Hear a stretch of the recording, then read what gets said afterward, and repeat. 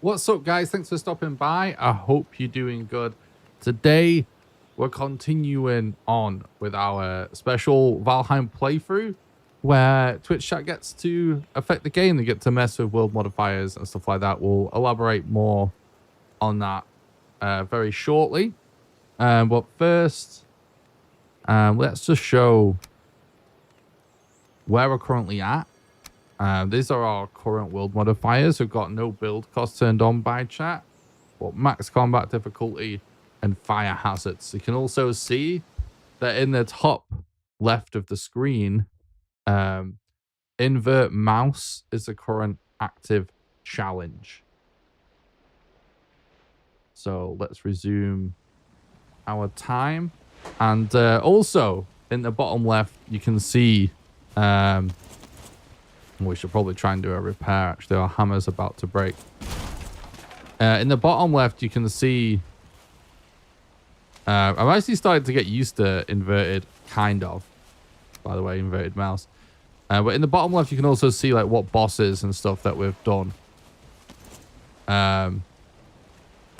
So we've done Eikthyr, the Elder, Bone Mass, and your glove. We're kind of at a really weird part of the run now. Where we just need to find modder, because we need modder tiers to progress really at this point. So, yeah.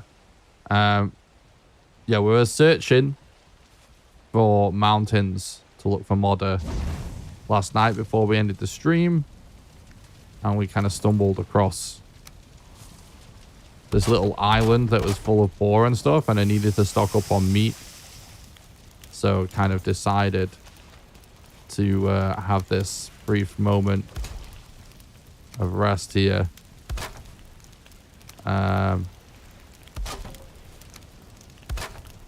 So we're going to basically get some rested as well, real quick, considering we have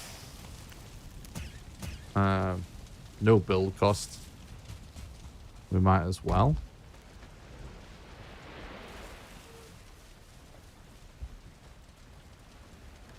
And yeah, let's continue the exploration. In terms of other progress, we actually have 7 seal breaker fragments. So in terms of progression against Modder, Queen, and Barda,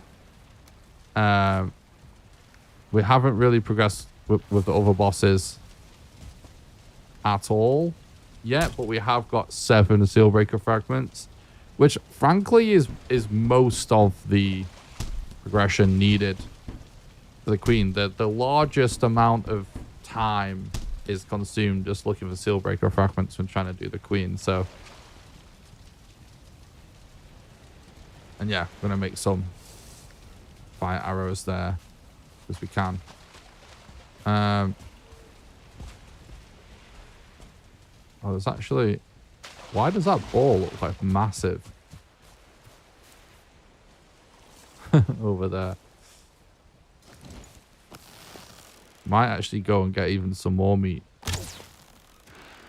Keep going very long periods of time of just not being anywhere where we can get meat.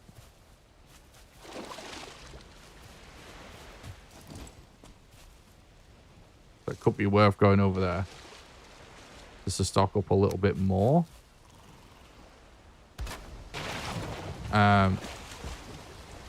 So yeah, just to briefly explain what it is we're doing.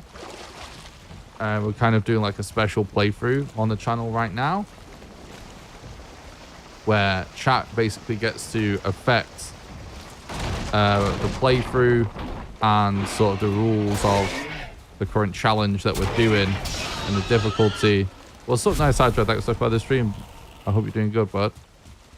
So yeah, just to briefly summarize, I don't want to like bombard people that watch the VODs with this summary at the start of every video. So trying to give it a little bit of time before. And we'll explain it a couple more times tonight over the next few hours for anyone that might just be tuning in. But basically, you guys can see that we've got a donation bar at the bottom of the screen. And how this works is... Ooh, first you got a Draugr here, which is kind of no joke with max combat difficulty. We're now got such low gear. Okay,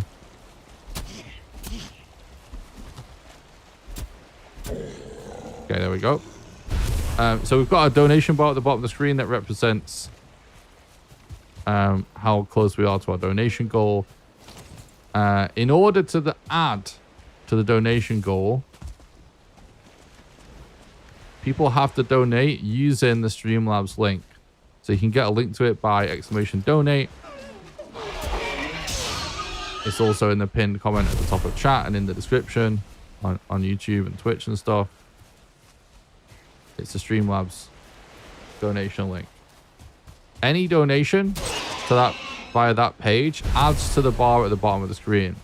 Doesn't matter if it's $10, doesn't matter if it's $1. Every donation gets added to the bar at the top of the screen. Every $10 increment on the bar triggers a vote in the chat. Oh, I've just thought of something.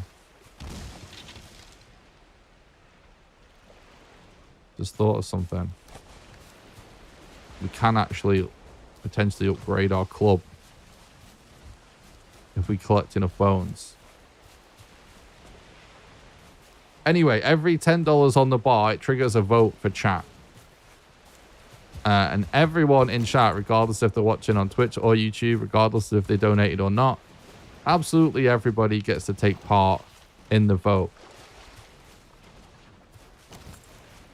And what you're voting on is turning on or off specific world modifiers. It's not quite every world modifier, but it is most of them. So every $10 increment on the bar, you guys get to vote on turning the map on and off, max combat, drop rate being nerfed, portals on or off, fire hazards, max raids, max death penalty, and no build cost. No build cost was added via the via chat suggestion. And yeah, every $10 increment, everyone gets to vote on that. And every $100 increment on the bar, chat gets to change the current active challenge. So you can see the current active challenge in the top left. Right now it's to play with inverted mouse. You can change the current active challenge every $100 increment via a vote in the chat. And the options are invert A and D keys, no sleeping, club only, vegan character, no repairs, invert mouse, and use controller. So a lot can happen. Chat can vote to put max death penalty, and all of a sudden if we die our inventory gets deleted. We can be forced to use controller. Yeah, invert A and D keys. It's pretty insane. Vegan character was pretty intense for a while, not being able to use any animal products, so not even any boats. So basically it's a challenge run where the rules constantly change. Whilst all of this is going on, I'm trying my best to basically still do a speed run. So I'm forcing myself to continue the same seed every day. This is a plane, so there's no point in going there. We don't need planes. I'm forcing myself to use the same seed every day. And I'm still trying to use the speedrun strats to get through it as fast as possible. Although obviously there's lots of extra challenges to overcome. What's up, Nisadra? What's up, Moz Hawks? What's up, Kick Rocks? What's up, Mike? Thanks for talking about the stream. I hope everyone's doing good. Why does it look like your dude has shrunk? Everything looks so big next year. I don't know. Hi, Nick. Good to see you. Let's go. Hell yeah, dude. Good to see you as well, man.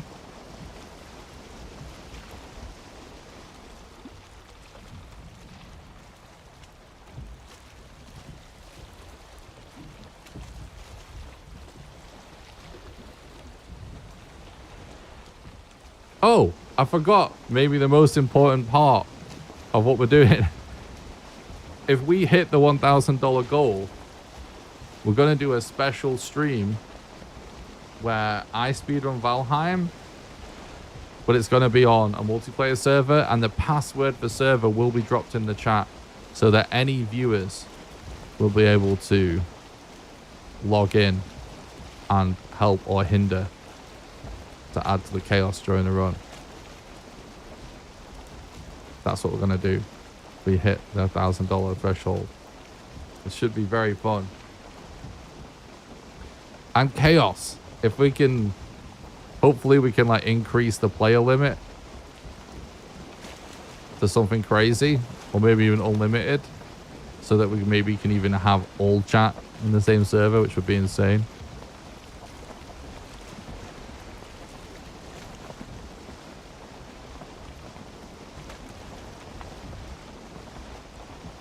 But yeah, I want to thank everybody that's donated so far. We're getting pretty close to that goal now, 73.10%. Very close. And I don't want to like harp on too much about this, but I feel like it's worth noting. Like we may do events like this in the future where chat gets to interact more directly with what's going on, because I think it's very fun. The reason this event is donation focused, and for once I'm actually encouraging donations, is purely because this donation goal right now, like I need that amount of money pretty much exactly right now. I just need to catch up on some bills. I've had many unforeseen expenses back to back recently that has caused things to be a little tight, and hitting that goal will allow me to catch up on all that stuff. So this is not just superfluous, I want $1,000 in my pocket. This is like, I need to pay this shit, otherwise I'm kind of fucked. So yeah, somewhat started out a necessity, but I tried my best to make it something super fun, and I'm happy that people are enjoying it.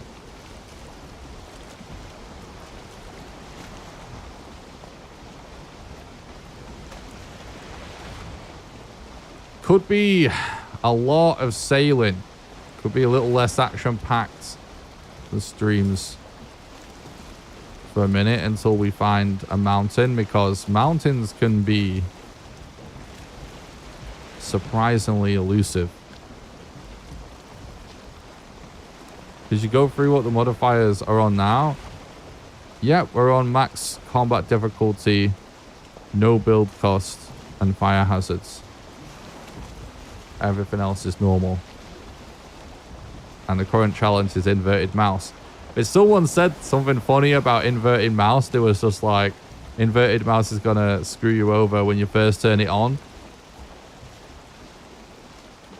and then when you turn it off, it's gonna screw you over as well. And the funny thing is, I realized I'm starting to get used to it.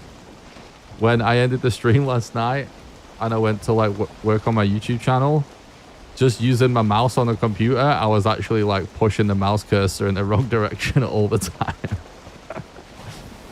So whoever said that was definitely right.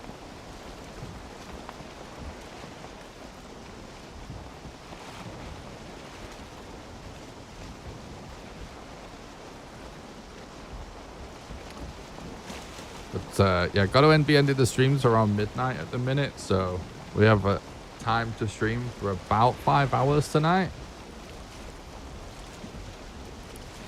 If I can make it through all of that without falling asleep, we'll do the full 5 hours. If I'm falling asleep, I'll just go to bed, but hopefully get a decent one streaming tonight.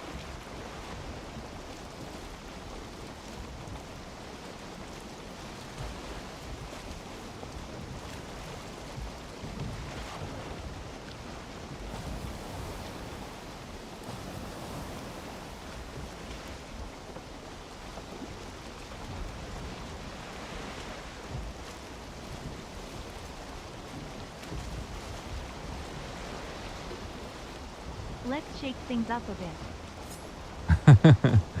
Nice, Hydra. Thank you so much for getting us started today with our first $10 donation. You legend. Let's shake things up a bit indeed. Time for our first poll of the day. All right, chat. You know what to do at this point. Exclamation vote space map if you want to disable my map. Exclamation vote space combat if you want to put the combat difficulty back to normal. Exclamation vote space drop if you want to nerf drop rates by 50%. Exclamation vote space portals if you want to disable portals. Exclamation vote space fire if you want to turn off fire hazards. Exclamation vote space raids for max raid rate. Exclamation vote space penalty for max death penalty. And exclamation vote space build to disable no build cost. You've got 1 minute and 20 seconds to get your votes in, so get them in quick. If it's a draw, we just do the vote again, so make sure if you want something, you get those votes in. You can see on the screen as well the status of the poll, so if it's getting close, hopefully helps people decide. Lots of things are pretty close right now. You got 50 seconds. Exclamation vote space map for no map. Exclamation vote space combat for max combat being put back to normal. Exclamation vote space drop to nerf the drop rates. Exclamation vote space portals for no portals. Exclamation vote space fire to disable fire hazards. Exclamation vote space raids for max raids. Exclamation vote space penalty for max death penalty. And exclamation vote space build to turn off no build costs. You have 20 seconds. Get those votes in.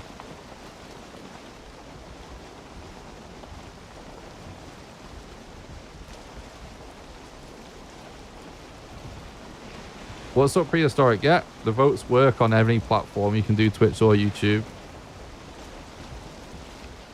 to see the same commands that are on the screen. All right, the poll's now closed. Think we might have had a tie. Let's see. Resulted in a tie between drop rates and fire. All right, guys, you know what that means. We go again. We just keep repeating the votes until chat decides, makes its mind up on what it wants. So, exclamation vote space map in the chat if you want to turn off the map. Exclamation vote space combat to put the combat back to normal.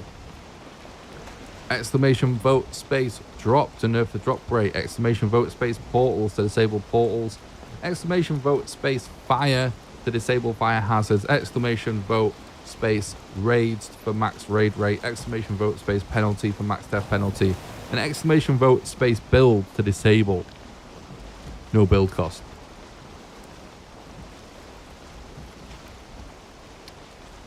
You can also see what the commands are in the chat on the screen next to each option as well, for anyone that sort of forgets.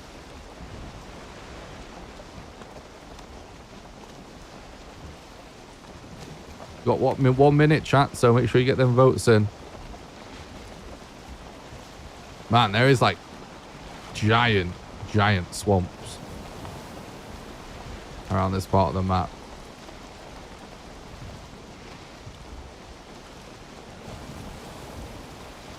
Funny as well because it's quite far away. It's quite far from where we actually killed Bone Mass as well.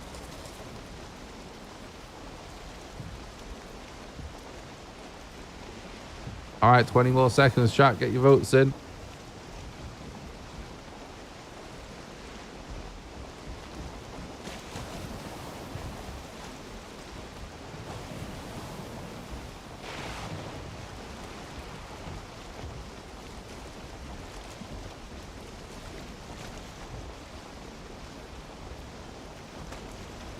Don't know, is that, oh no, it's not a mountain, it's just a little bit of a Yggdrasil.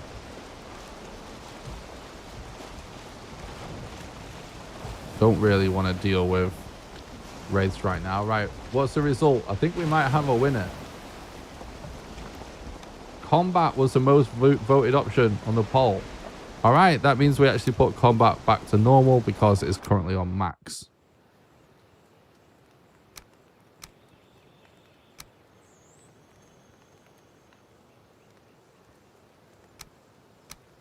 Nice. Almost normal world modifiers.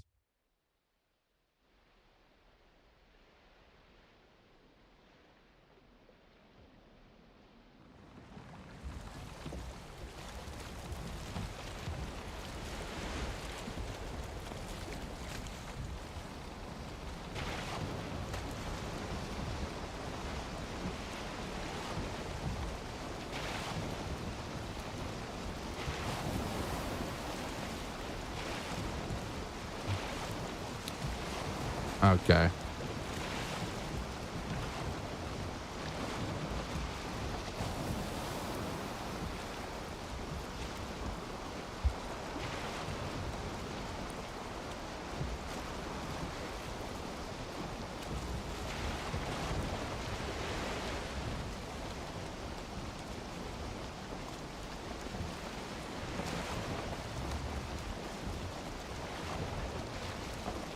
I really don't want to deal with serpents, but should be okay with the carve. If no build cost gets turned off, though, we won't be able to make a carve, so...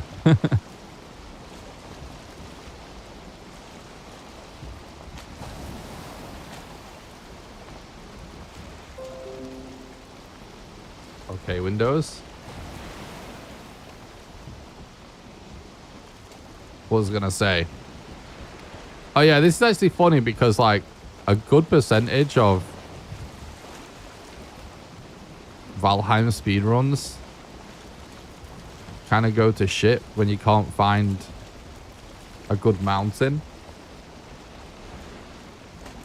which would like potentially just cause a reset basically.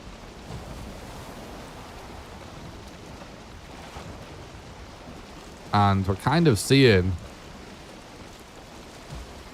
in this run where, you know, I'm forcing myself not to reset and keep playing on the same seed until it's done. What happens when you get that kind of RNG and force to play it out? Obviously, this run is longer for lots of other reasons. We obviously have lots of crazy complications. But, pretty interesting how few mountains you come across.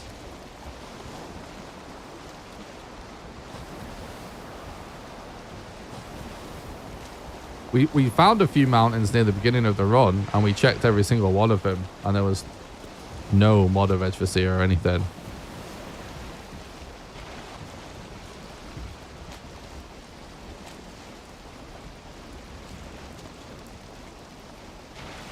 What's the world record? Valheim speedrunning is kind of dead right now, not gonna lie.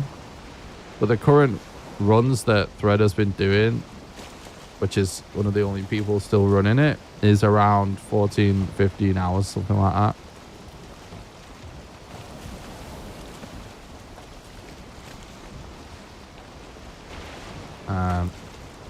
I'm hoping on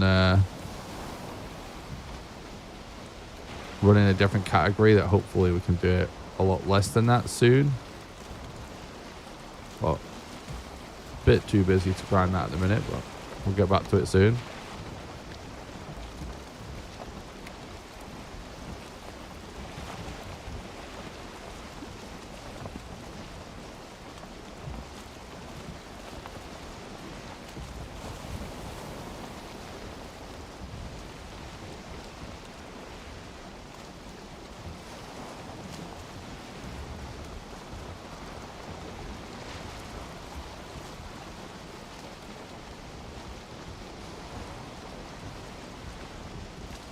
Well, it happened.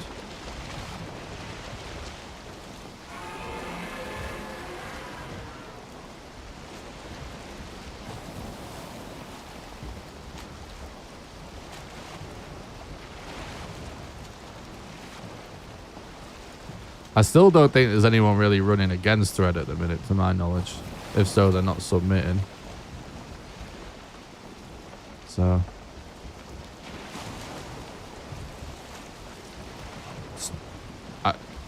runs kind of require like lots of active competition to really grind that time down.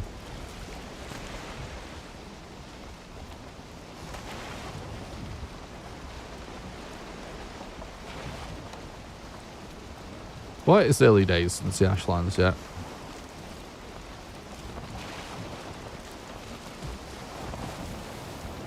Time's definitely going to come down some.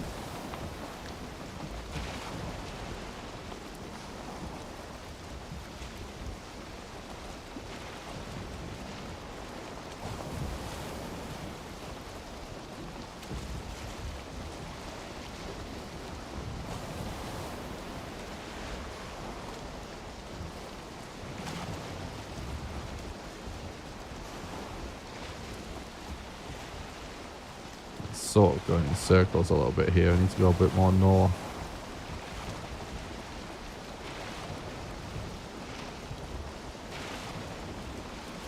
Did successfully lose that serpent, so that's good.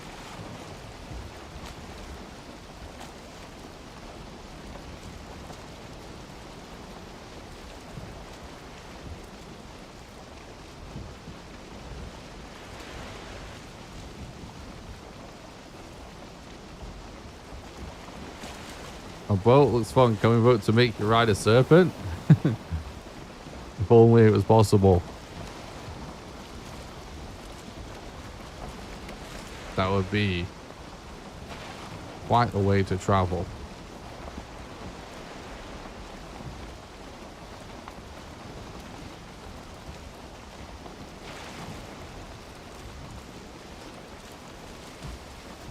It's definitely not worth messing with this Leviathan at this point.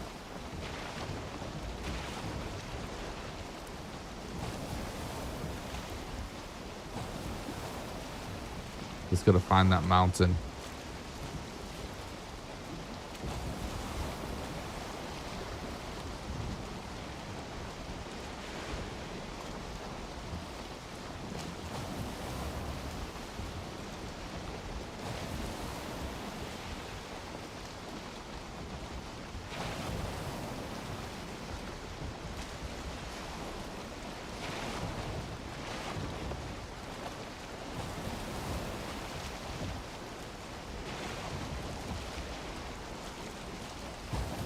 Serpent's still around.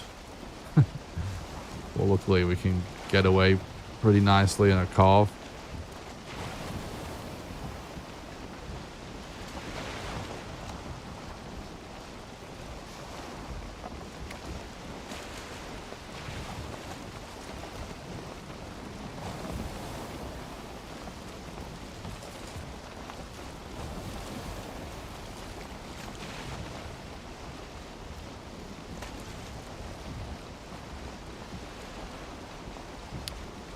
Definitely is gonna turn into boat simulator for a while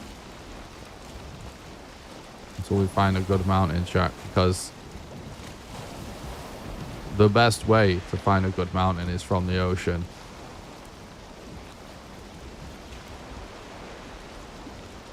And we can't do much without defeating Modder at the minute.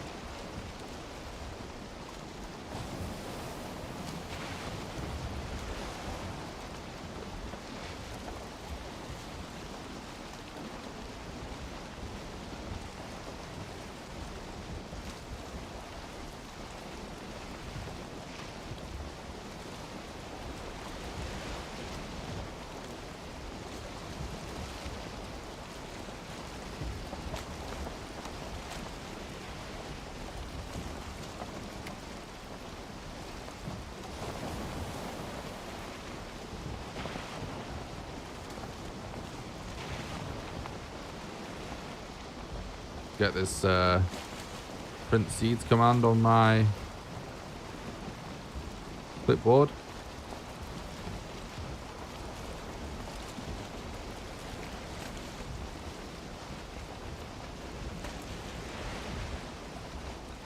Every now and then I forget that I've got inverted mouse and move the camera in a weird way.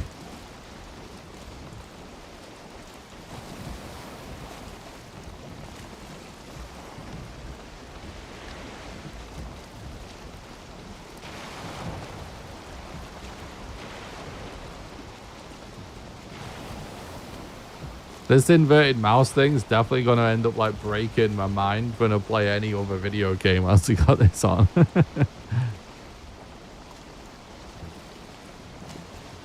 Gonna totally screw my aim up getting used to this.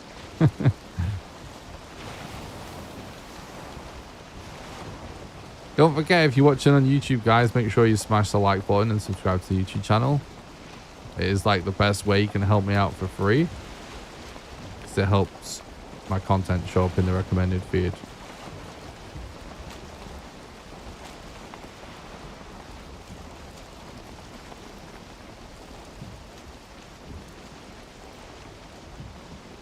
Do not change the wind to be too bad. Thank you. Thank you, Odin. Praise Odin. Praise RNGesus. Now just give us a mountain. A nice big juicy one.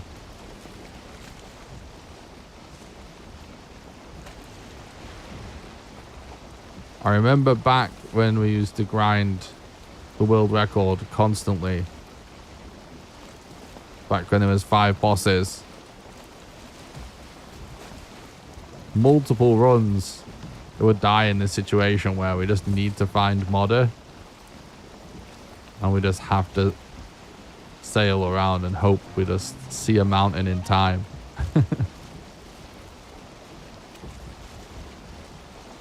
Thanks for the sub on YouTube, Jesper. Appreciate that.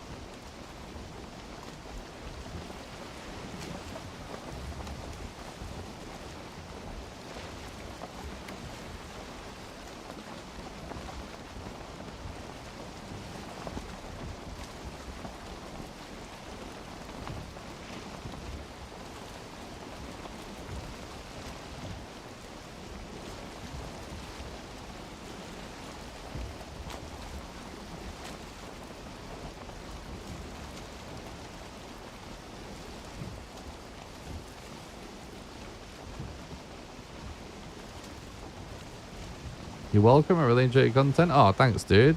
It's nice of you to say. Appreciate that. Glad you enjoy it, mate.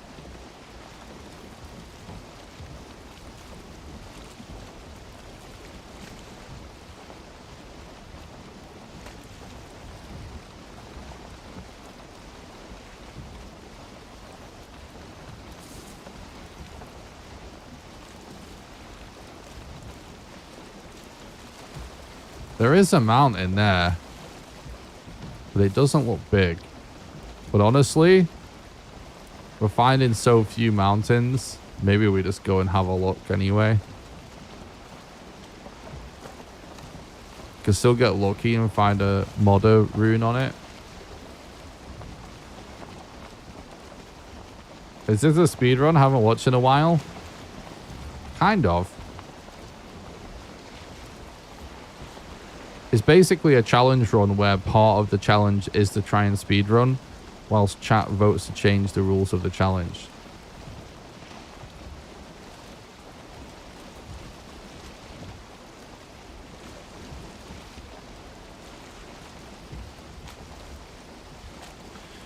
What's up, Stu, man?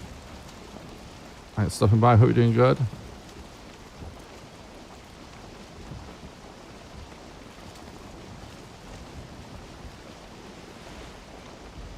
Just saying hi while with the kids see. I appreciate that, bud.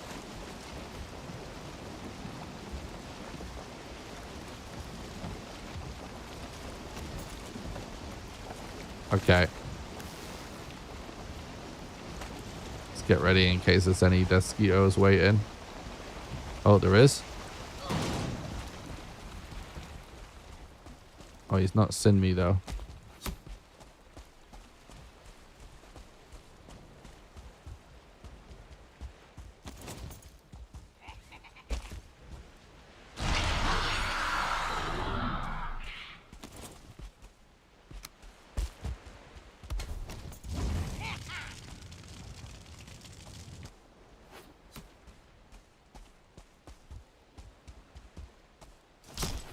Okay, of course he just throws through stuff.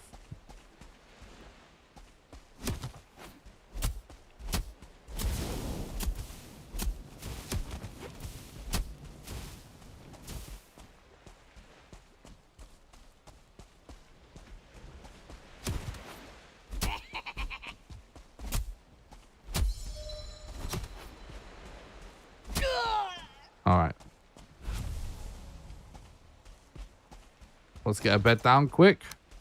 If we die without a bed down, it is ordinarily be a GG because we just do a reset. But right now it's even worse than GG and reset because making myself not reset for the challenge.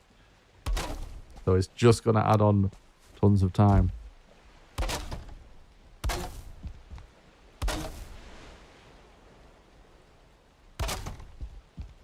Okay.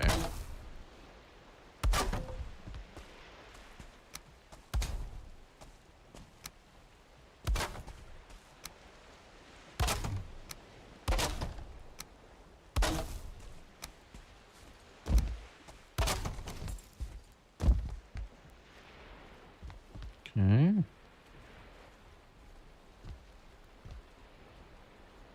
I hear that Desquito, but I don't think it's going to get close enough.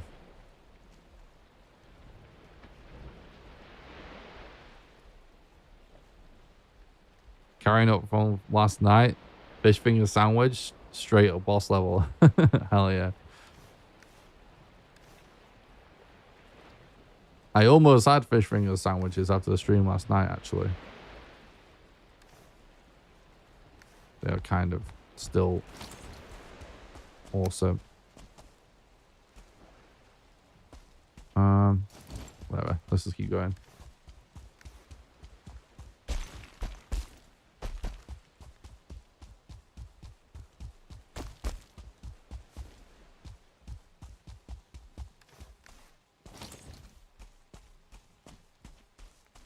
I hear it, Desquito. I don't see it. That's never good.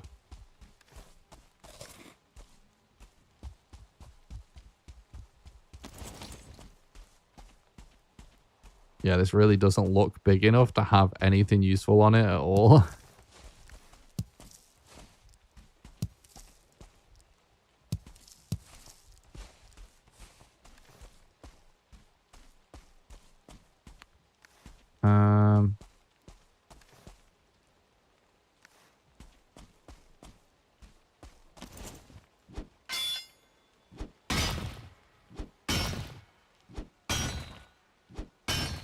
Maybe we could use this rock as a bit of a shelter.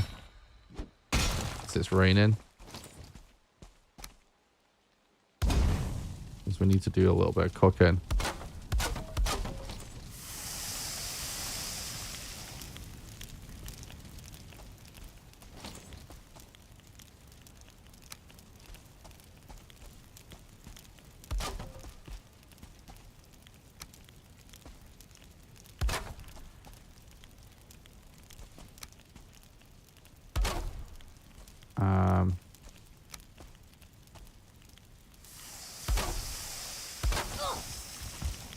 Shit.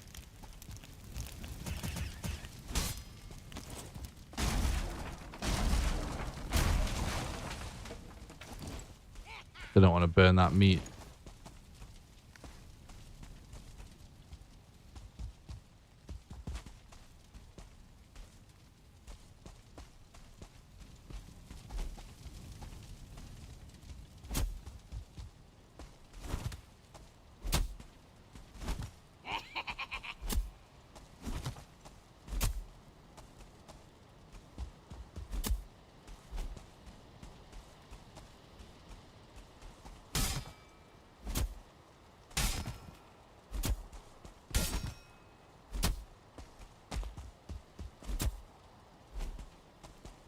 Don't wander up the mountain. That'll be super annoying.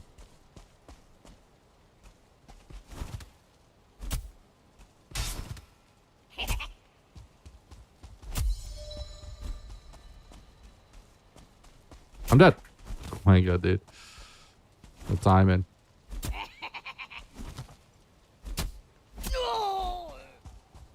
Okay.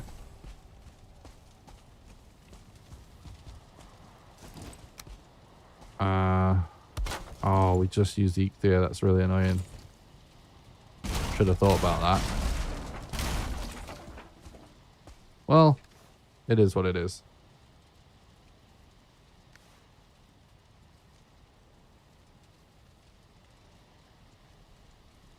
We're going to use Corpse Run to help us explore this mountain to see if we can find what we're looking for.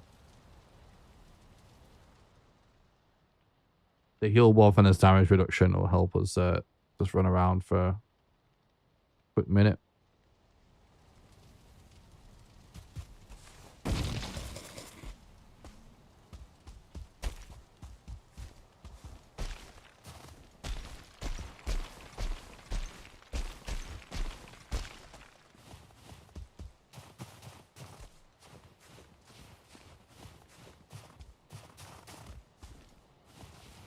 Whoa, there's another Yag spawn there.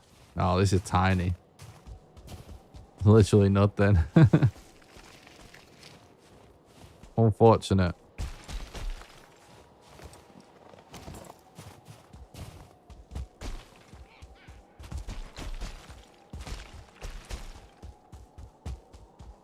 Pretty rare to end up finding 2 Yag spawns on a run.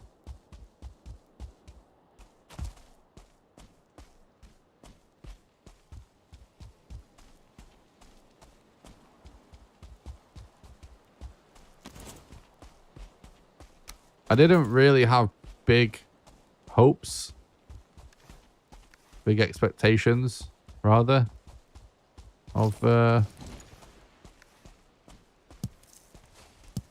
mountain, but when we're just not finding mountains, you gotta sort of take what you're given, hope for the best.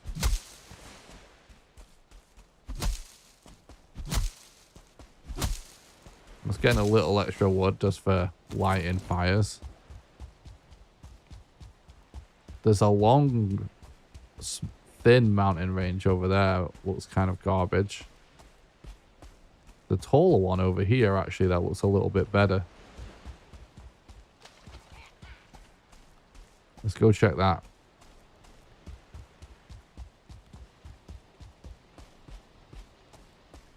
At least we're finding mountains now. It went a while without seeing one.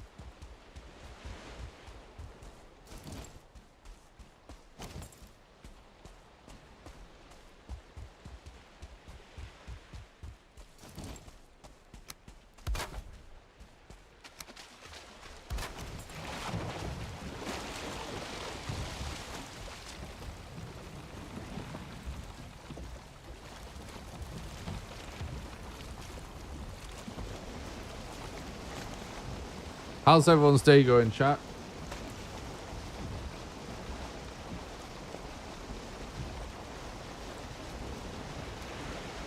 Hope everyone's good. We're actually almost at the 75% mark and it's super close now.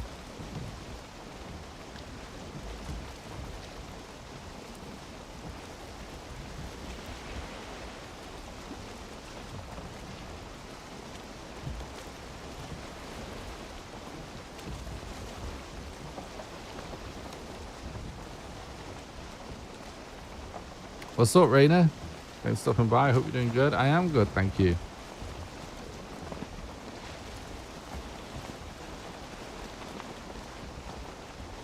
Listening whilst I work. Good day for me. Thanks. Also.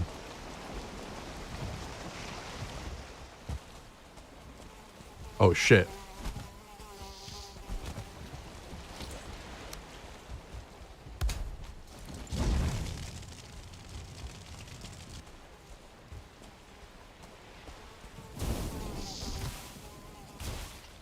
All right.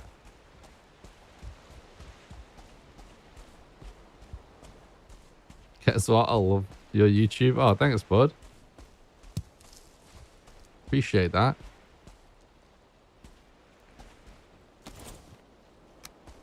Glad you like the content. Lots more YouTube content to come. I'm working on something I'm excited about right now for a YouTube channel.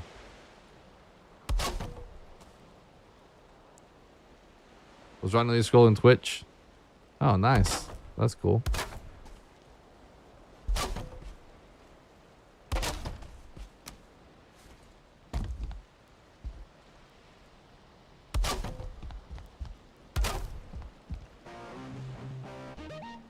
Thanks for the follow, dude. Appreciate that.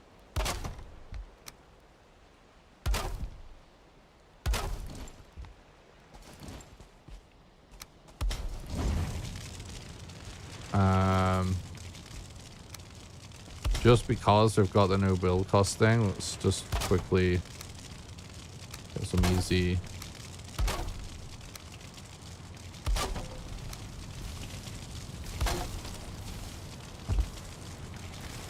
stuff.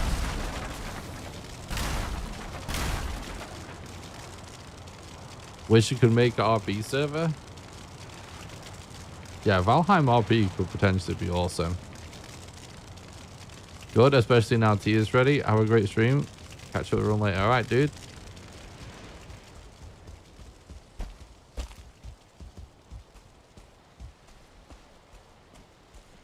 Not bad. Fixed the large cement mixer and a small boat ready for the water. I made a replacement hydraulic holes for a 360 extractor. Nice. Sounds like a very productive day.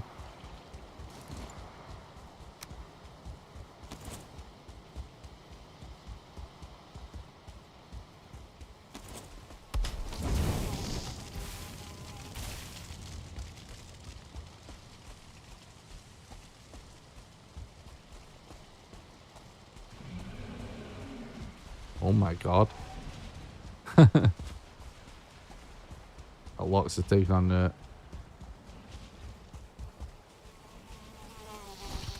Top it.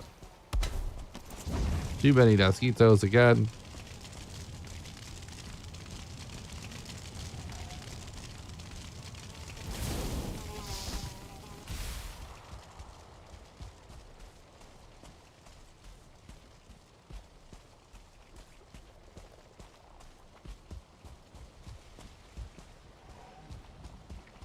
Will you actually go naked to Ashlands and Mistlands? Probably. We already have gotten 7 Sealbreaker fragments from the Mistlands. This mountain is getting worse and worse looking the closer we get to it. Wait, that's not this mountain, is it? Oh, I'm going the wrong way. On this mountain. I don't really skip modder. In this, when you're trying to do a speedrun, it doesn't really work like that. Like, there's no... You don't have to do the bosses in order, and there isn't a real reason to. I mean, Iktia you always do first just because he is right next to you, right? But other than that, you just do the whatever bosses you can find next, basically. And the way the game is structured, it can end up being sort of any order. It's kind of difficult to do. Well, you basically can't do the Queen.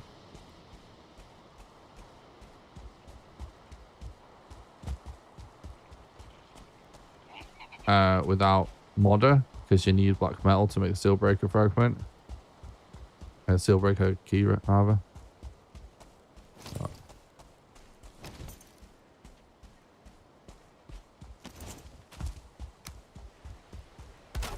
But other than that, there's no rhyme or reason. Depends on the seed, depends on the luck that you get.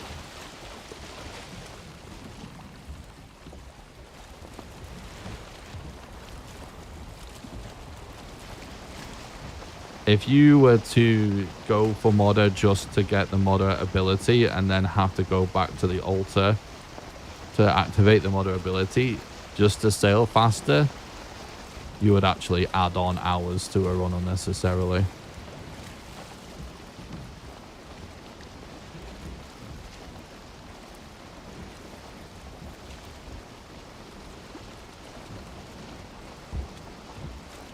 Yeah, I've made a bunch of videos about the Valheim speedrun. If you haven't watched them, I recommend it. It would, like Valheim World Record Speedrun Explained.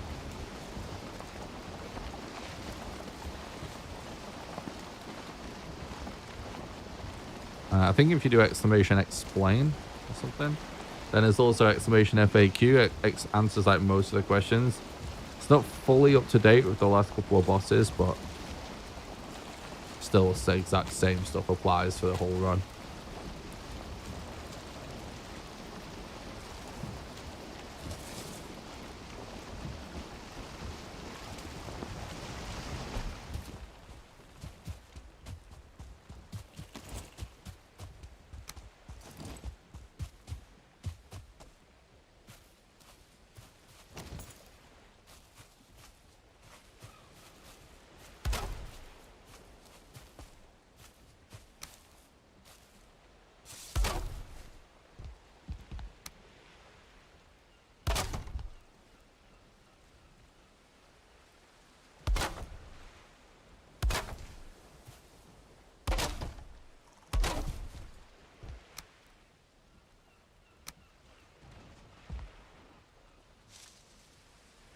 Never seen a queen fight?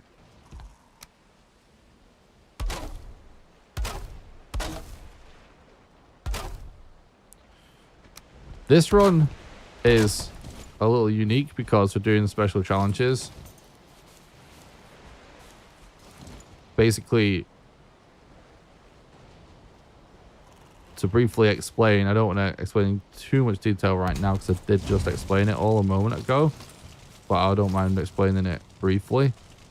But we're doing a special event, basically a special playthrough where I'm essentially trying to do a speed run, but there's like lots of twists because you guys see the donation goal at the bottom of the screen.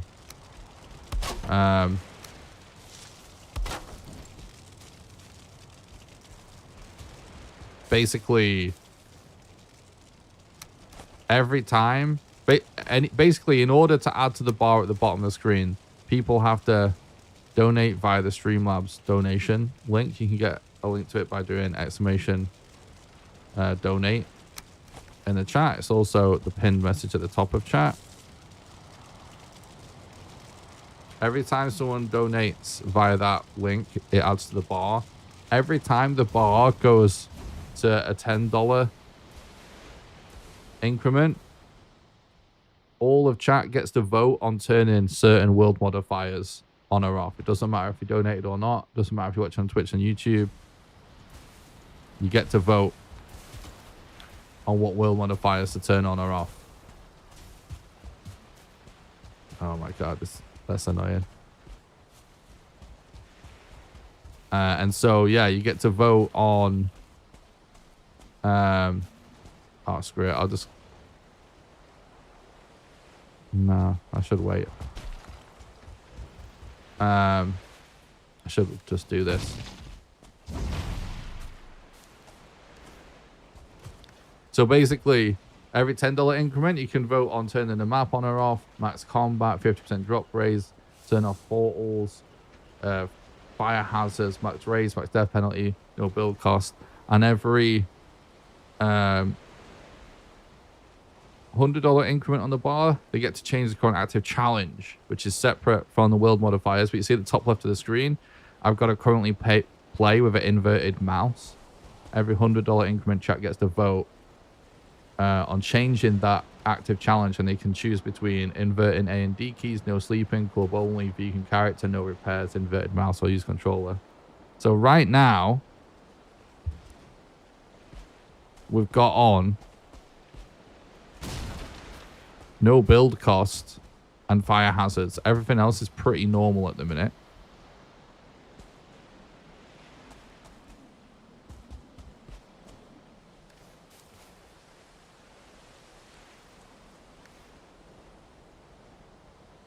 I'm just waiting until we get Ether back. No build cost as you camping in style. True. Like to suffer. Definitely fun to make it more challenging. A base is hard to make. In general, no.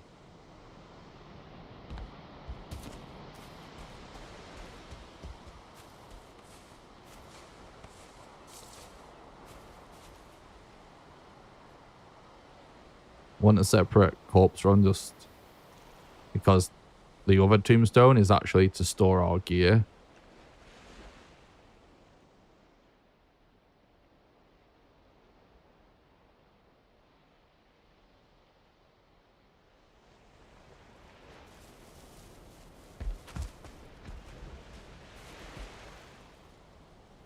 10 seconds.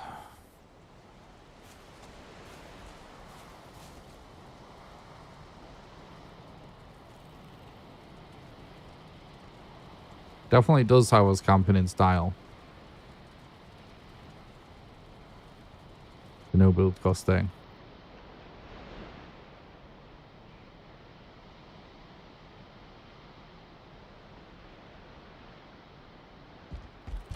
Okay.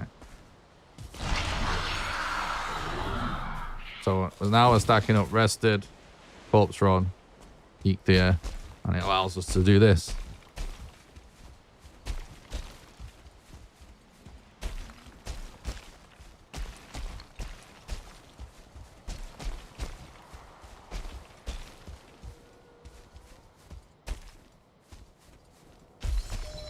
Curious about the Ashland spot. The Ashland spot is currently the least interesting part of every Valheim speedrun because it's brand new and it has the least amount of strats. Basically, people just actually prepare for it.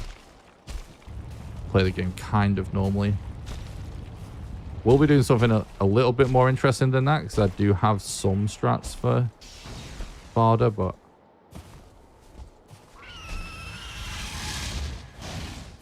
still pretty normal in the grand scheme of things. Got a cave there.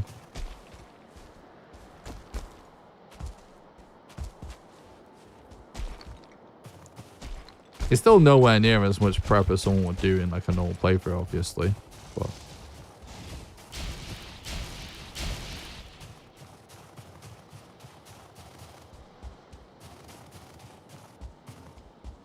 I'm not seeing any potential modder rune spawns right now other than this cave, which does suck a little bit.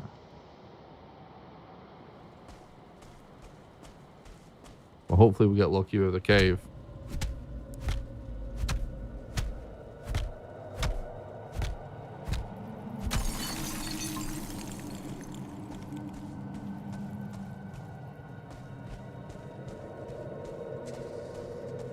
Well, we're getting unlucky with the cave.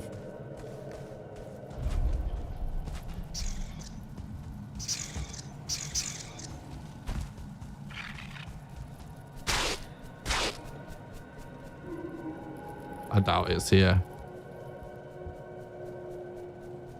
Those building structures, they're wrong structures for a modder spawn.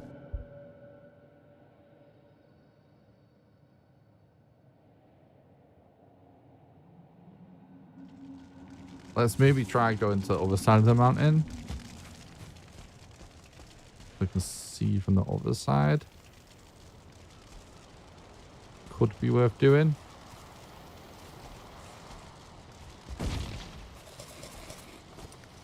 I don't think so. But it's worth a shot.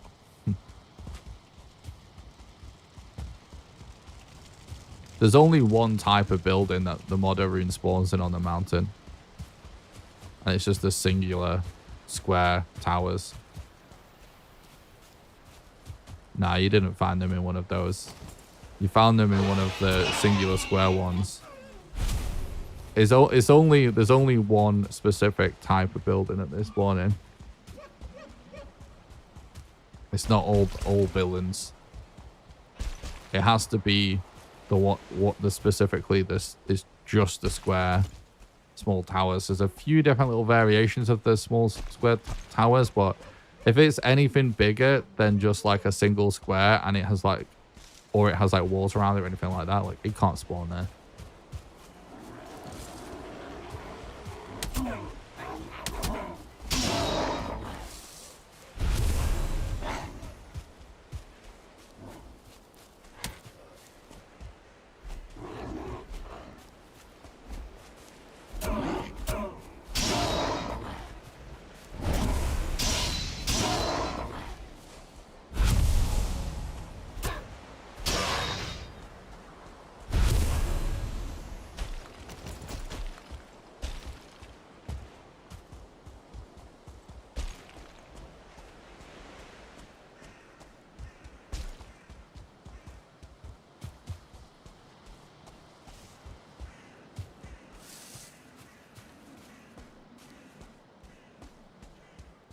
I don't think this mountain is going to give us what we want, but honestly, mountains have been so rare on the seed, we should try and just fully check every mountain we can at this point. First time through, really hate those mountains. Yeah, the mountains was definitely one of those things when Valheim first launched, where I feel like lots of people felt like it was sort of the, for lack of a better word, the rockiest part of the run, of the playthrough. Just with the dodgy mechanics with the terrain and stuff. I think it's easy to forget now, but the game used to, it's still a bit of a pain in the arse dealing with, you know, any kind of altitude in Valheim with the terrain and stuff, but you used to consume more stamina, like the steeper the hill was that you went up, and it really affected you in the mountains, which definitely added to the suck factor in the early days of Valheim. So it does feel better now, but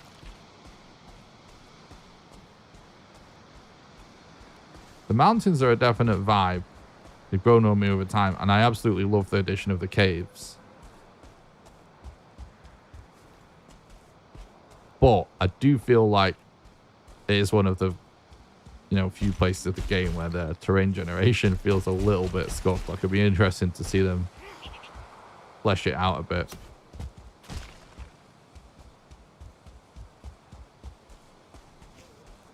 I'm trying to get to the exact opposite. Boom, you see that structure there? That's the exact type of structure we're looking for. So this is where we're going to try and go up then.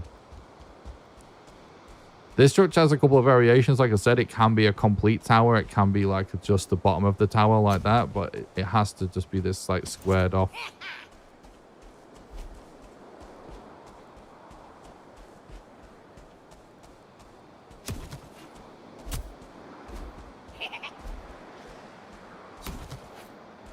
Oh my god, the fucking...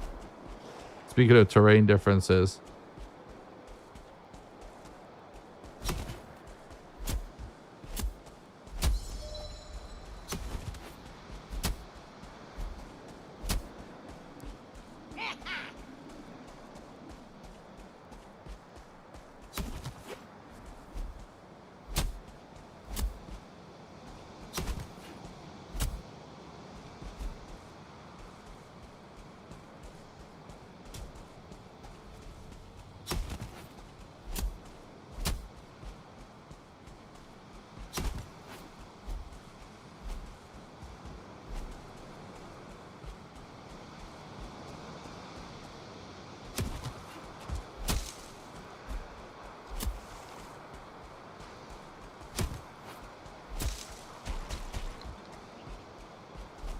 Come on, bro.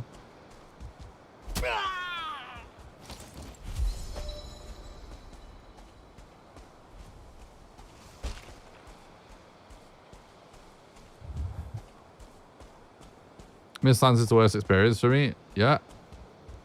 Yeah. I can see why. I wouldn't necessarily disagree with that. Definitely up the ante with the toxic terrain of that biome. Will you do a playthrough with viewers at some point? Would love to get to play with you one day, Nick. I'd even so far as say even donations towards it would be possible. Oh, well, funnily you should say that. Been saying for over a week now, maybe a couple of weeks. If we hit the current donation goal, which we're almost 75% of the way through, I will do a special stream where I do a speedrun on a multiplayer server, and I will drop the password in chat so that anyone in chat can help or hinder during the run. So we're actually going to be doing that if we hit that goal.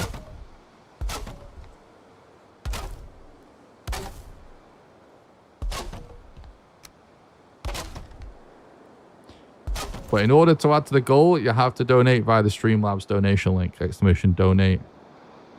Pinned comment in the description. It has to be that link specifically to add to the goal. But once that goal gets to 100%, we'll do that shit.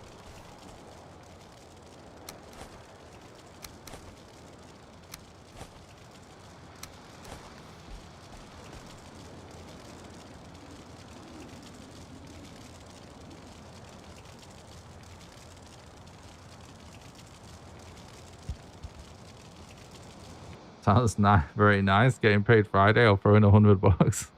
Oh, that's very generous. Thank you.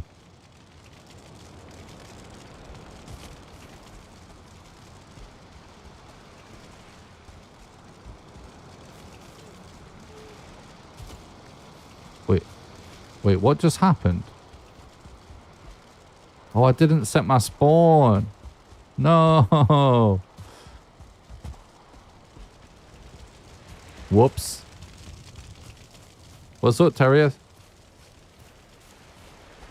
These misty balls is a crucial mod for Mistlands. We might as well sleep now, honestly. It's just the radius effect of the Wisp Light. Okay.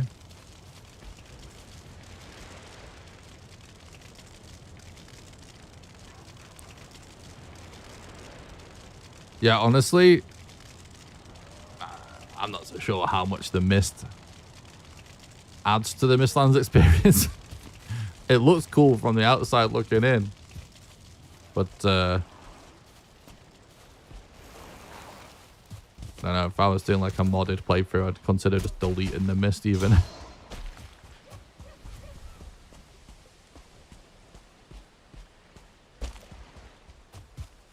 There is a command you can do that just deletes the mist. I can't remember what it is.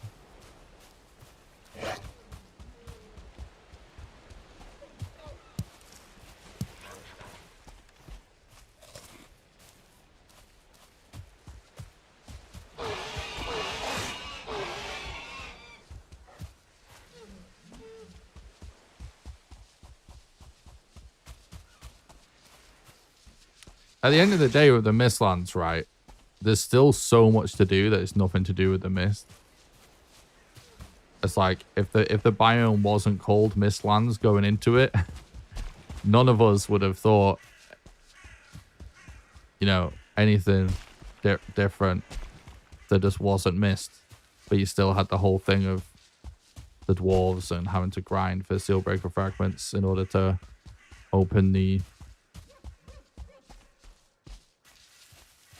dungeon and all that.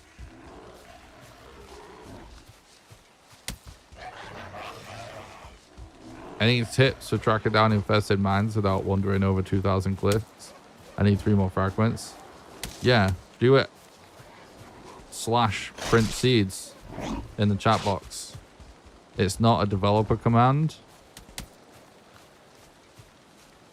It works without enabling the console or anything like that.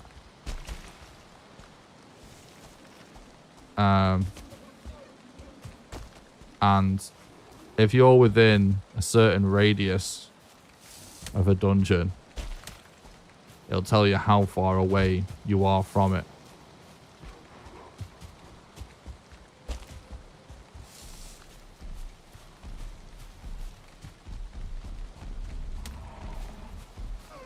Other than that, if you don't want to do that, the only thing I could recommend is just getting up high and using the increased sort of range of vision you get from getting up high. Look down as far as you can to scout out dungeons and stuff. You're welcome. What games did you play and or stream before Valheim launched? Before Valheim launched, I was mostly a PUBG streamer. Before PUBG launched, I was a Minecraft streamer.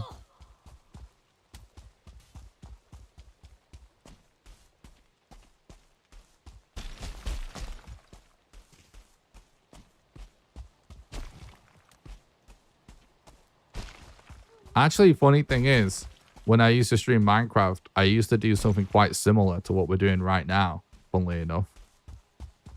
It's just a coincidence, but I used to do hardcore Minecraft and just trying to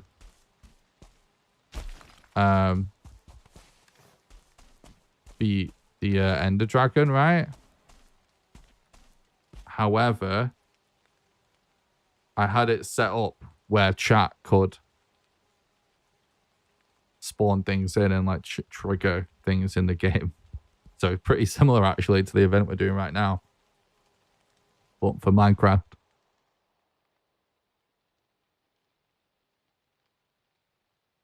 And before that, I just did variety stuff. I just used to like play through single player games on stream before that. Been doing this shit a long time.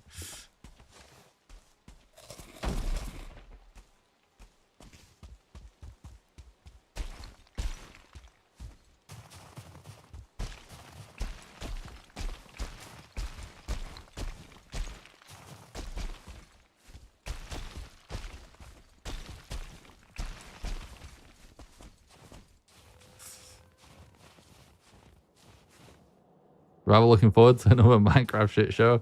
I want to do it so bad, actually. I'm sure the run has changed quite a bit as well. You definitely need to do some Minecraft streams in the future.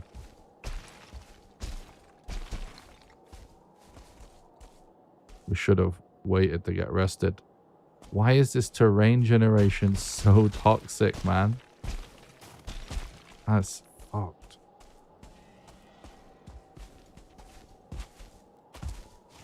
Can't believe this shit. Right, I'm gonna log out just because I want to remove the wet debuff. You'd watch me do a Minecraft speedrun? Well, I only ever started learning the Minecraft speedrun. And I thought that it would be good content if I figured out how to do it. But I actually started learning it like before Valheim even launched, and then Valheim just kind of like took over my life. But I would really like to go back and relearn the Minecraft speedrun because I do think it would be really good, like, streams to do that. Hallelujah. Oh, not that far away either. So that's pretty good.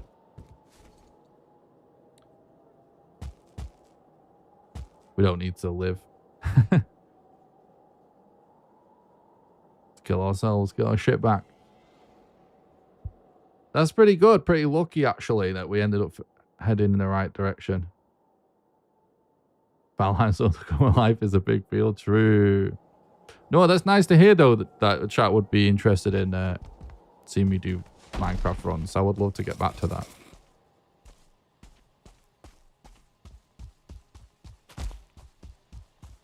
I haven't checked in on, like, the status of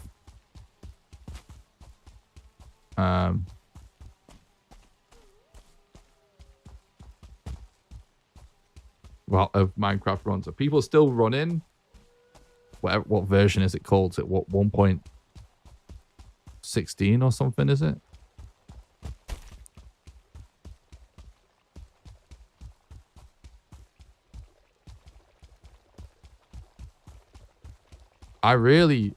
In fact, a lot of people watching probably won't realize this.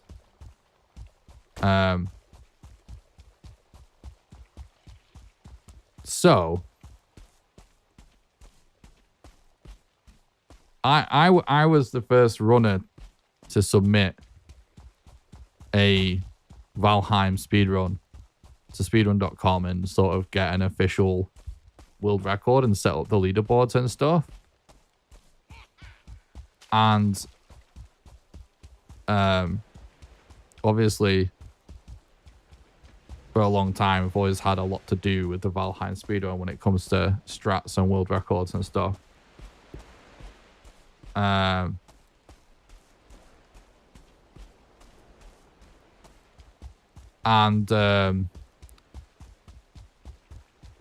Where all of this comes from is back when I used to stream PUBG, I was really getting sick of PUBG because the developers are just so bad, basically. And I would, when I was not making content, I would basically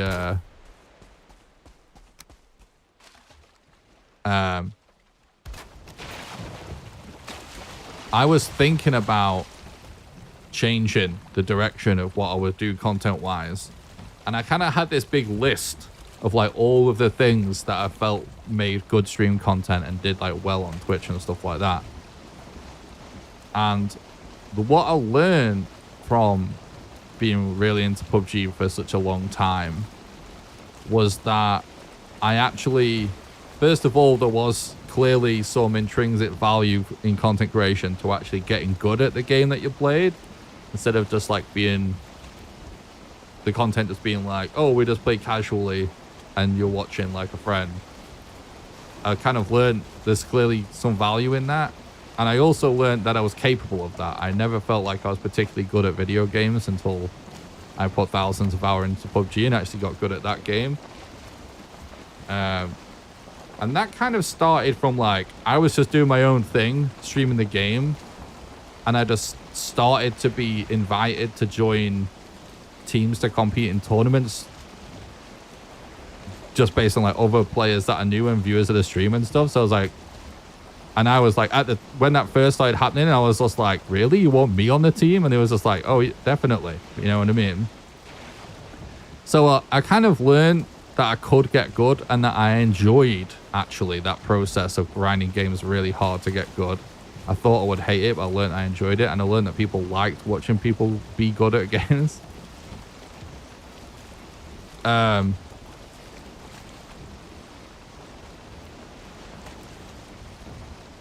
So I was starting to get sick of the world of PUBG because I really do feel like the developers constantly drop the ball with that game.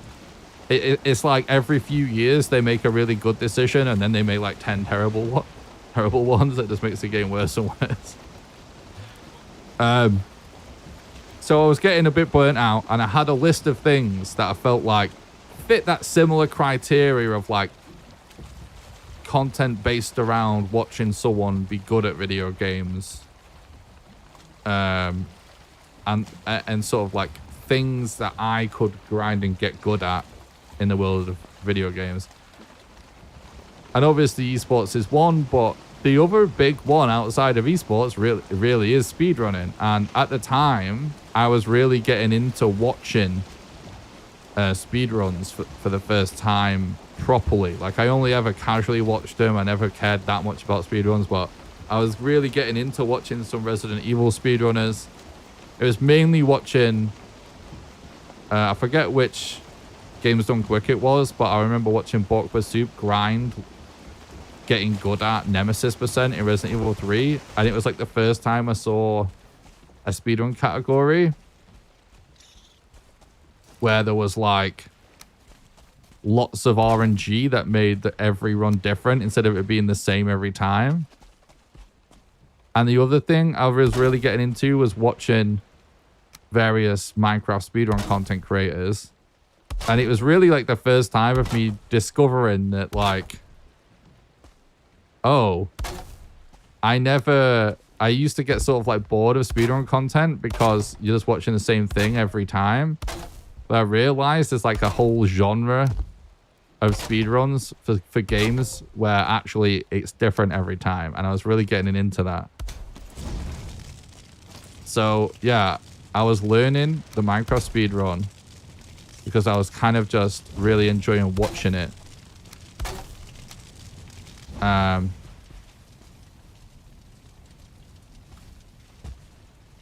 And so I never got super far with it because I still was kind of like locked into PUBG.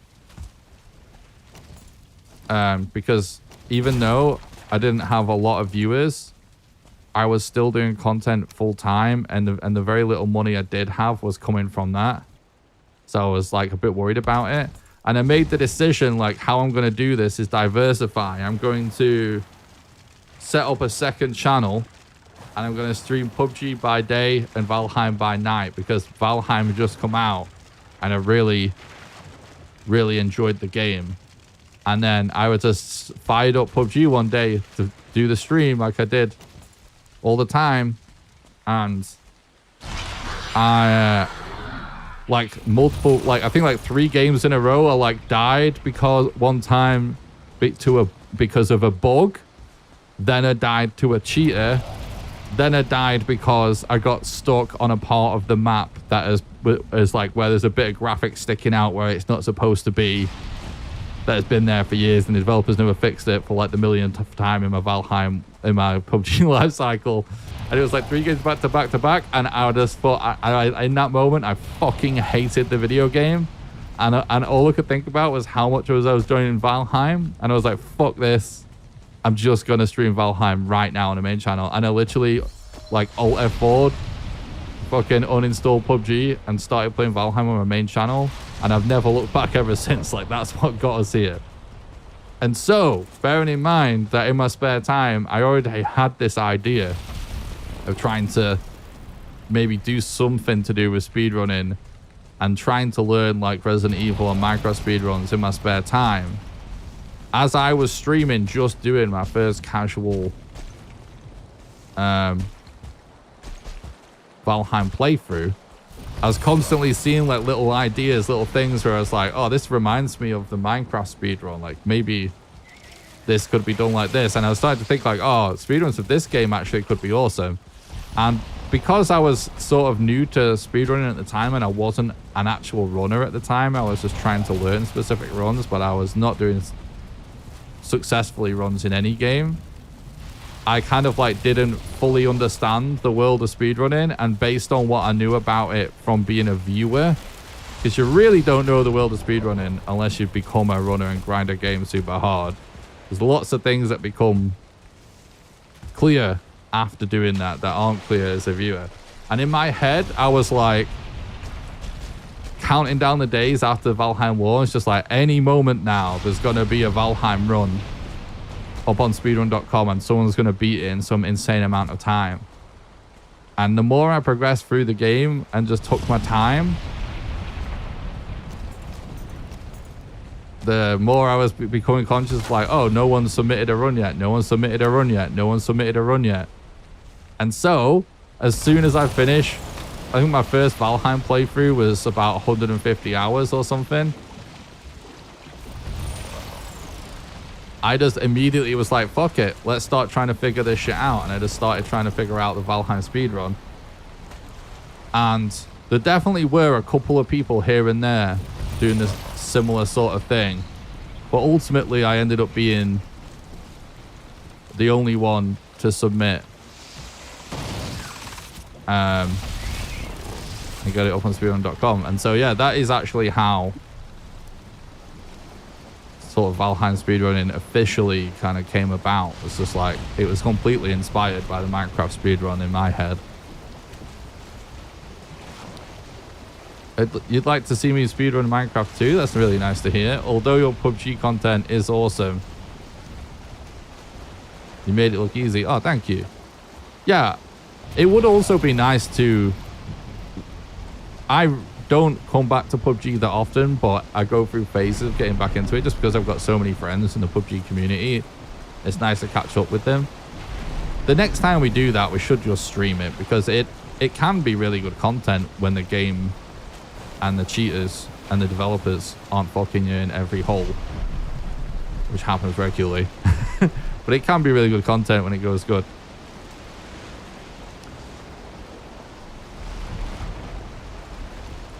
Only 9 likes? Yikes, imagine not liking the stream. I went looking for Valheim speedrunners after the game came out because it's such an intense game. I wanted to see if it could be done and found you. Oh, interesting. Oh my god, I'm glad we have calves by the time we're encountering serpents. That's all I'll say.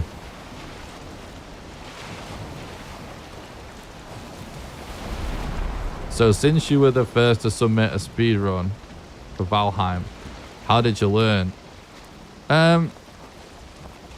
Honestly,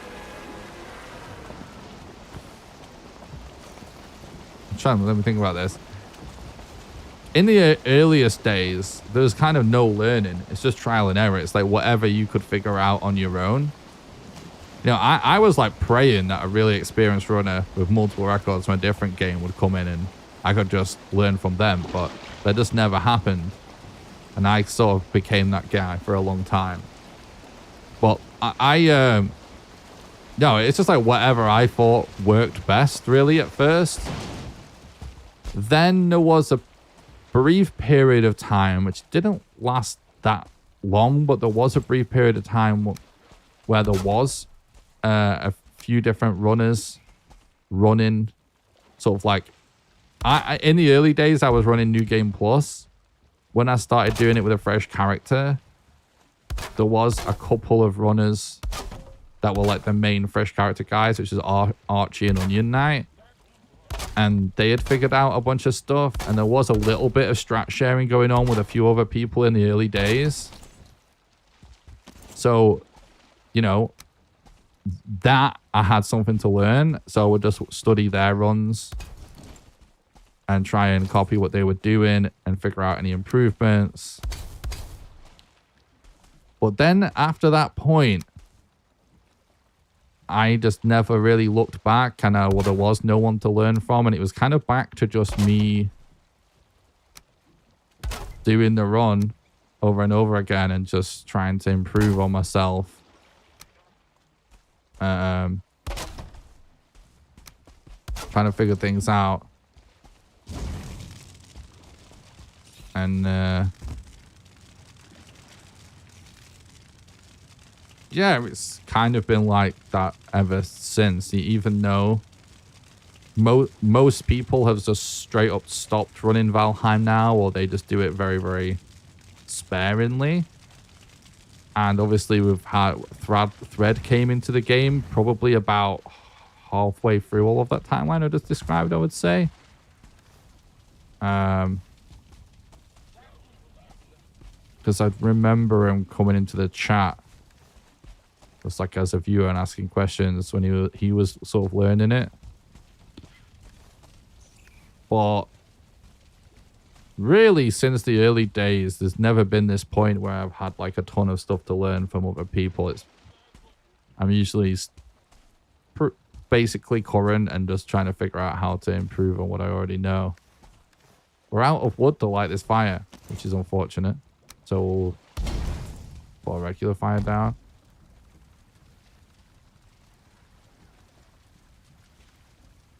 Would you also be interested in Speedrun Stardew Valley? There's quite an active speedrun community there. I've never checked out the Valheim, so the Stardew Valley speedrun, so it's really hard for me to say. I love Stardew Valley. I'm not like a Stardew expert. I just play it casually occasionally.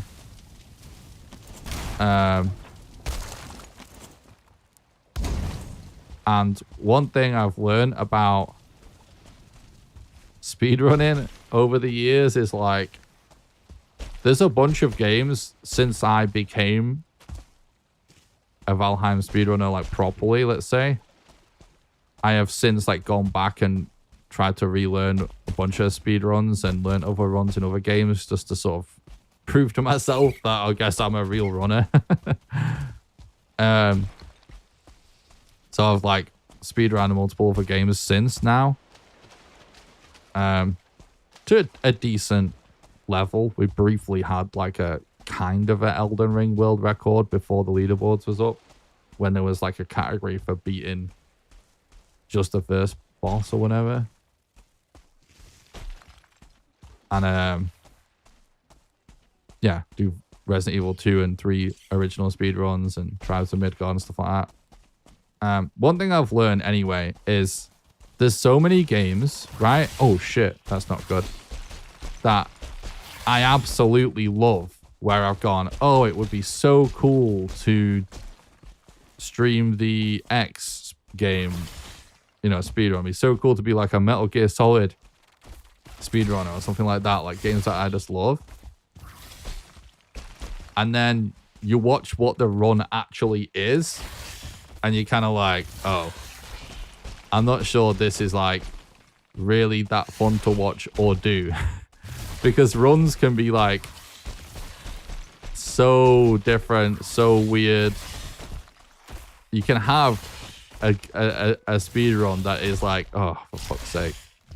You can have a speed run that is mega shit of an awesome game. It totally depends on the strats and how the run boils down. So in order, I would say that based on the fact that I like Stardew Valley, I would say that I have some interest in running the game for that reason.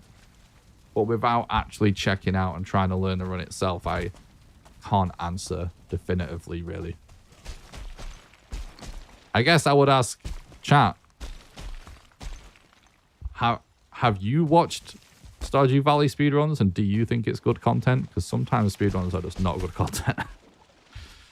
Just got here from hitting the like button. Are we winning yet?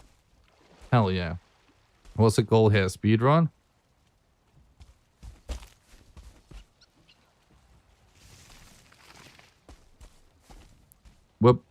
We're basically, I guess I'll explain the whole current sort of event that we're doing right now, the whole run in just a moment. Well, basically we're doing a speed run that's sort of part of the, we're basically doing a challenge run where part of the challenge is trying to make us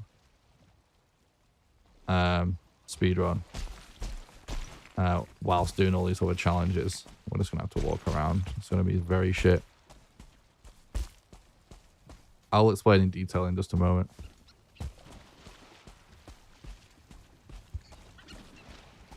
Just give me a minute. We've explained it a lot, but I'll explain it again. I love Hitman Blood Money speedruns. My favorite other than Valheim. Interesting. Does Ella do Blood Money speedruns? I know Ella like does a lot of Hitman speedrun content.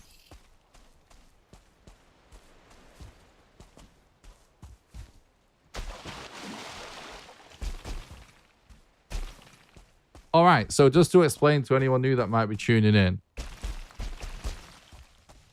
this is what we're currently doing. We're basically doing a special playthrough right now. First of all, most of what we do on this channel is speedrun Valheim and or do crazy Valheim challenges. You know, we've had several world records in several different categories multiple times over for years in the world of Valheim. So I've been doing this quite a long time at this point. But we're doing something with a bit of a twist at the minute. So you guys may notice that there is a donation goal on screen at the bottom of the screen, right? How this event works is every donation done via the Streamlabs donation link, you get a link to it by doing !donate. It's a pinned comment at the top of chat. It's in the description. Every dollar donated via that link, it has to be that link.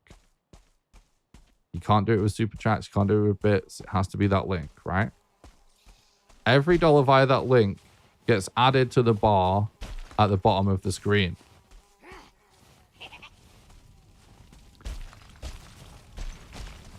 Every time the bar hits a $10 increment, we need to go back the other way, I guess. Every time the bar hits a $10 increment, it triggers a vote for chat. What is happening? This is just broken. You see how many mosquitoes are just worth? That is the dumbest shit I've ever seen.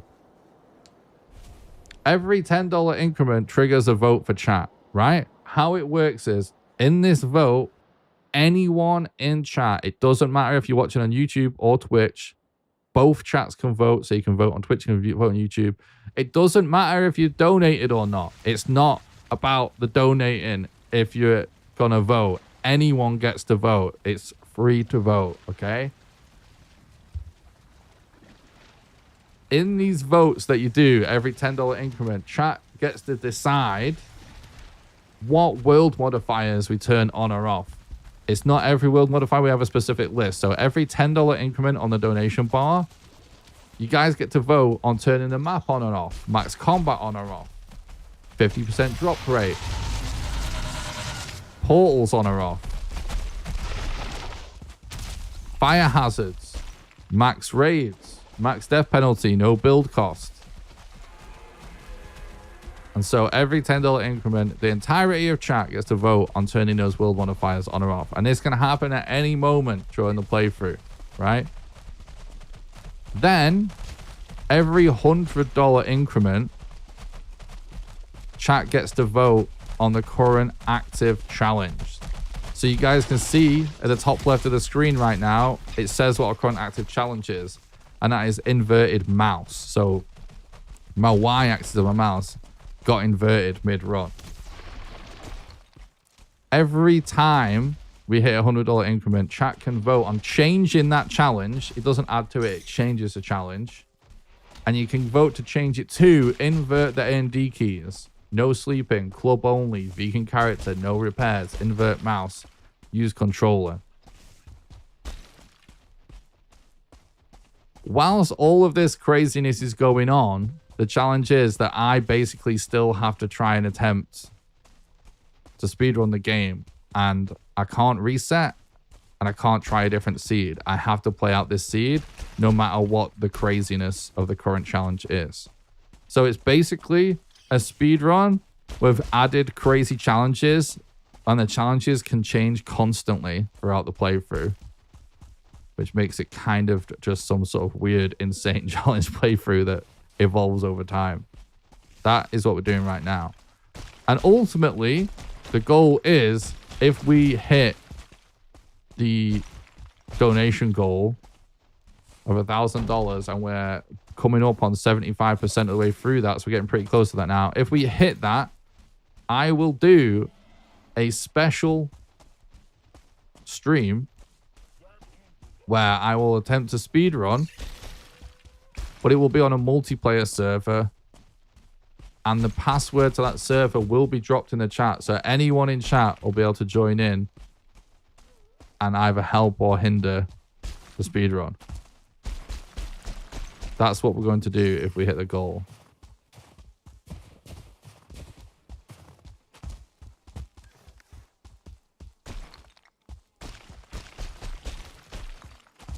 Let's just get out this mistlands and get a bed at the base of this mountain where we can actually see up the mountain, because we're actually mega close to the mountain. It's just can't really see what's happening at all.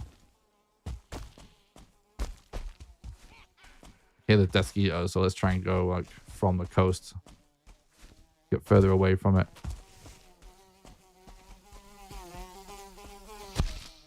Can't see anything, bro. Check out Nick's vegan challenge, all mistlands, or all mistlands or all swamp challenges on YouTube. I appreciate that, Rainer.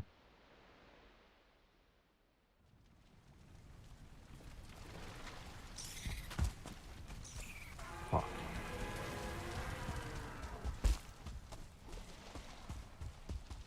There's like fucking 8 Desquitos in this little spot. It's really bad.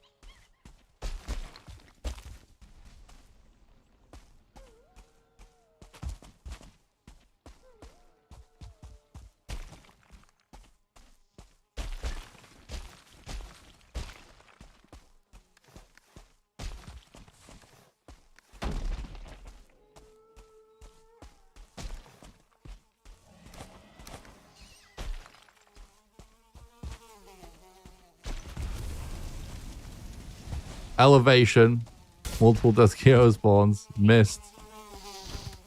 Couldn't be worse.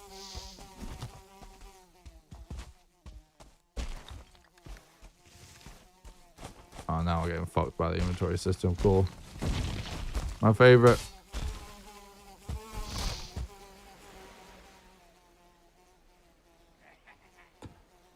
This is a horrible moment.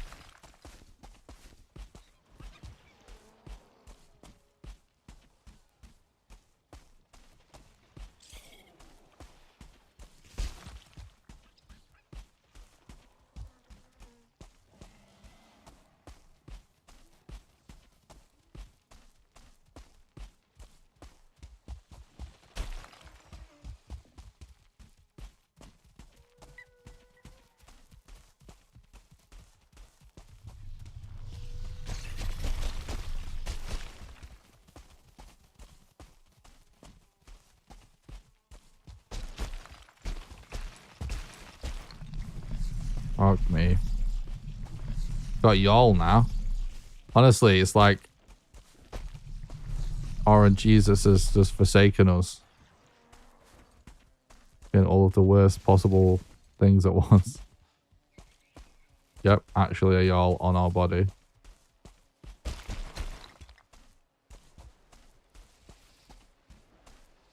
Can't even see how our body is at the minute.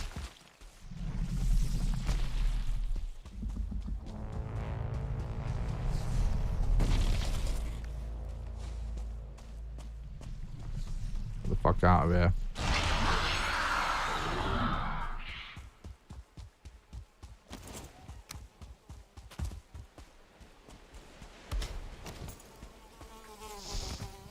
Right off wood. Awesome.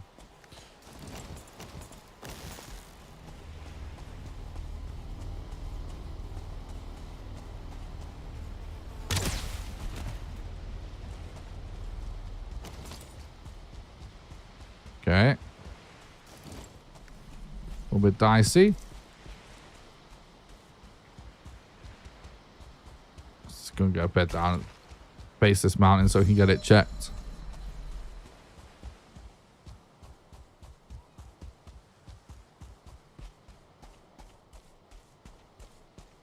So there's a few mountains in Valheim World Generation that are like actually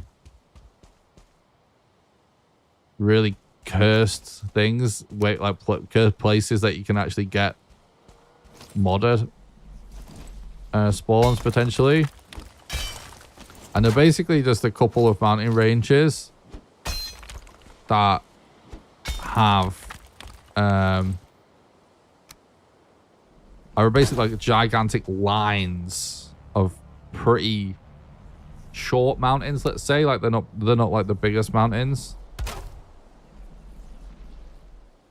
And the reason they're terrible is that for the mountain segment in the speedrun, you mostly rely on corpse run to survive the cold. But obviously corpse run can only survive for like a minute and then whatever your health bar is after that, right? And we normally make the sort of modder spawn our base, right? And then from there,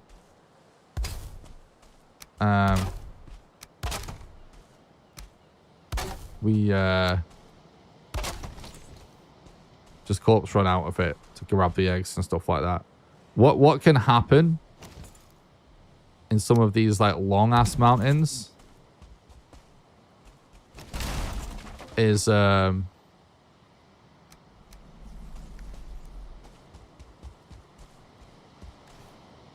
shit, we've still got Eikthyr active.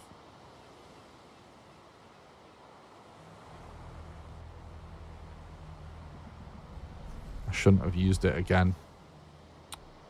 Oh well. What can happen with these really long mountains is well,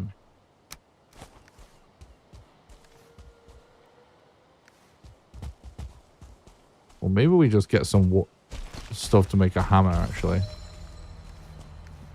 Yeah, what can happen is, anyway, like, you just end up being way too far away from your eggs. Because if you think about it, if the mountain is, like, not very tall, but it's really, really long mountain range, you could potentially have to walk so far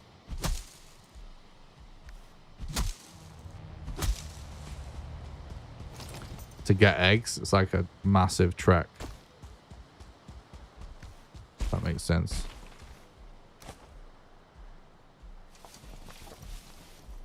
Because, though, chat activated no build cost a while ago. Are you shitting me right now?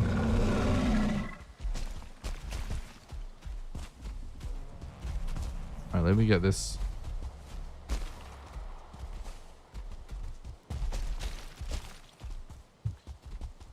Yeah, because of the no build costing, we can make a lot of fires, I guess.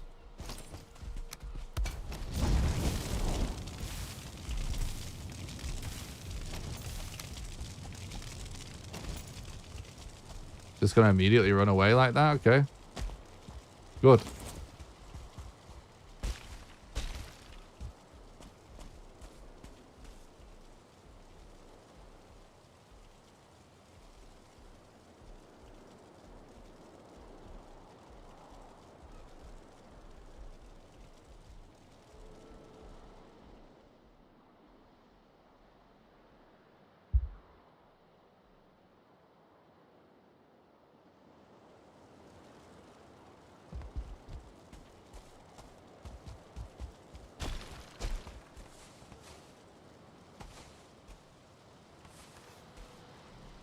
Okay.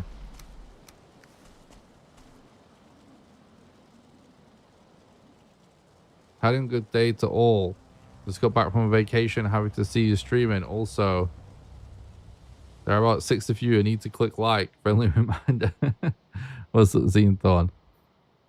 And stopping by, mate. Hope you're doing good. Hope you had a nice holiday.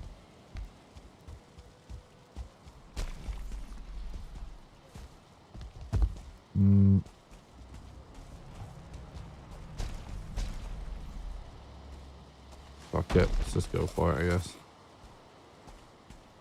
Oh, I forgot Modder is actually here. What am I doing? We know Modder is here. I want to take everything.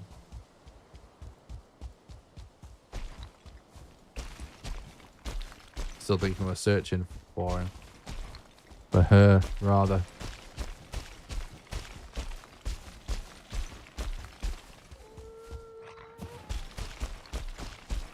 Oh, nice. Cool. Instantly into wolves. RNG just really doesn't like us today.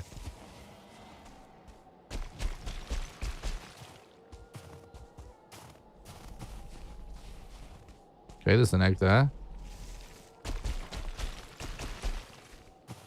That's good.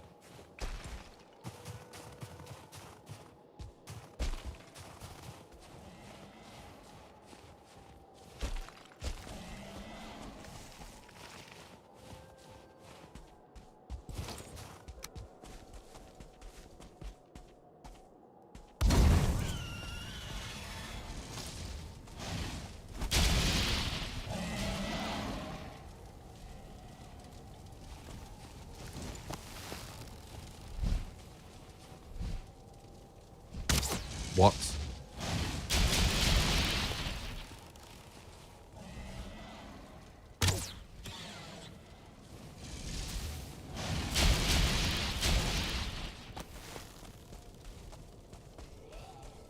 can't fucking see, dude. Are you kidding me? Why are the mobs like this?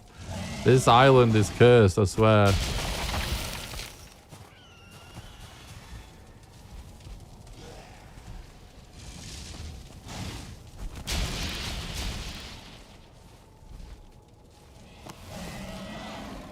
Can't even see because he's in the tree, bro.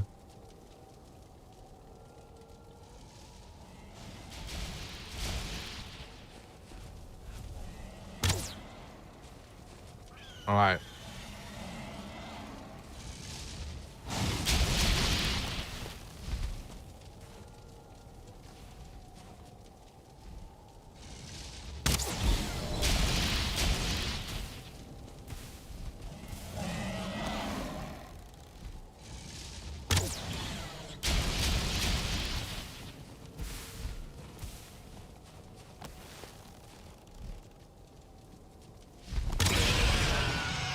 All right.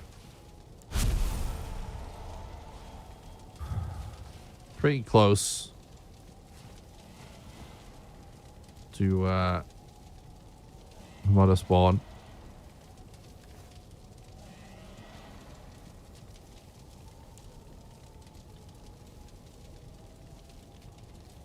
Naked and running through the mountaintops quickly. Give me eggies, please. Valheim, high creature engagement. True.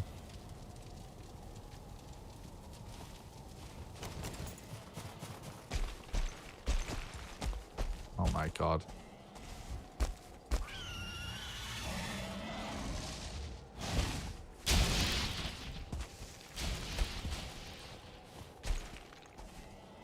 Well, we got basically nowhere.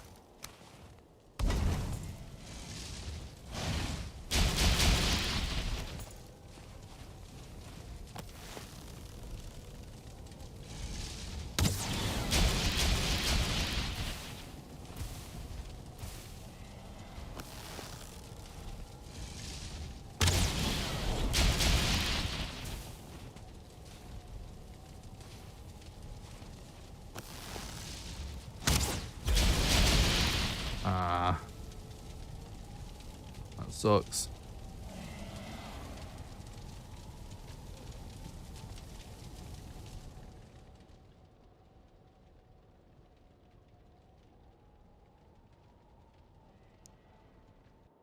How long do we have till Elite Clear comes back? Oh shit. That's the other boss, isn't it? 10 minutes.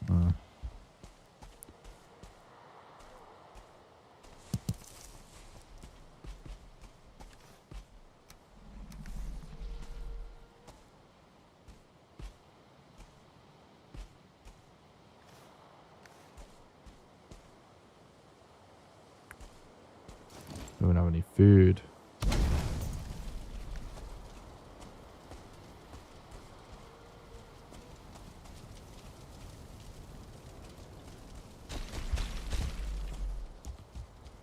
We're gonna have to just grab a sleep real quick.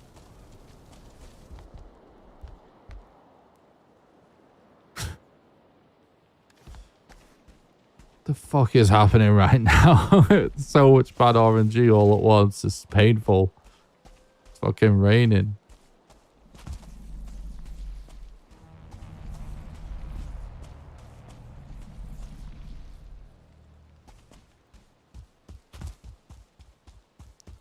Sarah needs some food.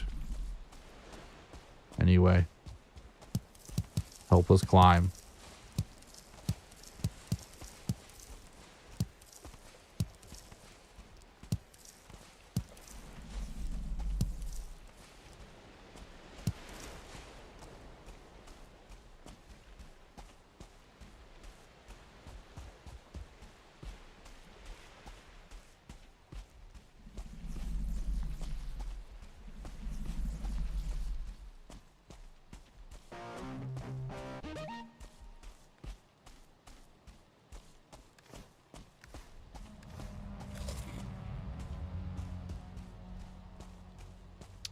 Skittles, thanks for the follow on Twitch, mate.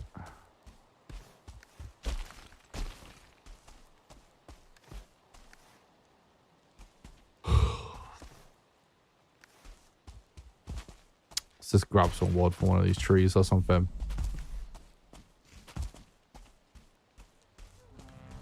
And we'll be able to light a bonfire.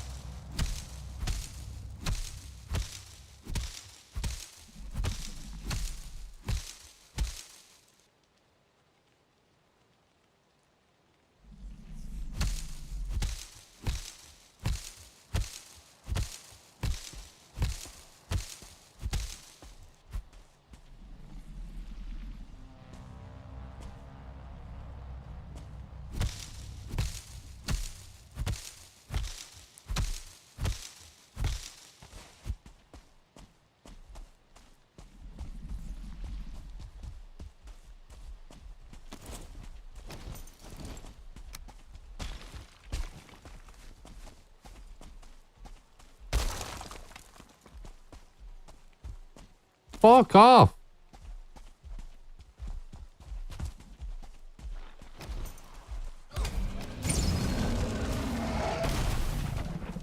Oh, wait, please.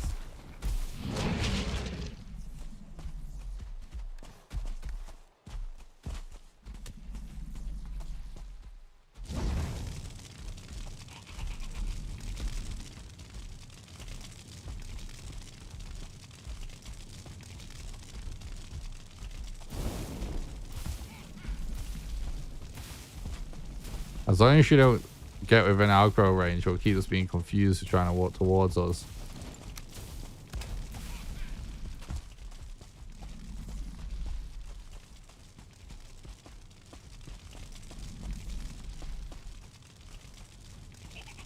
What challenge are we doing? Currently?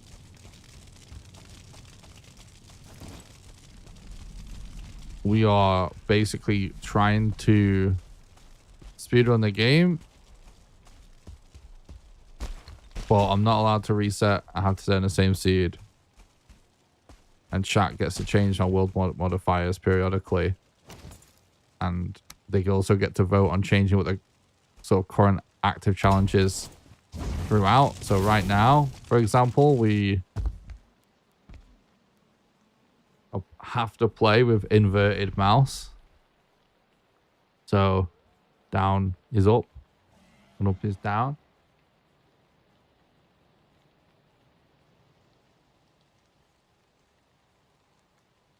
But every $10 increment on the donation goal, chat could turn the map on or off, max difficulty, 50% raid rate, portals, fire hazards, max raids, max death penalty, no build cost. Hey dude, got me back into this, just reinstalled. I'm about to find out. My world still loads up. Nice.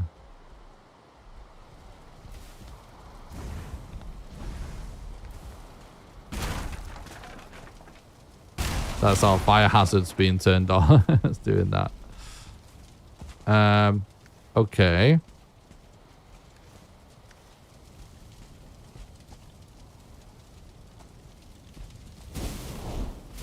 Yikes. Let's explore a little bit. Let's see what's over here, because when our Eek comes back, we can get back to our body pretty easy.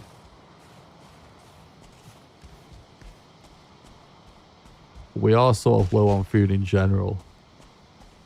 I live want to sneak up a bit. I managed to drop a berry when I was on a headstone next to 2 blocks at night. Tame them. Oh, nice. That's funny.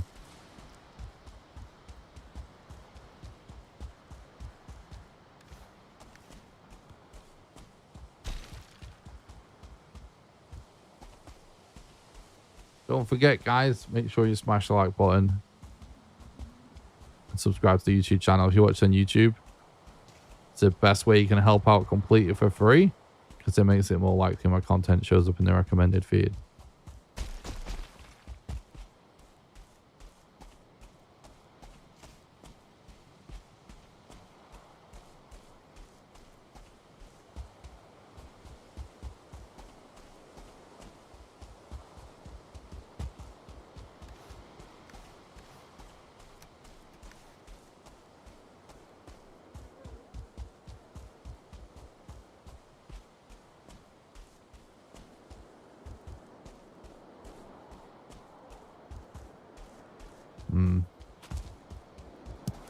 Don't see anything super useful around, actually.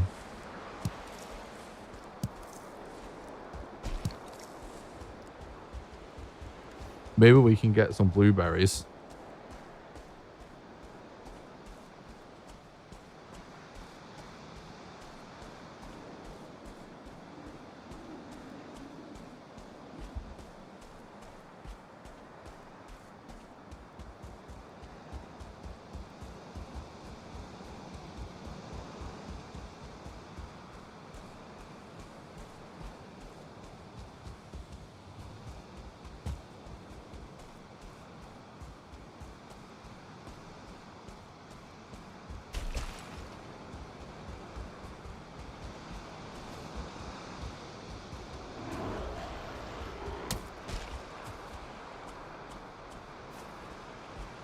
So I know my Mistland's over here as well.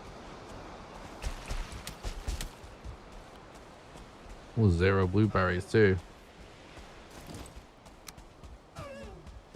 Don't have anything to kill these deer with other than fire.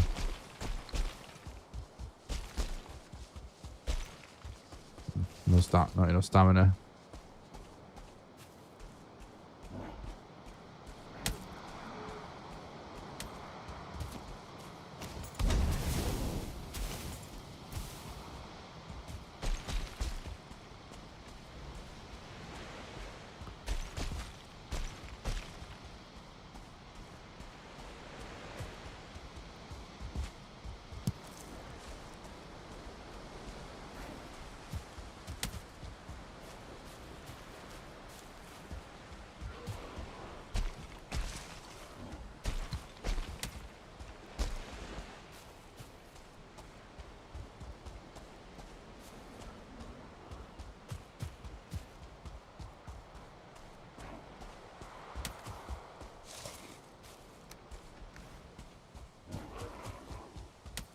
Really just gonna find one berry?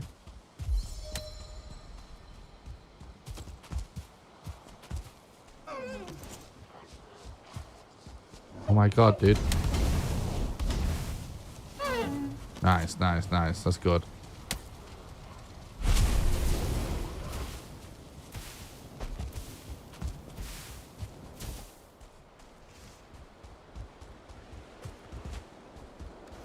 Alright, that's actually fine. For now.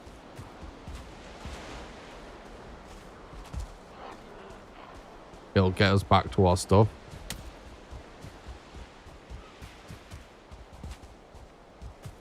And be able to get our setup done. Oh shit.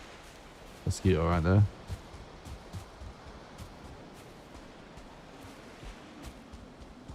Another one right there.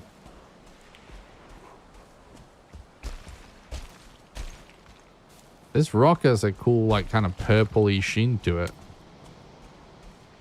Kind of interesting. It's like with it blended into planes.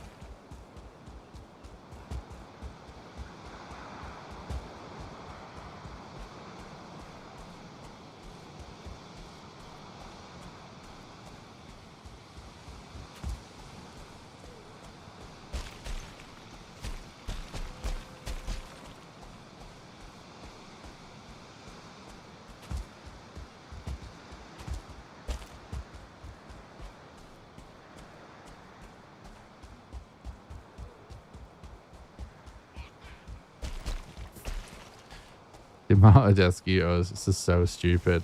I don't know what's going on this island.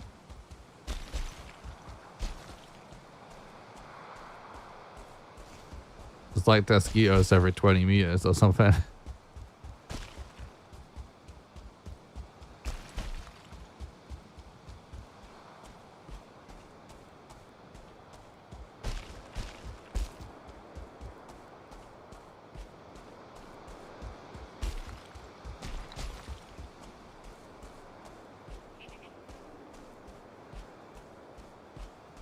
One on the mountain. Love that. And being in their own biome definitely complicates things too.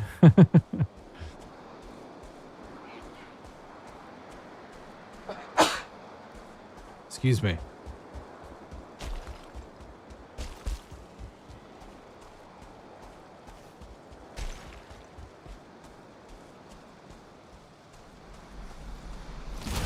All right. Let's cook this meat.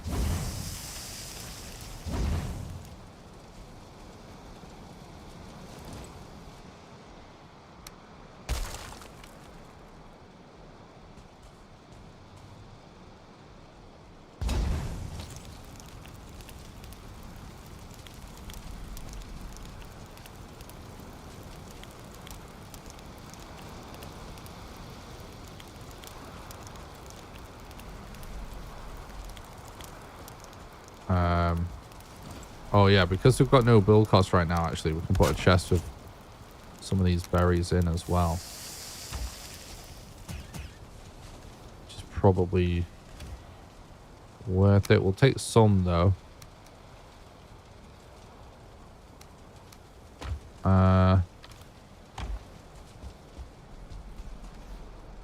Yeah.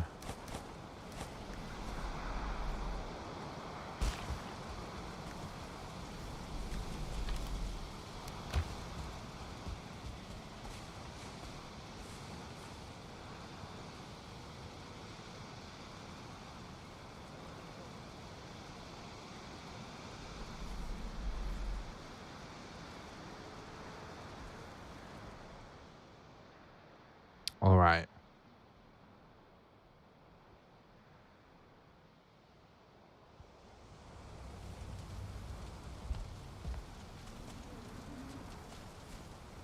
Okay.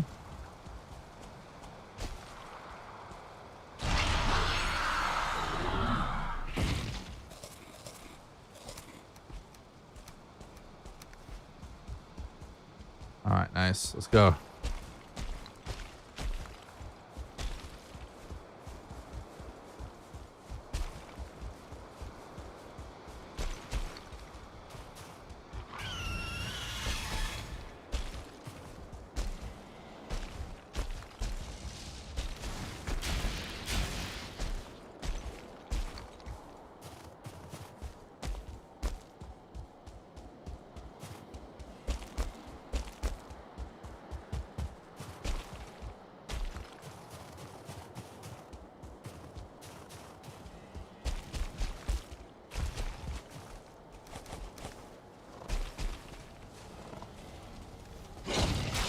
Are you fucking serious right now?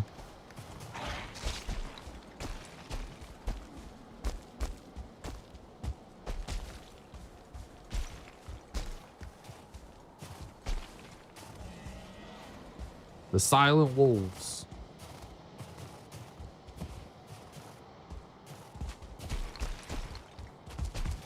Okay.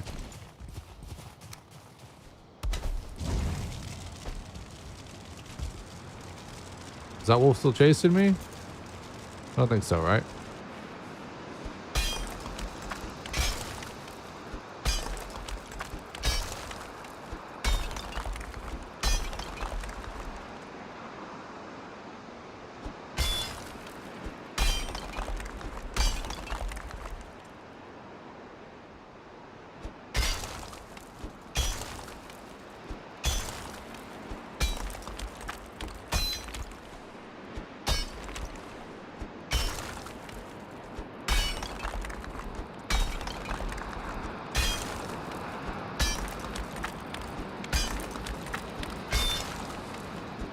So we're going to build ourselves a little base under the edge.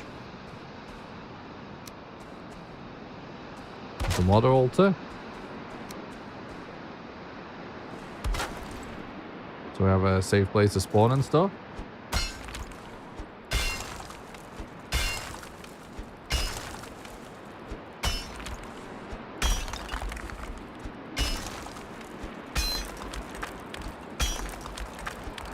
And then we need to start trying to find eggs and stuff.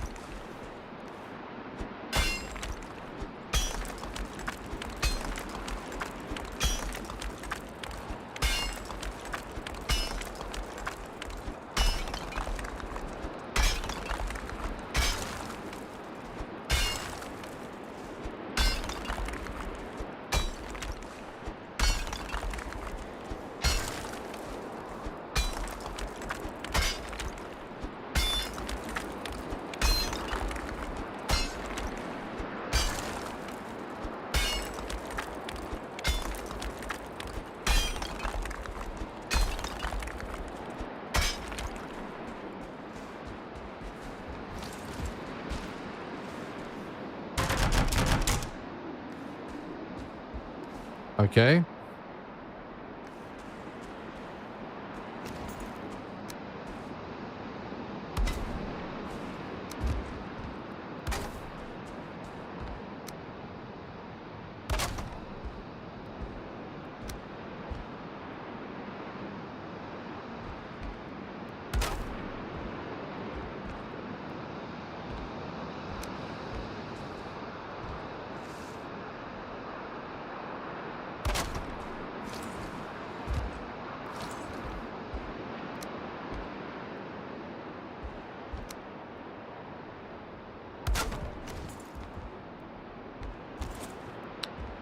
Okay.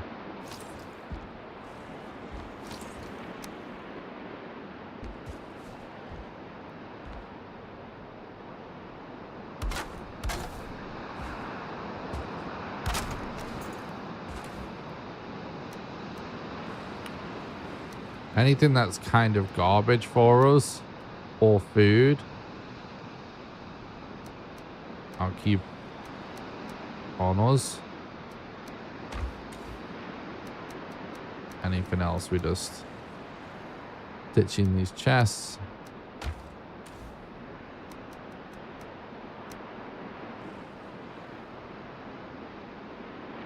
Okay. Yeah, maybe we do actually use some of these as well. Maybe I should make a hammer, but I don't know.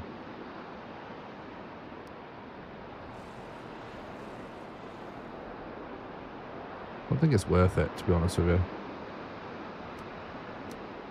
Should probably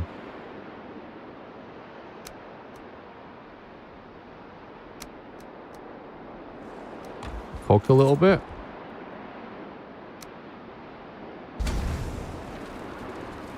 Let's move that actually, because that chest is going to catch fire in it.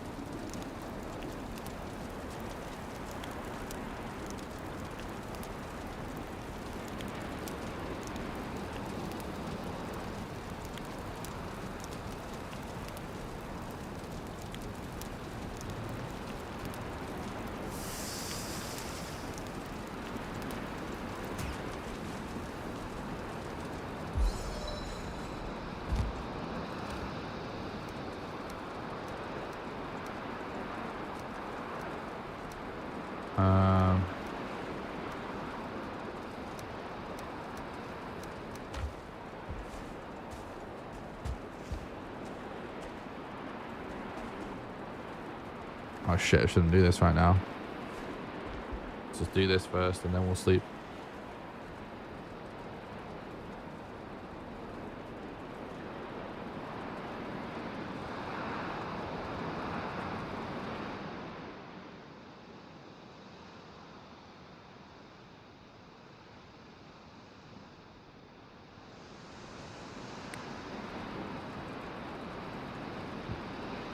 Okay. Now we need to find the echoes.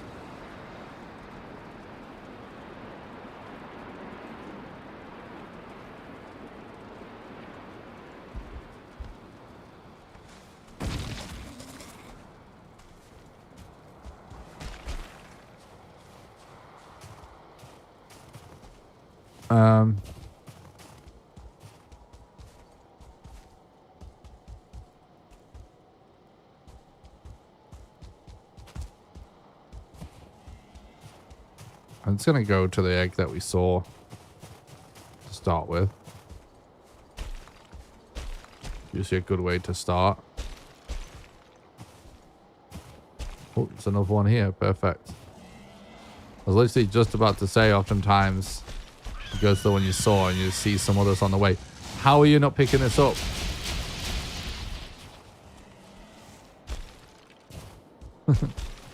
Look.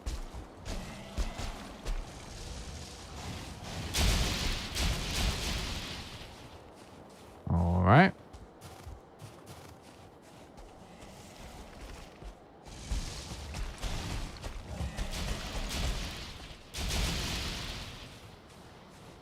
What have you missed? I don't know what you missed, mate. Don't know when you left. We found the model location. We just got one egg. That's the important stuff.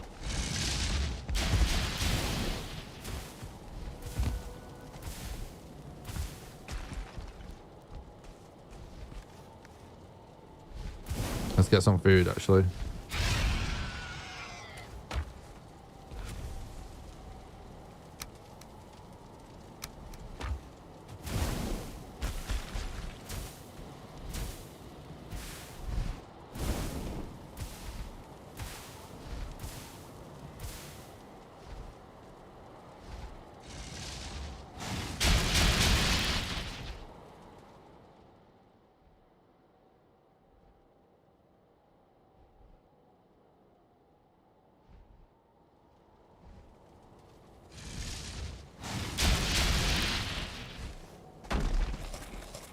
It's so fucking dark.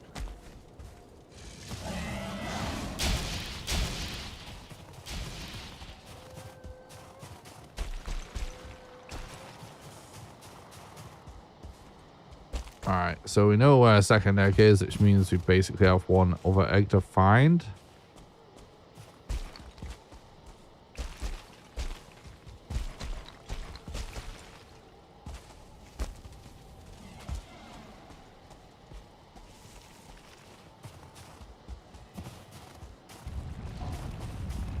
Force. That actually could be a good thing, because this golem will fight the drakes.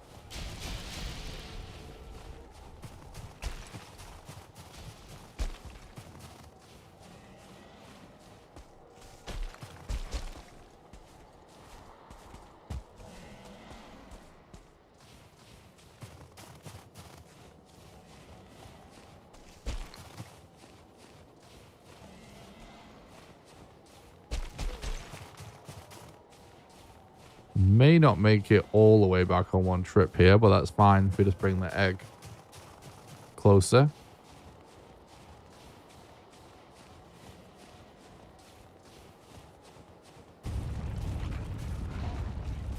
That's not ideal. Well, it did sound like there was a wolf, so again, the golem will fight that, so that's not too bad. That's fine, doesn't matter. Got the egg in. All right. Actually, pretty good mountain progress so far.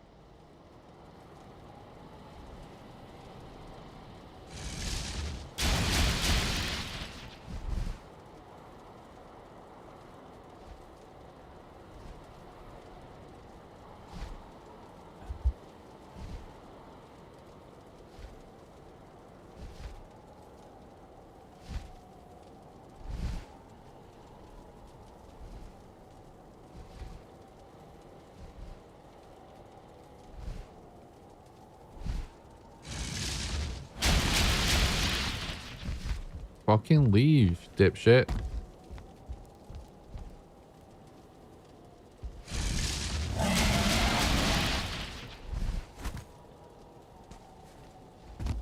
I'm gonna reload to see if we can lose this Drake.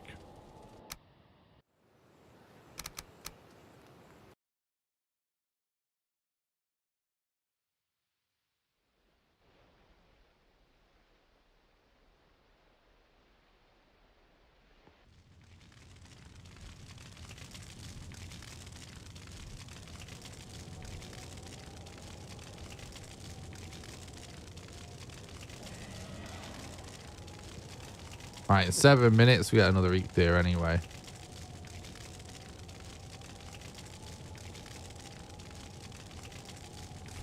Cool.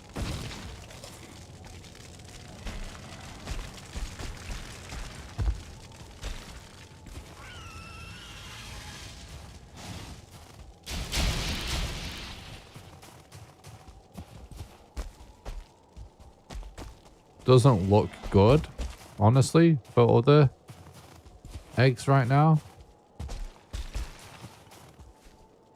Because there's usually drakes where there's eggs, and that drake is where we've been already.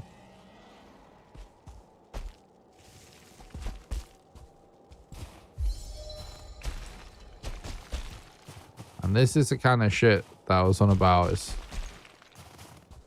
possible that can happen that really sucks with these long mountains. You can just get the eggs so far away.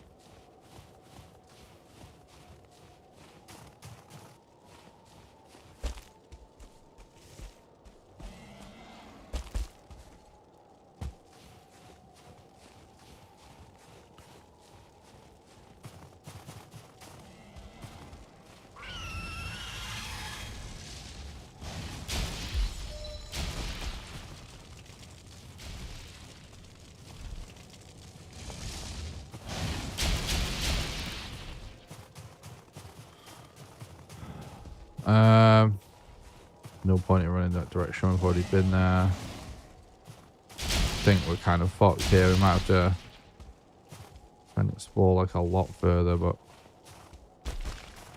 pretty sure I've had this exact same situation.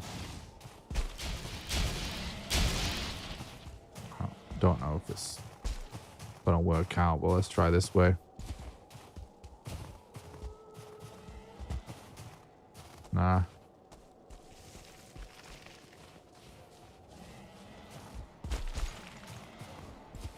Right, I guarantee what the situation is like there's either an egg just sort of down low at a really weird spot, or like inside a rock or something dumb like that.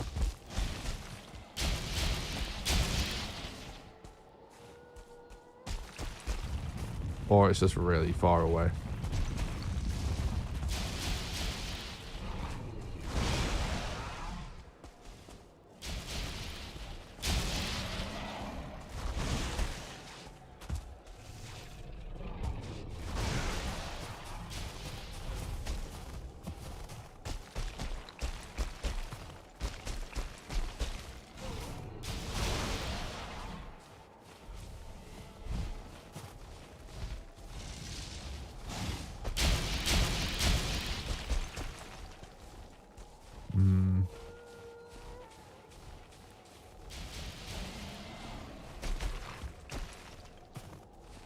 We're probably going to have to basically take a hammer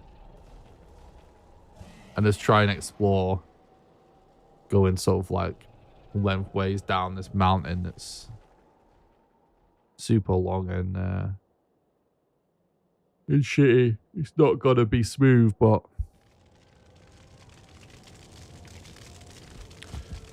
Yeah, this is what happens when you have the really long mountain ranges. It's another thing I would basically just reset on in a speedrun.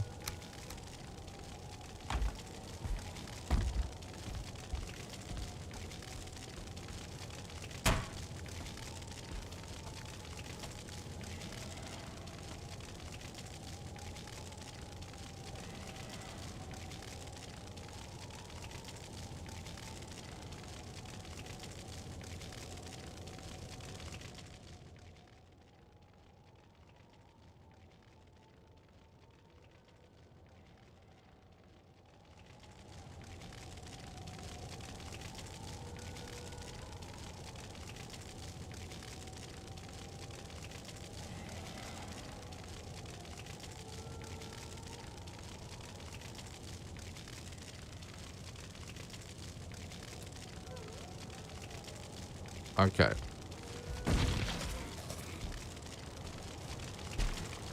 We've got to go like this way, basically.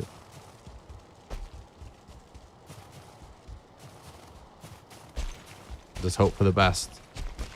This is pretty much the worst case scenario for doing the mountain in a speedrun.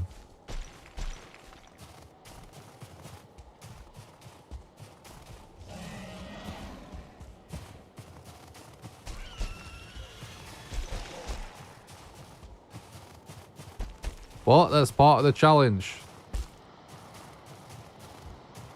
No resets for the same seed. All right, I see an egg. It is extremely far away. See another egg. Might be even further away. Guess we just go for this one.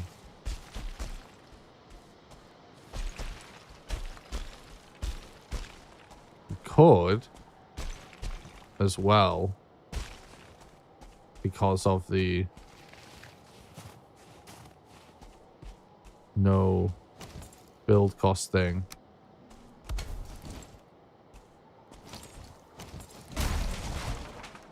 Potentially.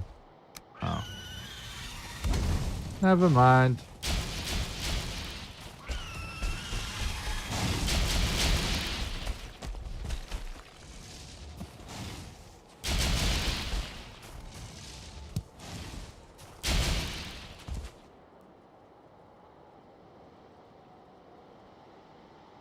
Drop my in here. I'm getting pretty tired at this point as well.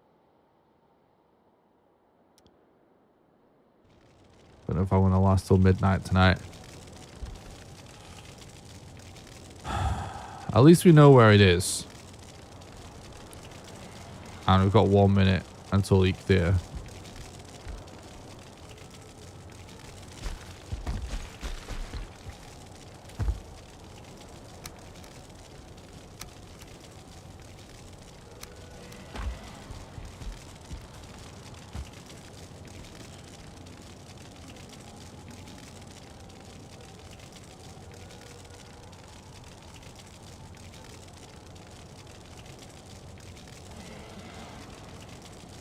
And at least it's only one we have to travel super far for. I've had it where we've got to travel super far for more than just one before.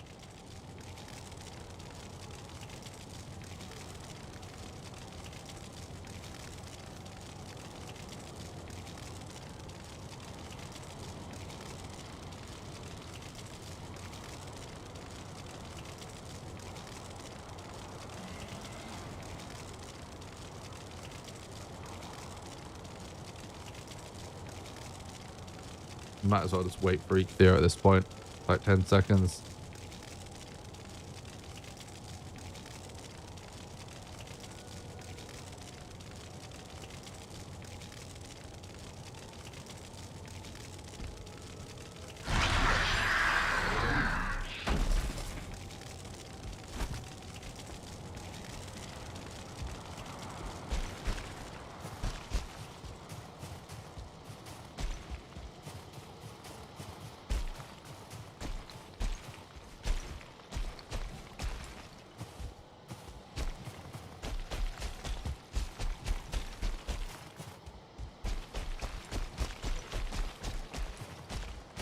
It's so weird that I'm sort of getting used to inverted mouse. It's definitely going to be so crazy when we turn it off again now. I was saying this earlier when we started the stream. Someone in chat yesterday, when chat activated the inverted mouse challenge, was saying, oh, it's going to mess you up when you turn it off as well. When I ended the stream last night and I went to sort some stuff out on my YouTube channel, I was literally like pushing the mouse in the wrong direction as on my desktop and stuff.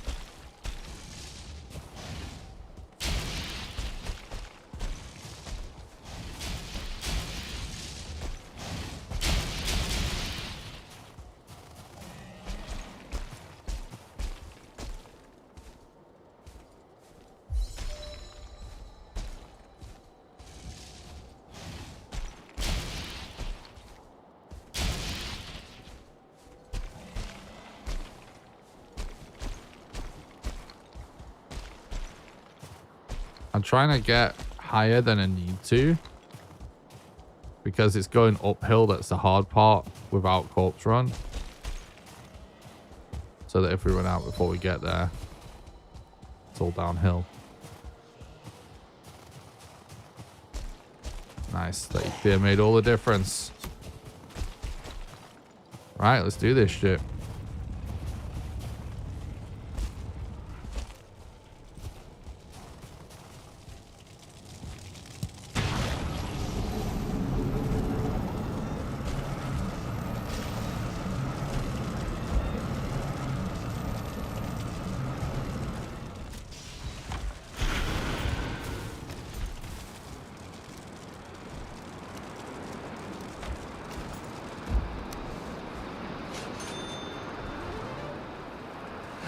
Foggy.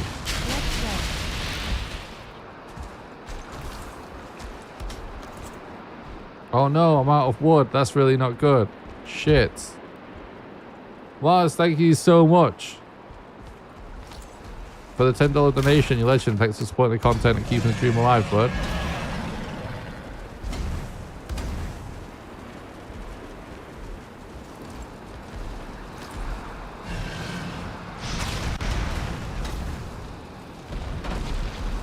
You guys know what that means. Not had a vote in the middle of a boss fight before. But here we go.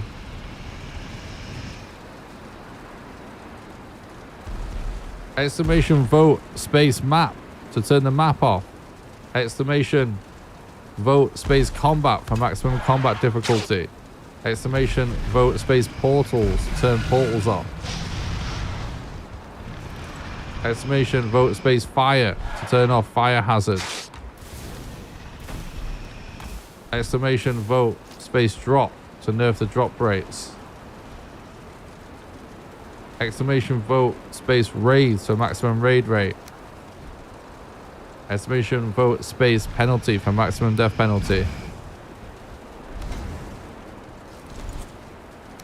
Exclamation vote space build to turn build costs back on again.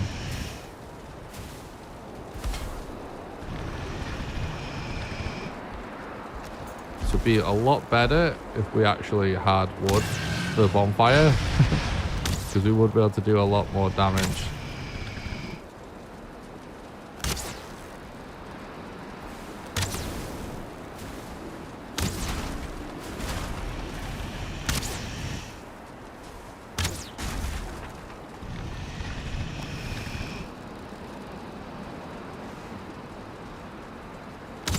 May even be worth going out and getting modder to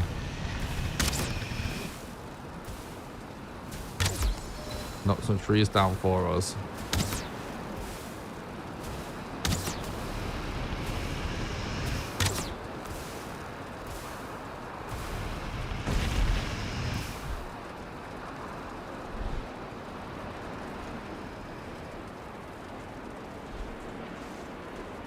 The chat's gonna turn build cost back on again. So I'm fucking abusing that.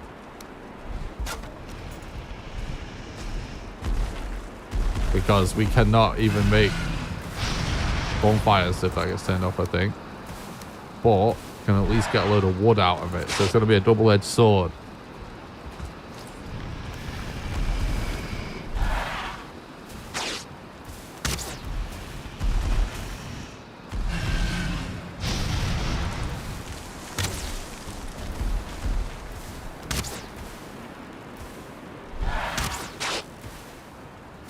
All right.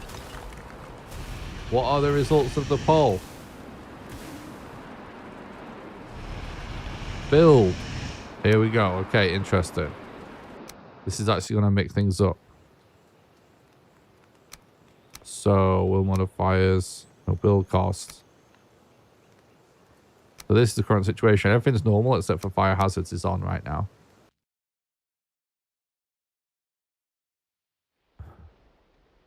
Which means we can no longer use bonfires anyway.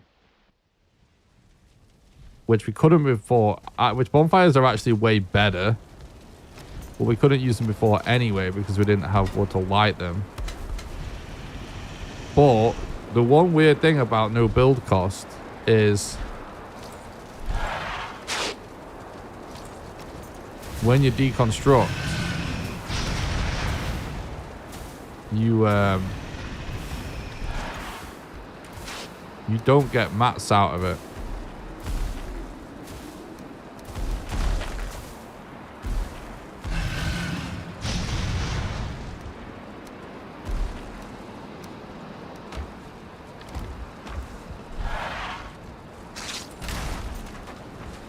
So now we will get mats out of these things, which is kind of interesting.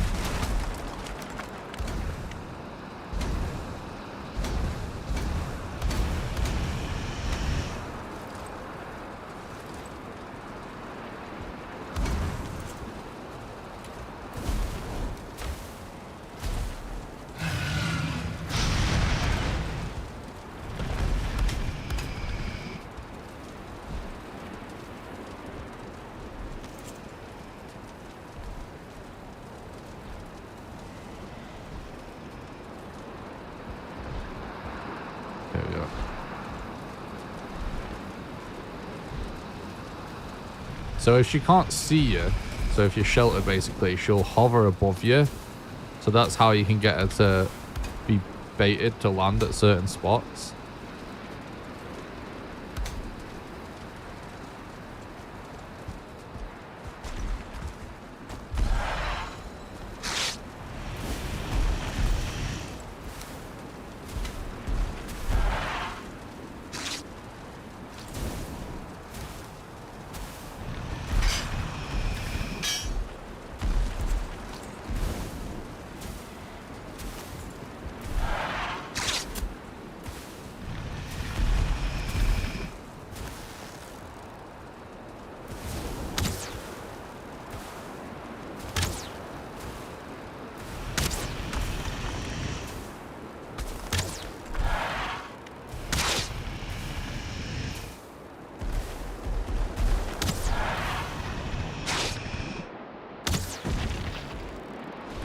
Okay.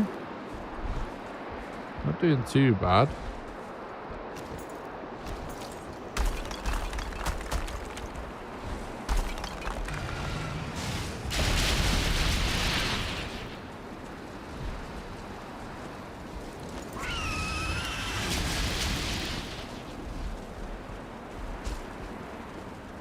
Oh, she's landed over there. That's really annoying.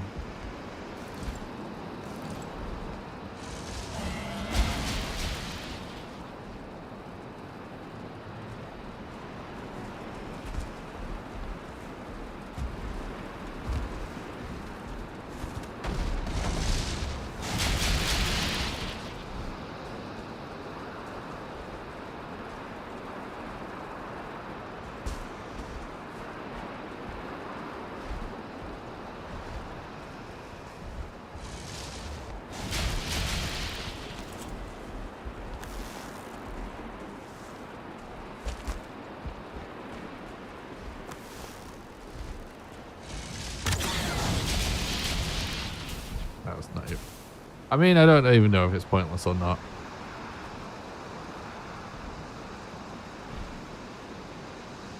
we can't really go out and fight Modder above ground if there's drakes around. So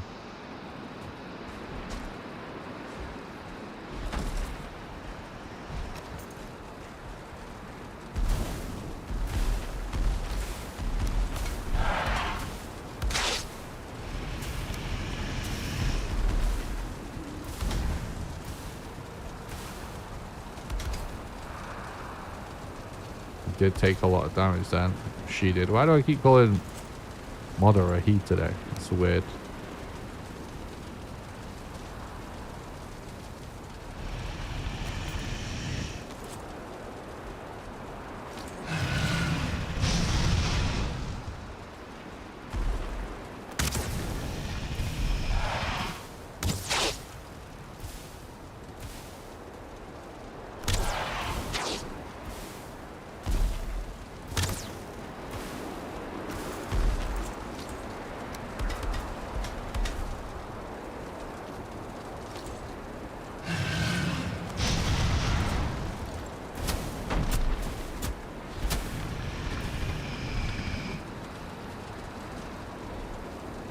All right.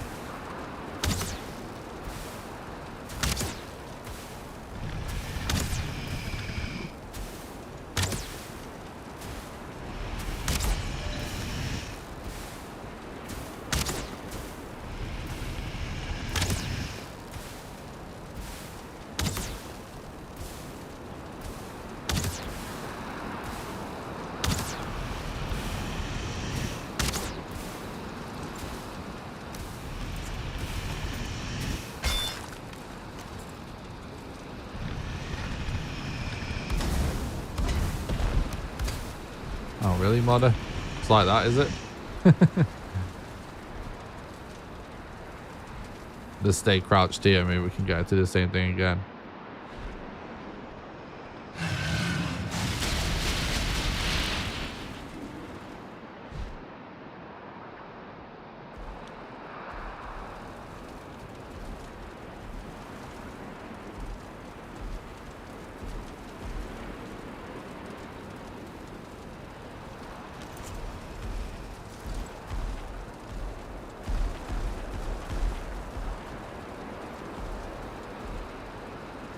Why the fuck is she randomly landed over there?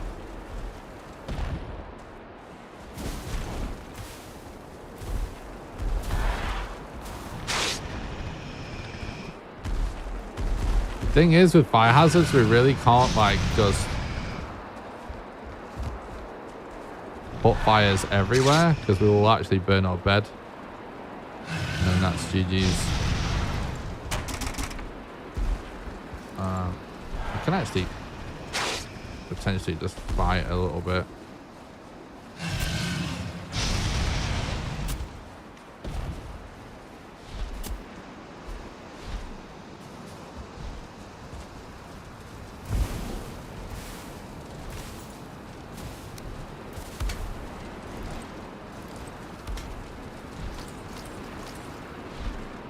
Here we go.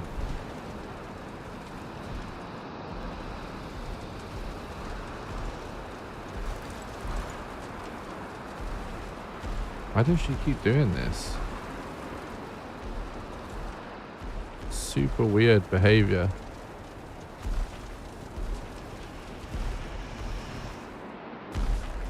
Okay, she's finally here.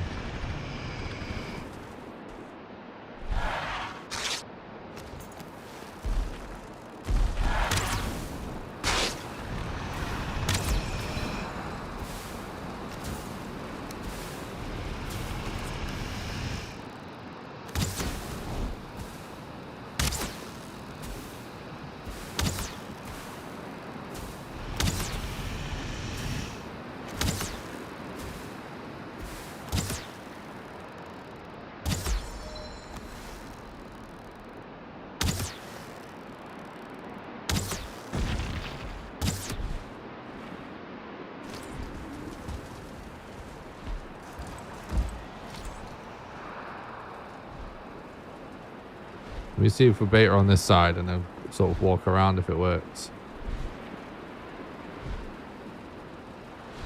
I feel like something's going on where she can sort of see through on the other side.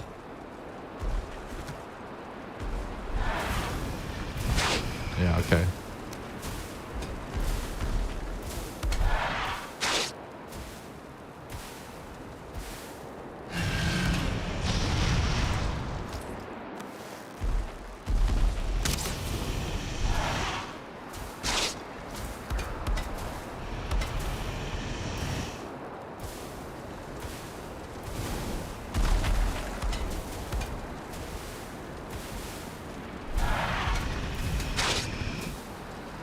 There we go.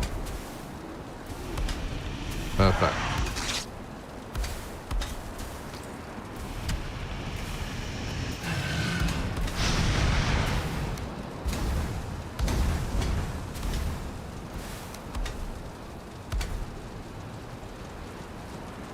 You can keep getting her to come back to this exact spot, then we're laughing.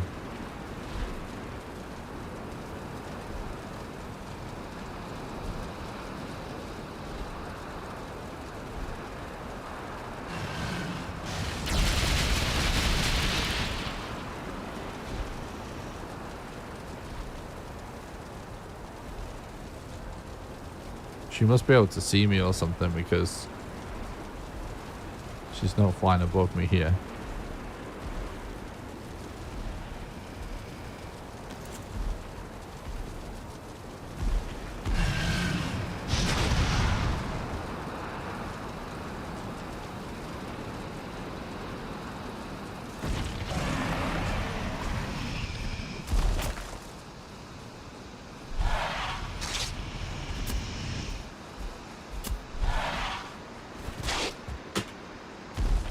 Bullshit.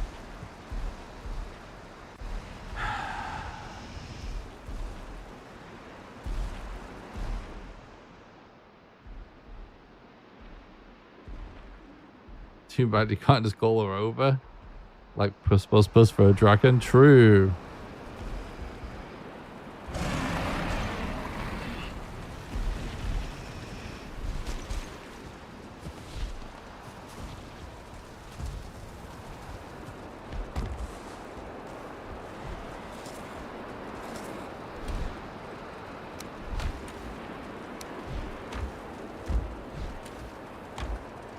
I see. She definitely can't see us here.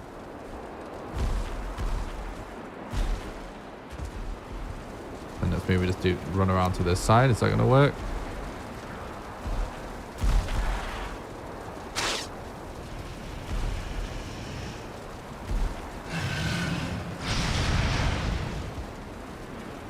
Nah, she's gotten off the middle. Sort of backfiring a bit.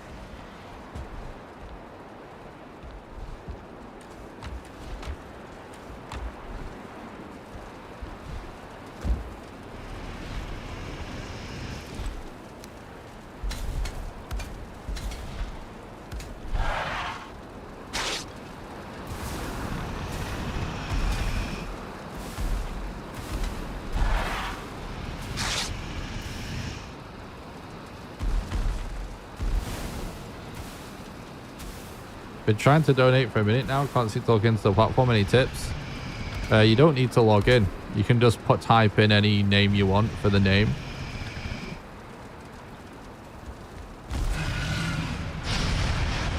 Appreciate you trying to help, bud. But when it says username, you can literally just type in anything. That's just so I know who you are. Because that's the name that comes up in the list when it says who's donated. But you don't actually have to log in or anything.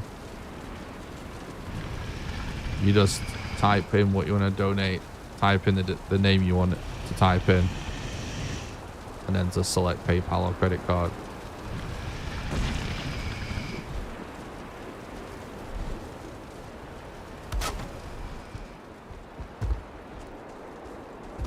Definitely going to consider looking at different donation platforms. It did, but it keeps the tip button grayed out.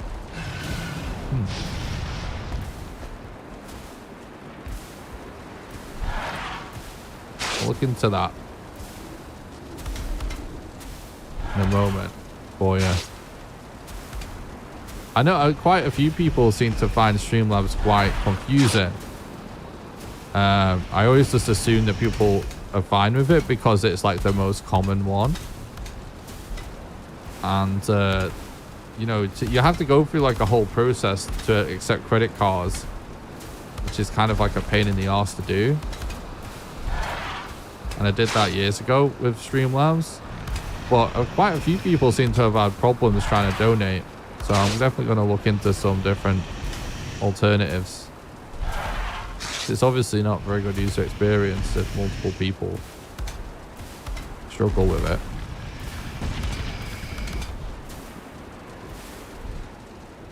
By the way, that was absolutely perfect, what we just did.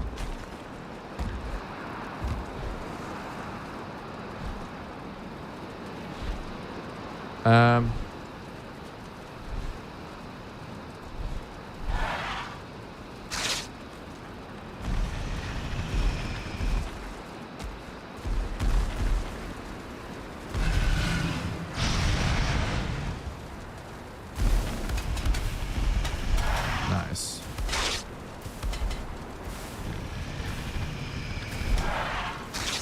We've got this down now.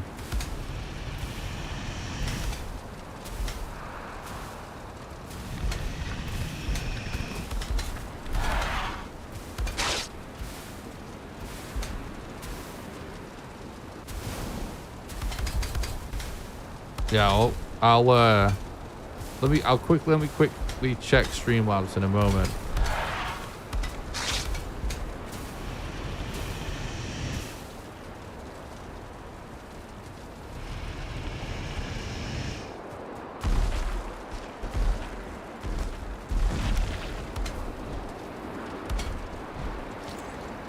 All right. 1 second.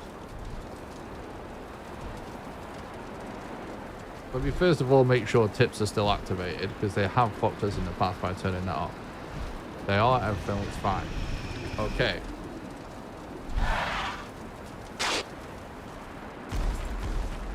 Second. Continue this.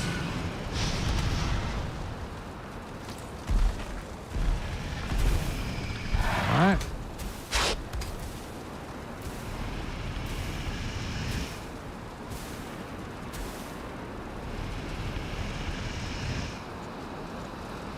Well, move this way a bit, Modder.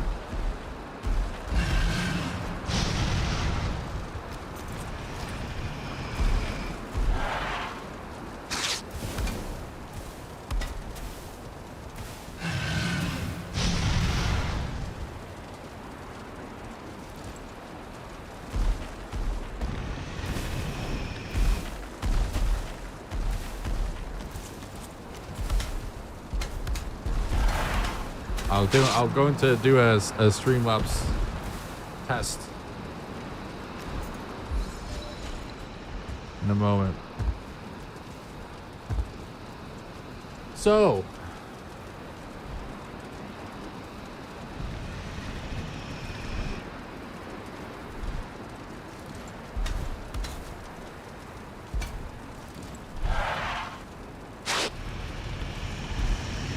oh, she keeps landing so quickly.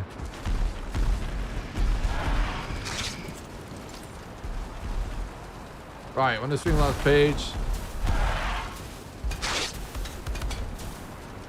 username,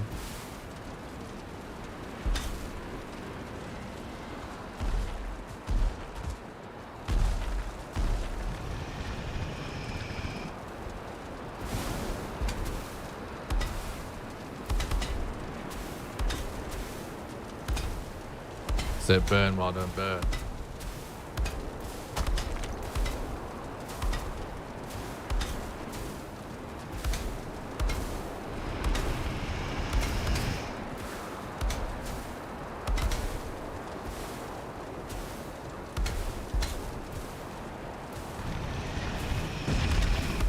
Nice.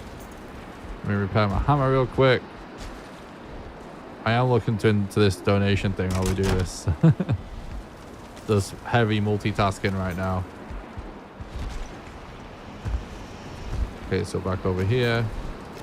All right, username. Blah, blah, blah. Donate $5 one time. That's it. It shows up for me. Tip. Credit card, PayPal. Boom. It just works.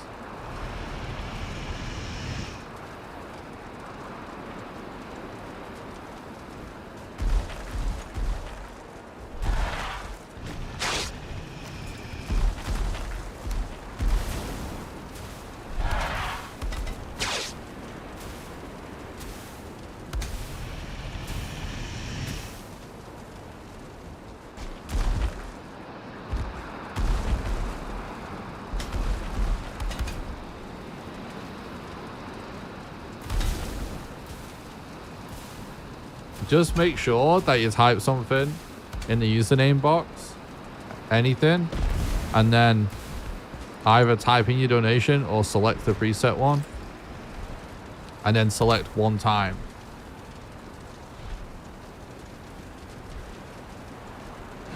I didn't even have to fill in the message box.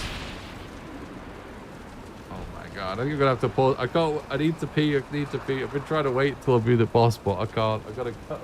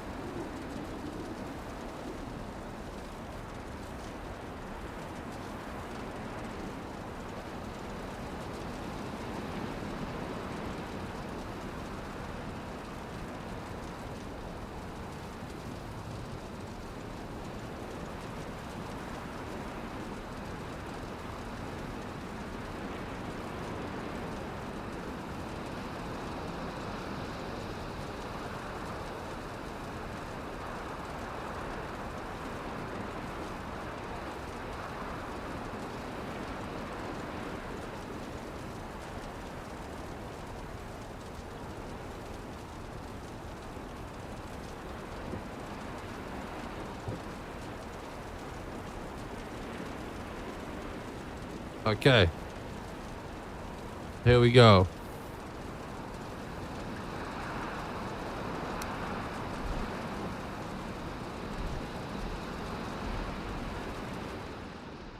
I couldn't hold it any longer. That was such a long piss. I was filled up to my eyeballs.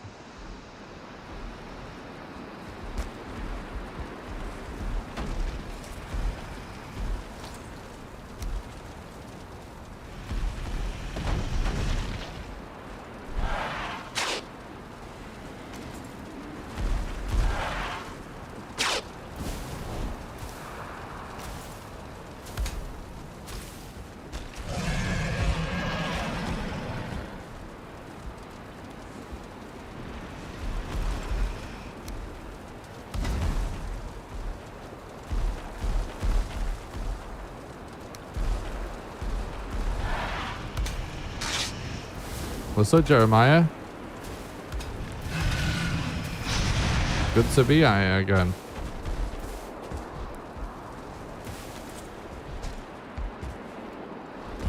Anyone else having problems with Streamlabs?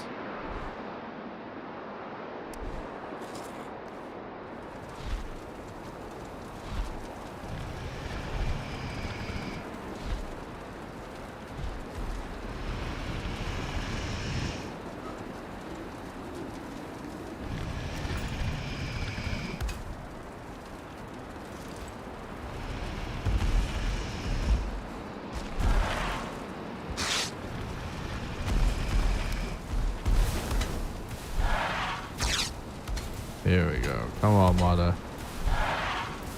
Get cooked, bro.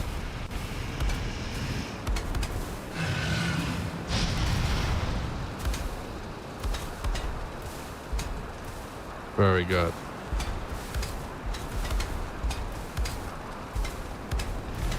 Regular campfires like work surprisingly well. You just get the right setup.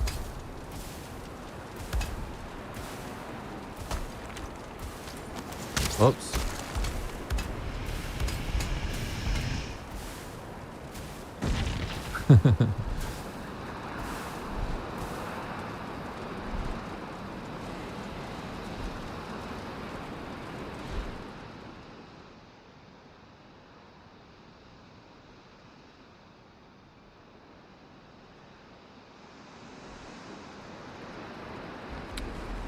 All right.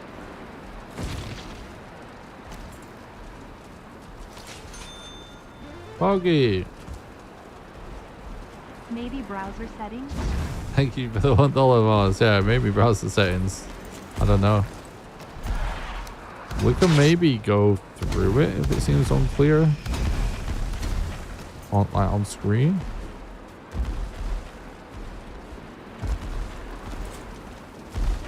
If that helps. I don't know.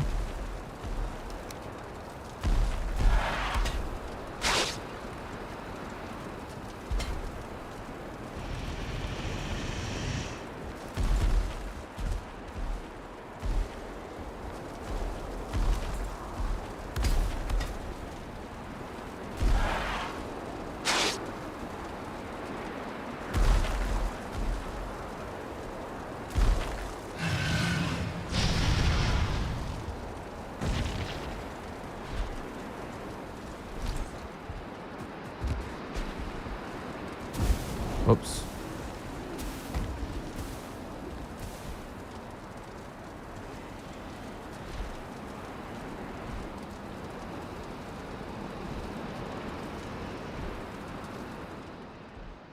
Let me see if there's something I can do to make things clear on the like page design or whatever.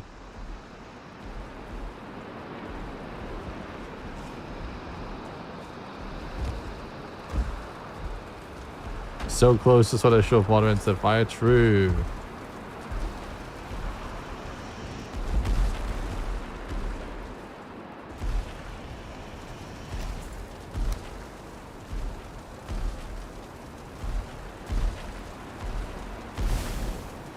There you go.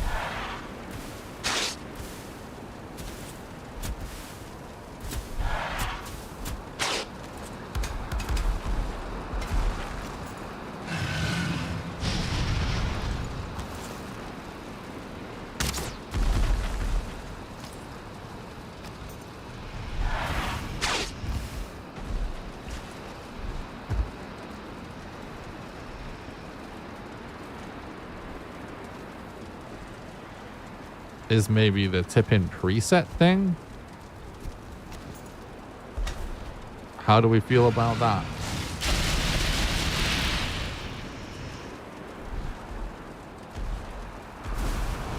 Remove the leaderboard maybe? It's clearer?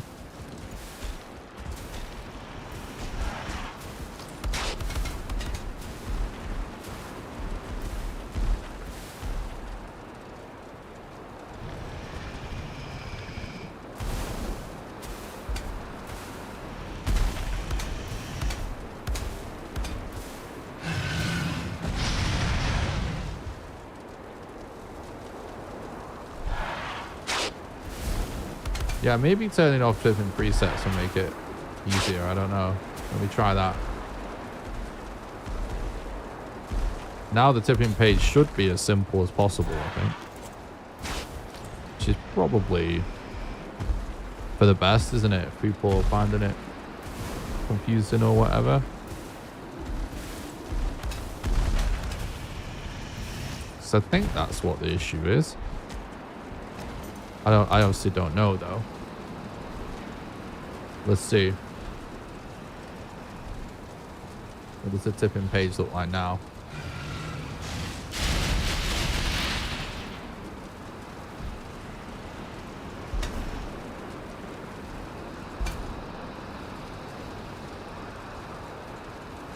There is the one time versus monthly thing, which is like a weird ass Streamlabs thing where you can choose to do monthly donations.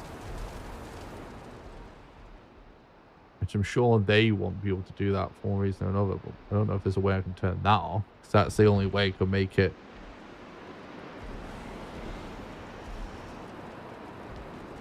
even simpler. Choosing to donate on a monthly basis like that is actually kind of a sick thing for someone to decide to do, but I don't think I've ever had anyone use it.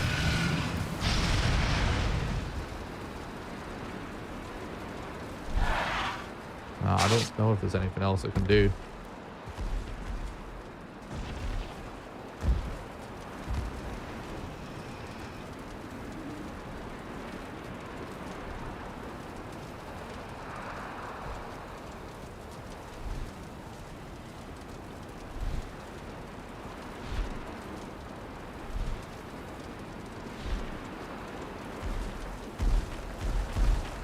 Oh, I can turn off monthly tips. That would make it easier. No one uses it anyway. We have Patreon for that.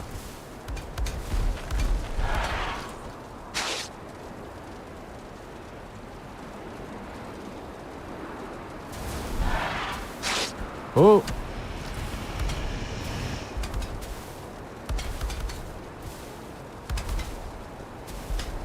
Nice, look at this. She's getting melted. Boom.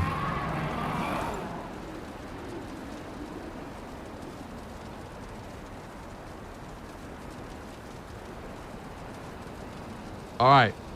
I've officially made the tipping page for donations as simple as possible. Hopefully that helps anyone struggling. But let me know if there's people still struggling with it, because I can look into other solutions or whatever. We can try and get to the bottom of the issue for you. But GG's.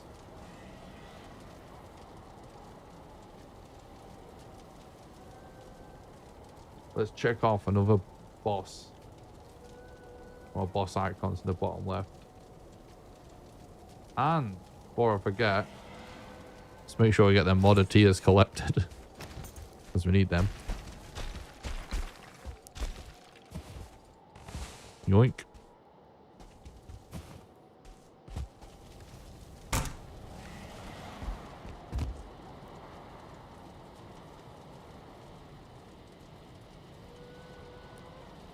Donate. There's several people in the chat right now watching the stream that are regular donators. How do we feel about the new donation page? I just updated it to make it simpler and less confusing for people, because there's been a few people that have struggled with it. I think it probably is better like this. It's literally just a couple of boxes and a button to tip. How do I feel? Yes, no.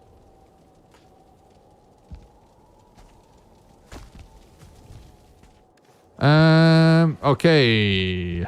So.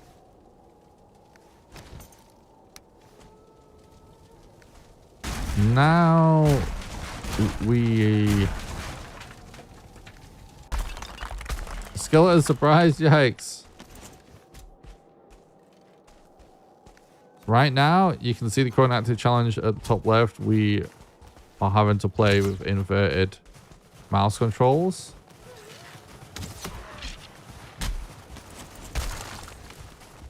Oh no, that's really not good. Oh fuck.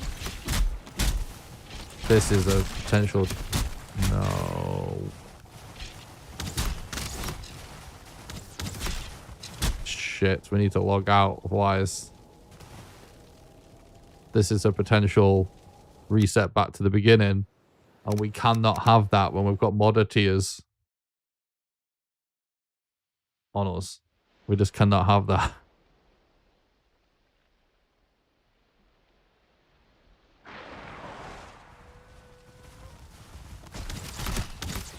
Fuck!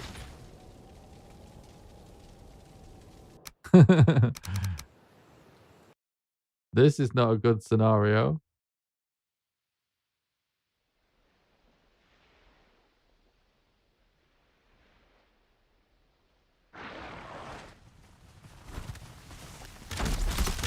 Dude! Don't know if there's anything we can do about this.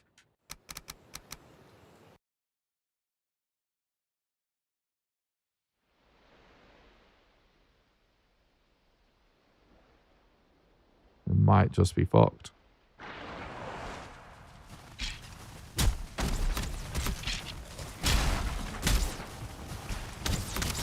Dude, let me out, let me out. Fuck, dude.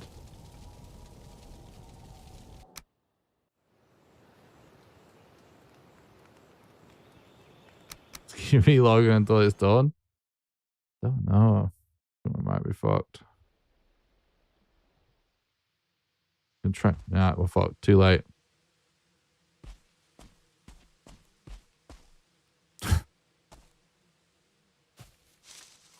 That is some of the most fucked up RNG ever.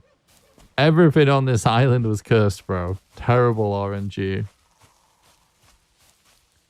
And we get a fucking skeleton surprise right away after doing the boss. Yeah, it's definitely uninstalled territory. I agree. No, for real though, we're going to have to work our way back there because luckily chat didn't enable delete our inventory on death with max death penalty just before this happened like they did last time. Because we've got too much stuff. 7 Sealbreaker fragments and now modder tiers. That's way too much stuff to leave. We have to just get back there. 100%. This is why I say this every time.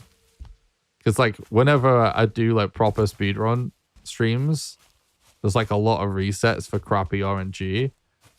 And almost always when we do a reset, like someone complains about it and just like thinks that it's the right thing to just keep playing even though you got terrible RNG.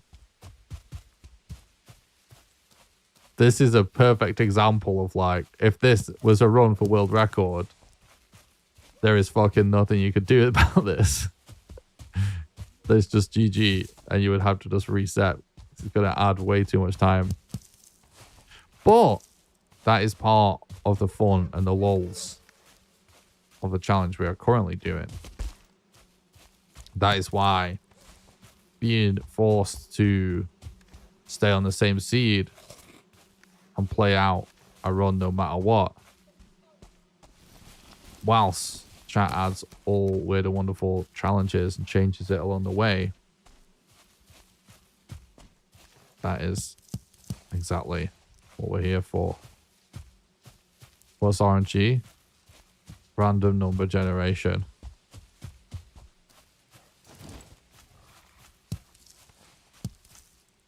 It's a term that people use to explain randomness in video games. Because randomness in video games is only accomplished by creating random number generation in the code, basically.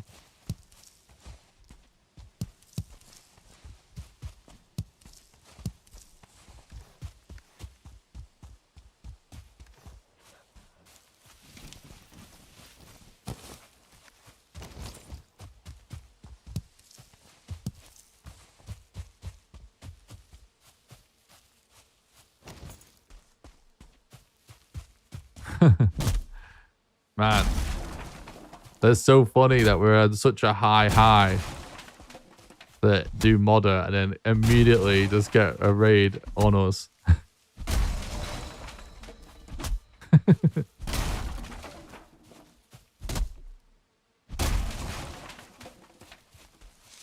Oh, I just realized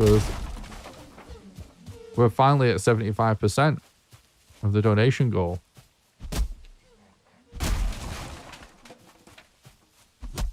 Only 248 bucks to go.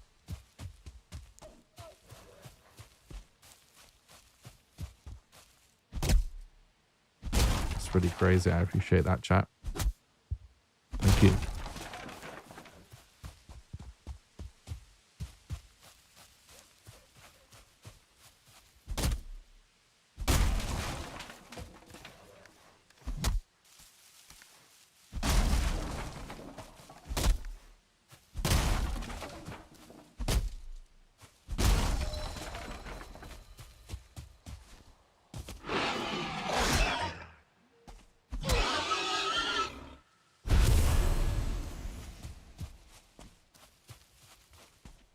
Gonna generally just keep heading in this direction whilst obtaining mats that will allow us to get a boat and stuff and get there.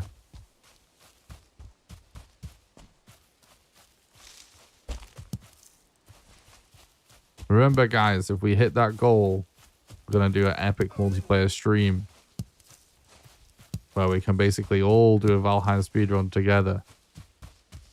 We're gonna create a server just for one-off stream, and we're gonna drop the password that server in the chat for anybody who access. I'm gonna do a speedrun where chat basically helps me or hinders me. Can't really do anything about people trying to troll us as well to slow us down.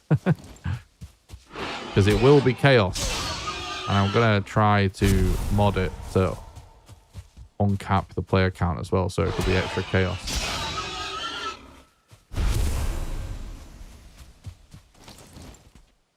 Both platforms? You mean Xbox and PC?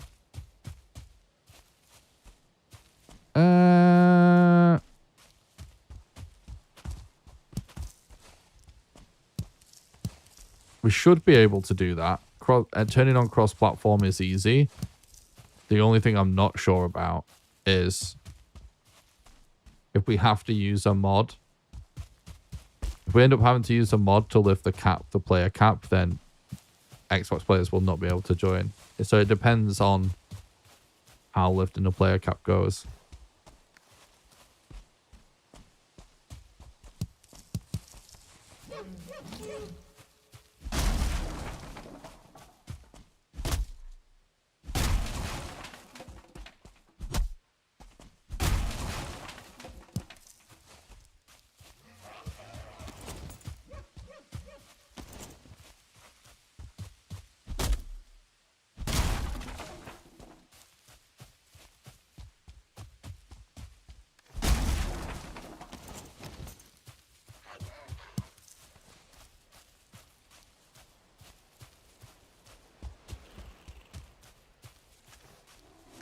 Nice, there's a bore stone here. Right, let me just go do some cooking now, because we will get mauled. There's so many boar there.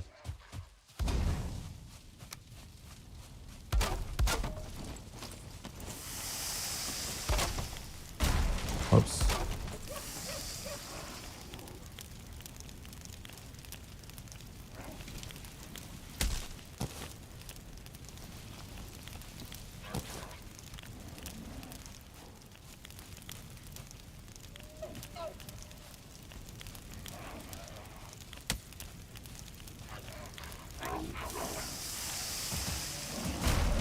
Fuck off.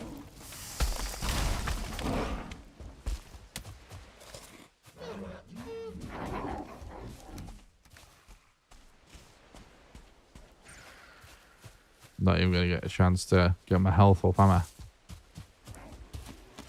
Oh. Whatever game.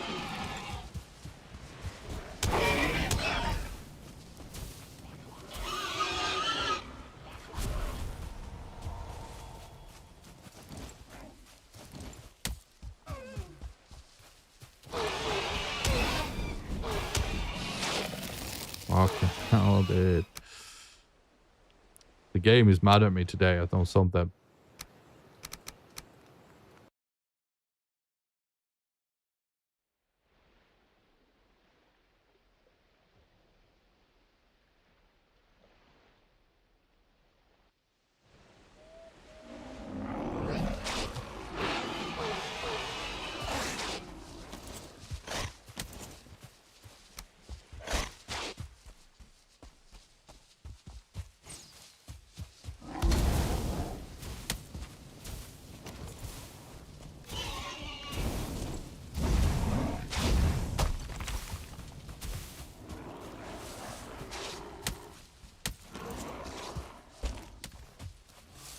Well, we do technically have enough for a boat now. So let's just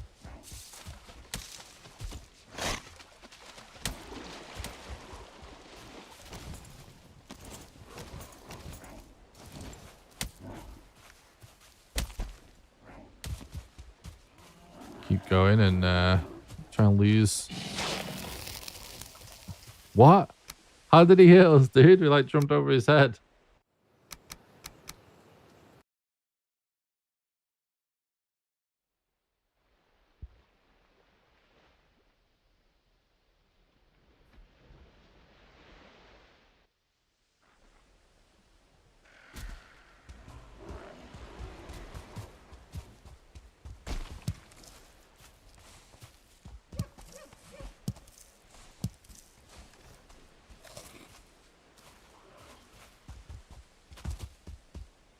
I'm just gonna set sail if we can lose most of them.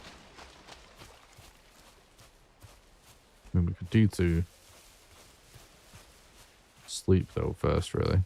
I've lost that guy. See a troll cave here. If there's no troll, we can use this to put a bed down quickly, so we can get a quick sleep.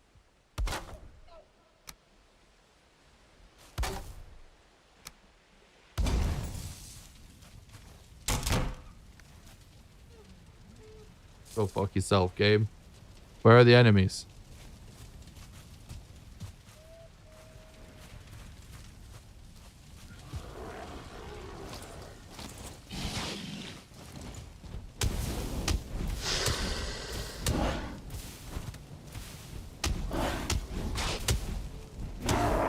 Alright, here we go.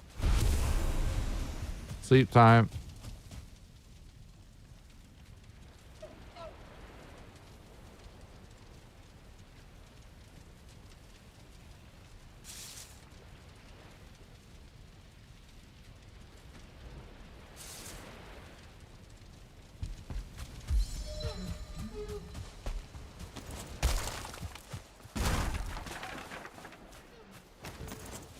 Actually, I'll just take this as well because it's so close to spawn and we need the wood, so it doesn't really matter about deleting the bed.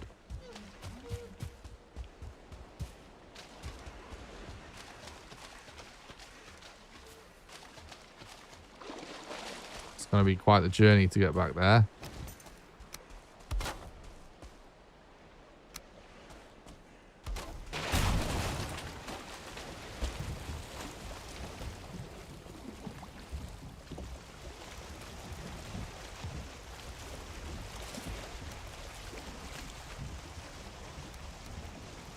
Okay.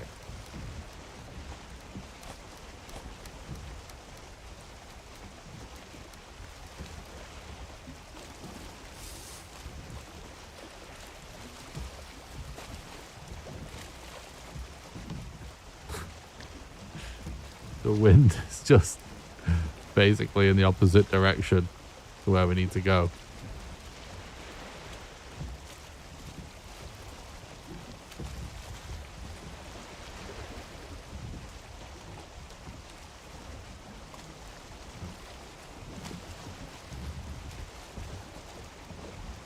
Well, this is life for a while.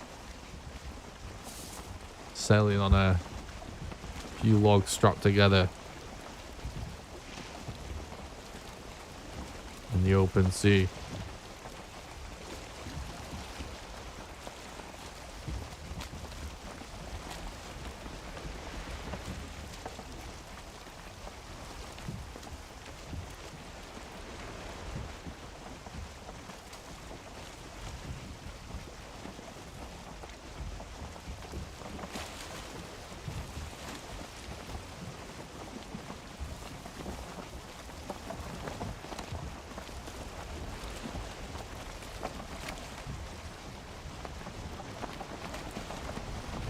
Back to Rough Sailing? True.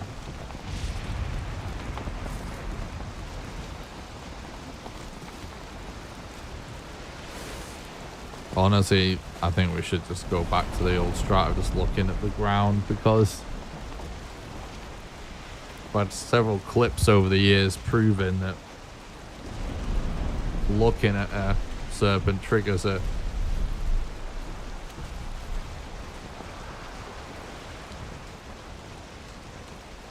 Do we still hold a world record for speedrunning? In speedrunning, there's multiple different categories that are all their own world records.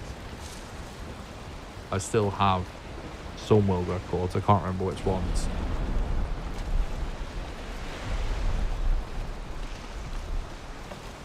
But not the one. I've not done any runs yet for the current patch. I'll be starting my Valheim speedrun grinding for post Ashland stuff pretty soon. You know, I can only do so much at a time, you know. We've got this playthrough going on right now, which will continue this until we hit the donation goal, and then we'll just do the multiplayer stream. If we happen to finish the run as well, then that would be great. If not, whatever. But I really want to finish our playthrough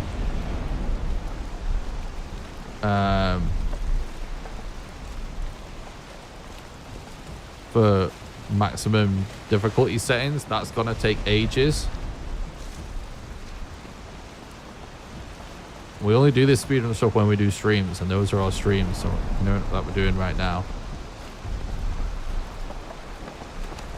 So the options are like stop doing both those things just to do speedrunning, or we just like wait until we're done with those and we get back to speedrunning. Because, you know, working on those streams 2 to 3 days a week, and then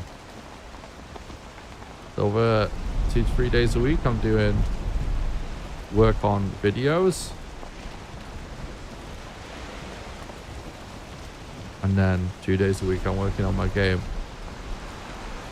So we will get to speed running pretty soon,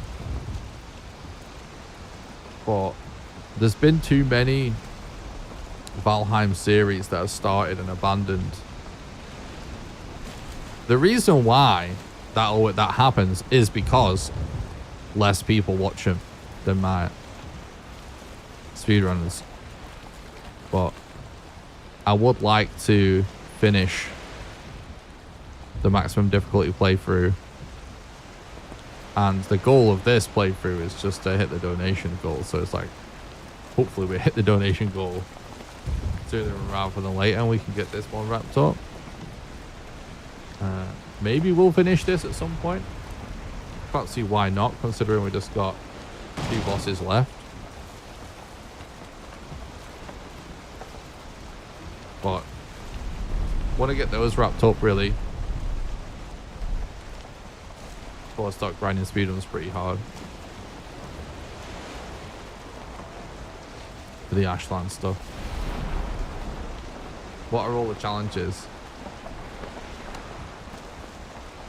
What are all the challenges that you can vote for the this run right now? Is that what the question is? Oh, you mean because of... Oh, yeah, I don't know what you mean. I'll explain what we're doing right now, I guess, briefly, if that's what we're talking about. So, basically,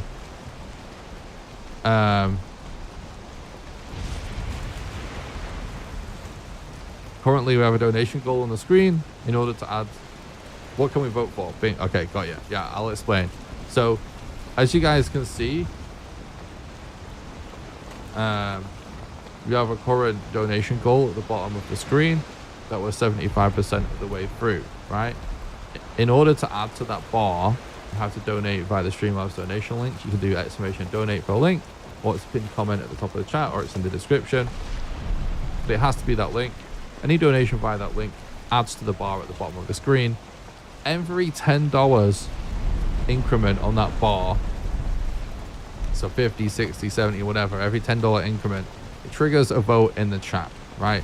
And on those votes, chat gets to vote on turning on or off certain world modifiers. So you can vote to turn my map off, to put it on max combat, 50% drop rates, turning portals on or off, fire hazards, max raids, max death penalty, and no build cost. Every $100 increment on the bar, chat gets to vote on the current active challenge. So right now, it's inverted mouse, but you can change that at the next $100 increment, which would be 800 for us for now. So if we get another 48 bucks, it'll trigger another vote, and everyone in chat gets to vote for what the challenge will be next. And so you can change it from inverted mouse to invert A and D keys, no sleeping, club only, vegan character, no repairs.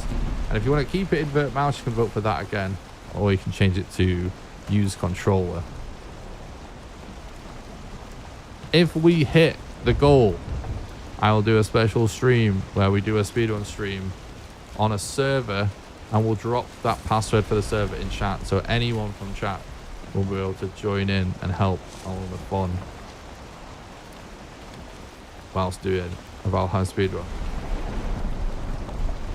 Do you, from a creator perspective, find it easier to do one challenge at a time than then do the video or work on multiple challenges at the same time?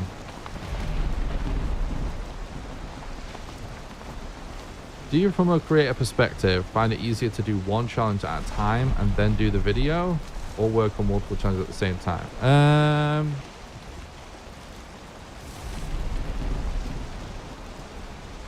There's a lot that goes into it. There's a lot of thought. Cameron was making me seasick. I tried to avoid aggro with the serpent, bro. So basically, to answer your question, it's definitely easier to do one thing at a time. The easiest way to do things is to, like, here's one challenge playthrough, right? Do challenge playthrough. Take footage. Stop doing playthroughs. Make video. Post video. On to the next thing. That is easier to manage, right? However, there's multiple problems, multiple factors. I did that for a long time, and the problem is my stream content is me doing challenges or speedruns. So if I finish a challenge and then I make the video, not all of my videos, but some of my videos take a really long time to make. It could involve going through, you know, multiple tens of hours, like 50 hours of footage, you know, moment by moment. I could be doing some sort of crazy editing. We might do some motion graphics or something effect for the title. There could be some scripts to write. There could be some graphics to make. And I do it all myself. So some of my videos can take weeks or months once they go into the sort of video production stage after the actual challenge is over. And so the problem for me is just that, like, my stream just falls off every time I do that, basically, because obviously I go long periods of time without streaming because I'm just focused on making the videos. So right now I'm trying to stream at least 2 days a week, sometimes 3 days a week depending on what I'm doing, and then do 2 or 3 days a week editing the videos so that I'm putting out content more consistently, and just putting out other videos that isn't stuff recorded from the stream in between. However, there is also another reality, which is that I obviously do this for a living, and you know, I don't earn a lot of money doing this stuff. And if I basically like sometimes certain projects just like don't do well, which, you know, puts me in financially a tough situation. So I may have to focus on other types of content that I think is more of a sure thing, if that makes sense. Right now, I am trying to just do all of the above simultaneously and just like be more busy than ever, basically. And I'm actually really liking that approach at the minute. But I used to pick and choose based on everything that I just said. But it's definitely easier to just do one thing at a time. But the problem with that is, like I said, just end up not doing stream content for ages, or, you know, you're a little bit all in when you do stuff like that. Like when you do that, if the project then doesn't do well, you end up with a situation basically that I'm in now, where I need to catch up, which is why we're doing this donation event. Like hitting this donation goal, as long as we hit it this month, puts me at 0, basically. It covers my expensive.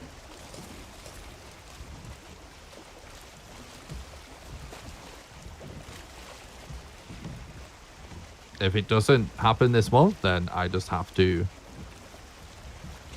hope that my next video does well enough so that I catch up the month after that. So yeah, there's a lot of stuff that goes into it.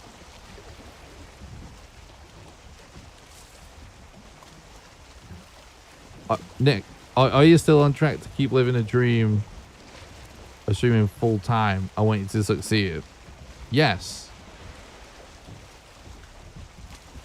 Yes. But it's not a straight line. We're definitely on track. We're still growing every day.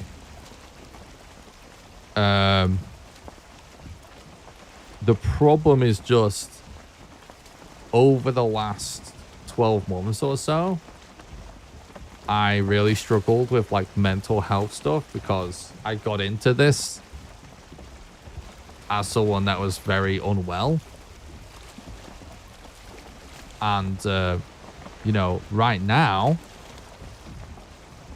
health-wise, I'm the best I've been in a long time. I'm feeling really good. But what happened was I went through a period of time where I had like major health setbacks.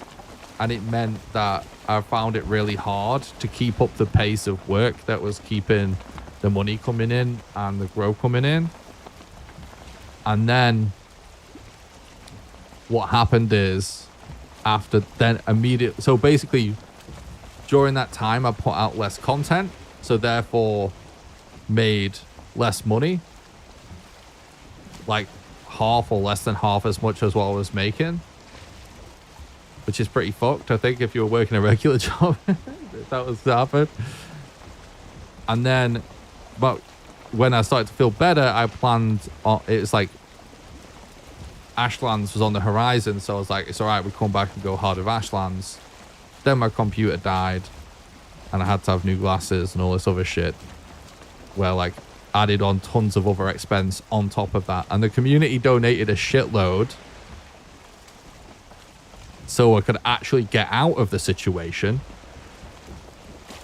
because I wouldn't have, like, I basically wouldn't have been able to get a computer at all, which was incredible. And I was super grateful. And I'll never forget that experience of people just like hearing about it on Discord and just sending money, even though I wasn't live or anything, to help. So thanks to all those people. Like Fluffy and Mark and Dana. I'm forgetting someone.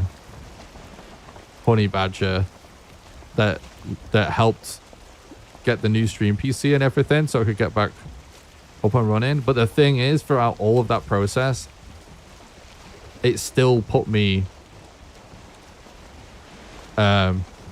behind financially, and I'm still catching up now. So even though things are picking back up again financially, I still need to catch up just because I had bills to pay anyway, right?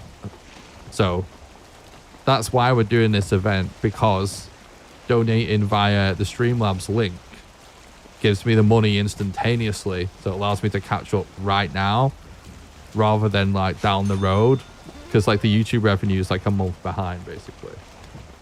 Keep the dream alive, brother. What is the difference between a vitamin and a hormone? You can't hear a vitamin. Thank you so much for the $25 super chat, you legend, Tetra. The dream is well and truly alive. Thanks so much for that, bud. I really appreciate that. That helps a lot. But yeah, like none of this is going anywhere. It's still going way too good for it to ever stop.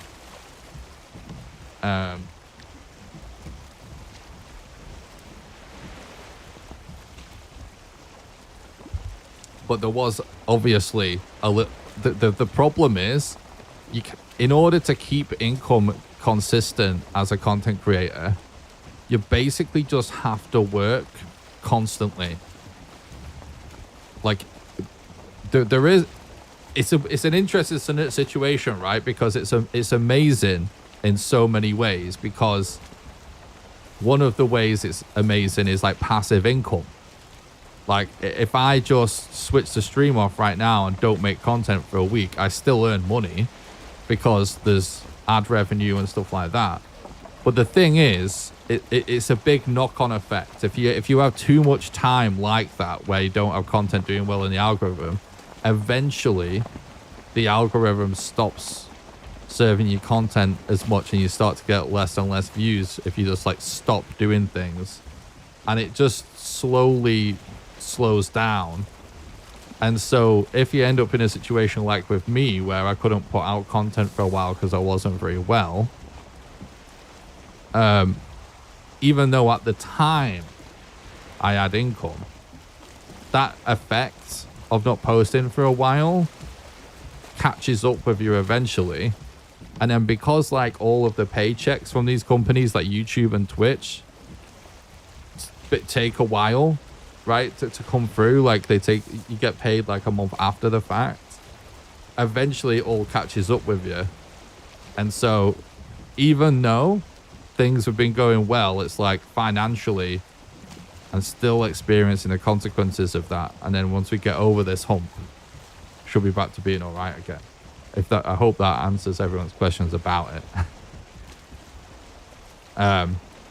But yeah, in terms of growth and, you know, continuing to do this, because I know the community doesn't want me to go anywhere. Oh, we'll keep forgetting we need to actually break this now.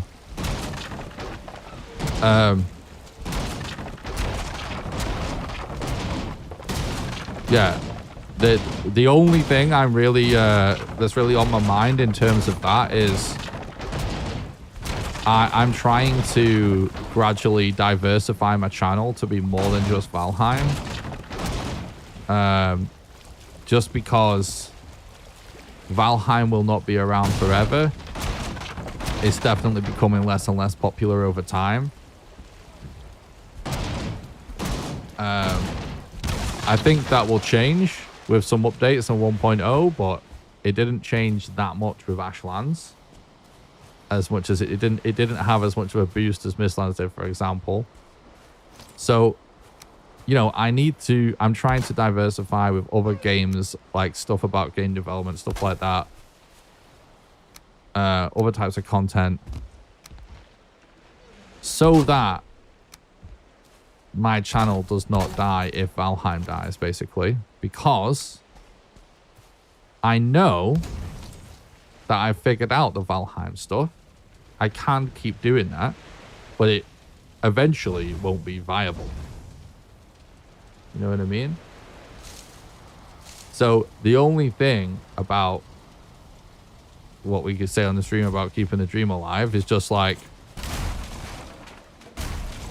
I've got it sus Valheim wise. I'm just gradually starting to diversify a bit. And I'm going to keep doing Valheim stuff because it still does like the best for the channel. And I still like doing it. But that just needs to happen.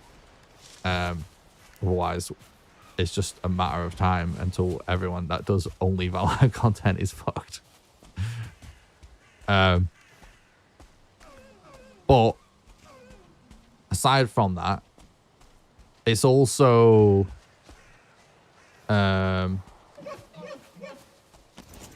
pretty tiring to only do Valheim content. It's hard for me to even keep up only doing Valheim content at a pace that I'm happy with, because basically what's been happening up until recently is like, if I just don't want to do Valheim content, I basically just don't do content.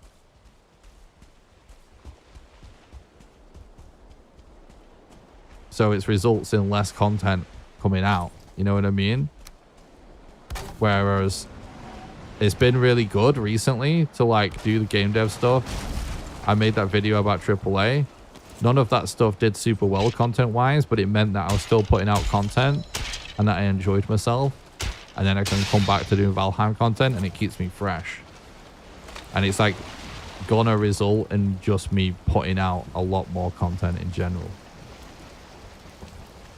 And I'm gonna do that and hope, and you know, well, we've already accomplished what I'm talking about. Like, I have a few videos on my channel, right, for like Starfield and Elden Ring that did super fucking well, like video view wise.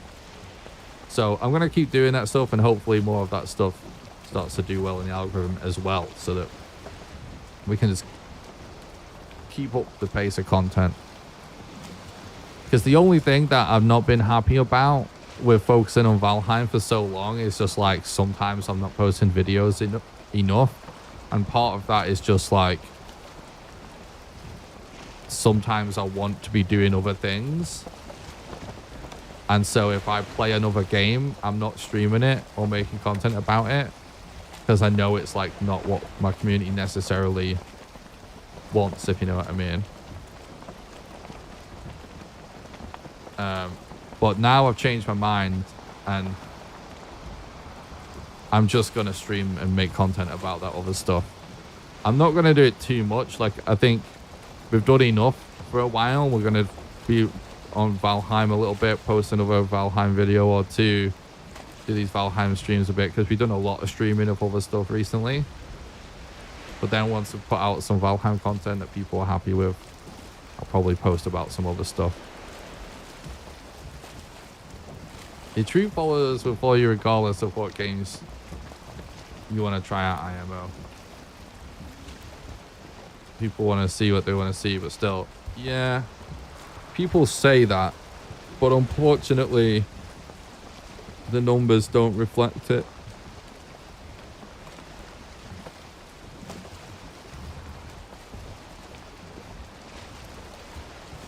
I really appreciate people being very nice about saying that they, you know, they're sort of watching for me and they'll sort of watch me do anything. But at the end of the day, most of the time when people say that they don't actually show up when I do other stuff. And not to single anybody out or anything, but it's just a reality. If you go from having X amount of views on one thing, you do another thing, and you have like no viewers basically, then it just is what it is, you know.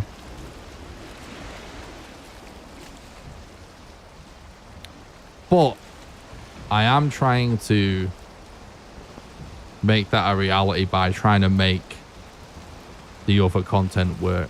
So I'm not going to give up on doing the other content because I enjoy doing it. Are you going to check out Wukong? No. Well, I mean, maybe, but I'm not excited about it, so probably not. We'll see. I gotta say, like, before it came out, I thought it just looked kind of dumb. I don't know. But now I'm seeing people play it. I'm seeing more of it. It starts to look more and more interesting. So maybe if I see more of it and I change my mind about it, maybe. Are you interested in Dawn of Defiance? I honestly don't know much about it. They have been in my emails asking me if I want a key and stuff. You mentioned this the other day. I actually forgot. But yeah, I should reply to their email because a couple of people have brought it up. I don't know much about it. If it seems good and it's... On the face of it, like, I'll just say, like, no. But if people are saying it's good, I might check it out and see what I think. This boat is the GOAT. True. But what was it? I forget. What's the setting of Dawn of Defiance? It's like a Valheim-like game, right? But it's like a different setting.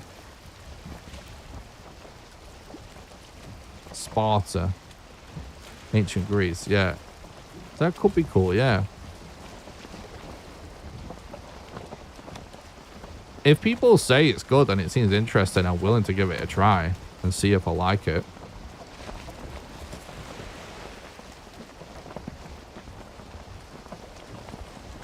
What's up, CUH?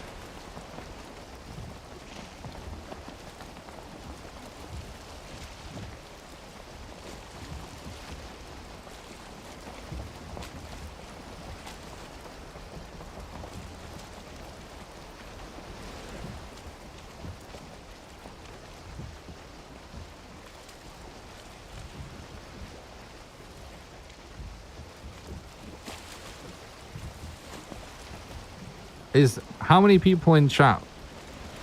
One's in the chat if you're interested in Dawn of Defiance or are playing Dawn of Defiance, whichever. I think it's a balance between an interesting stream and an interesting game. I won't want to stream it with streamer whose pants no matter how good the game is, right? Yeah, true. Or a streamer with a good streamer and a bad game.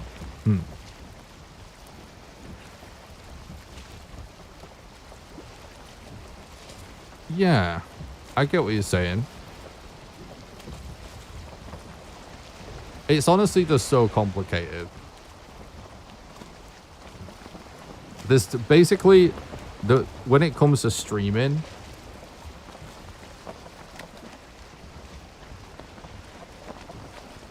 I think about it in two ways. One, is this good content? Period. Whether or not something is good content is basically relative to who you are as a streamer and what the game is. So whatever mix of things is going on there is what makes it good content. Whether it's something about you or something that you're doing or some kind of unique blend, but ultimately just like, is it good content? Now, the thing about good content is it's not like good content doesn't simply rise to the top, especially with live streaming. The second factor is like, is it something that there is a chance people will watch? And what determines that are so many factors. Because you can totally do a stream that's amazing content about a game that nobody has heard of, and everybody would love it if they clicked on it. But if no one ever gets there, they're not gonna watch anyway. And it's really that second factor that's the tough one. I know how to make good content. I've been doing it for a long time now. I feel like I've got that aspect of content creation figured out. And when it comes to YouTube, I also feel like I've gotten the first and the second part of that factor figured out. But when it comes to streams, it's just not really the same thing. That second part isn't so simple. Well, it's not simple to figure out the YouTube game and the algorithm and stuff. Don't get me wrong, it's definitely not simple. But like, YouTube is figure outable. that makes sense when it comes to figuring out the algorithm and stuff. Live streaming, the systems are still just too bad for discovery. So it basically needs to be like, to accomplish that second part, again, we're not talking about like what good content is, because I know you guys would like me doing a bunch of different things. But that second part of like it being something someone actually stands a chance of clicking on, it's like so complicated. Like basically, like for me, if it's Valheim, there's a big chance there's a much larger chance someone clicks on it because I'm a Valheim guy, right? But it could also be some game that is like the current thing people are checking out. You know, new games, you know what I mean, in general. Whatever, there's like a lot of different things, but the problem is like,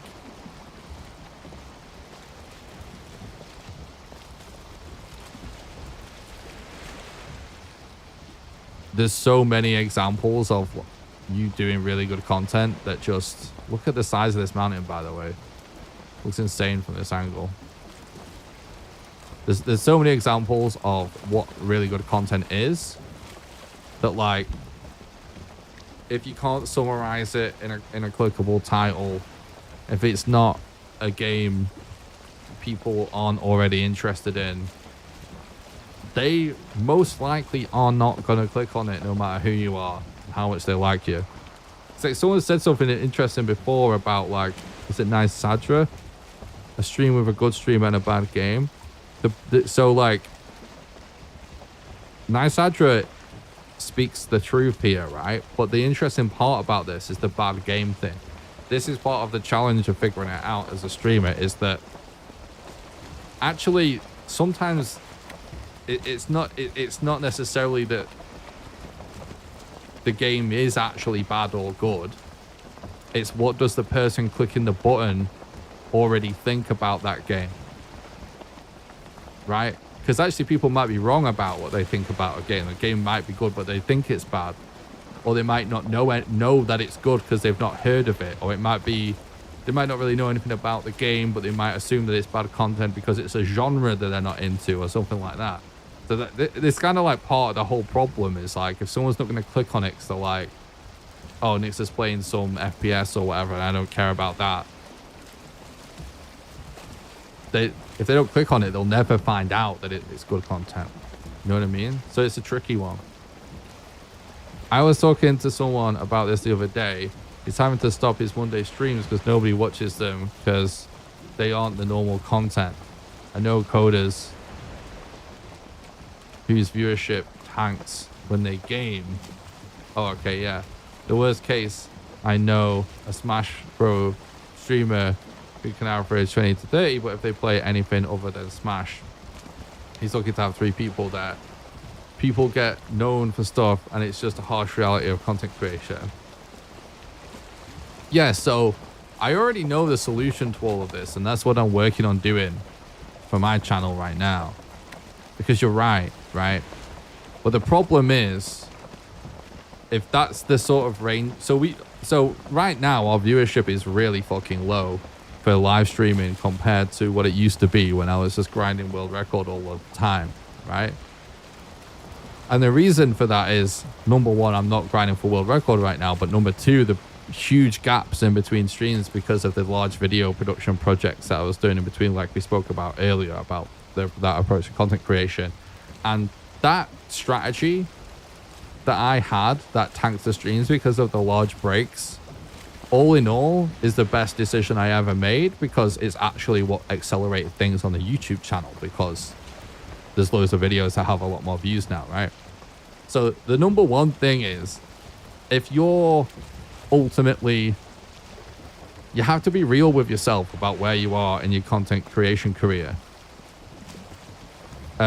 If you have 30 viewers, you're not big enough to be able to take any kind of a hit. That's the problem. I'm in a slightly different situation to that because my YouTube channel does well. So the YouTube is the main thing. So it's sort of like a little bit less severe if my streams don't do as great, right? What the solution is it is ultimately a mistake to just be a streamer. You have to also be doing content elsewhere. The answer it just is YouTube if it's gaming related. But you know, people can update other content, of course, on other platforms. But I mean, the answer's already there. It's YouTube, I would say. So what you need to be doing is you need to be making content on YouTube that is so algorithm driven that your growth is always outpacing any amount of viewers that might not tune in because you're not doing what they like. You know what I mean? So all of these problems, like I'm in a similar situation with the streams where it's like it can be possible that fuck all people watch if I stream something totally random, right, that people just like aren't into. I can also pretty much have 0 viewers as well. Or at least like 10 or 20 or something like whatever. I don't even know. I honestly don't pay that much attention to the numbers of the streams. But the point is you need to have content on other platforms that is driving you algorithmically rather than just you're serving your community.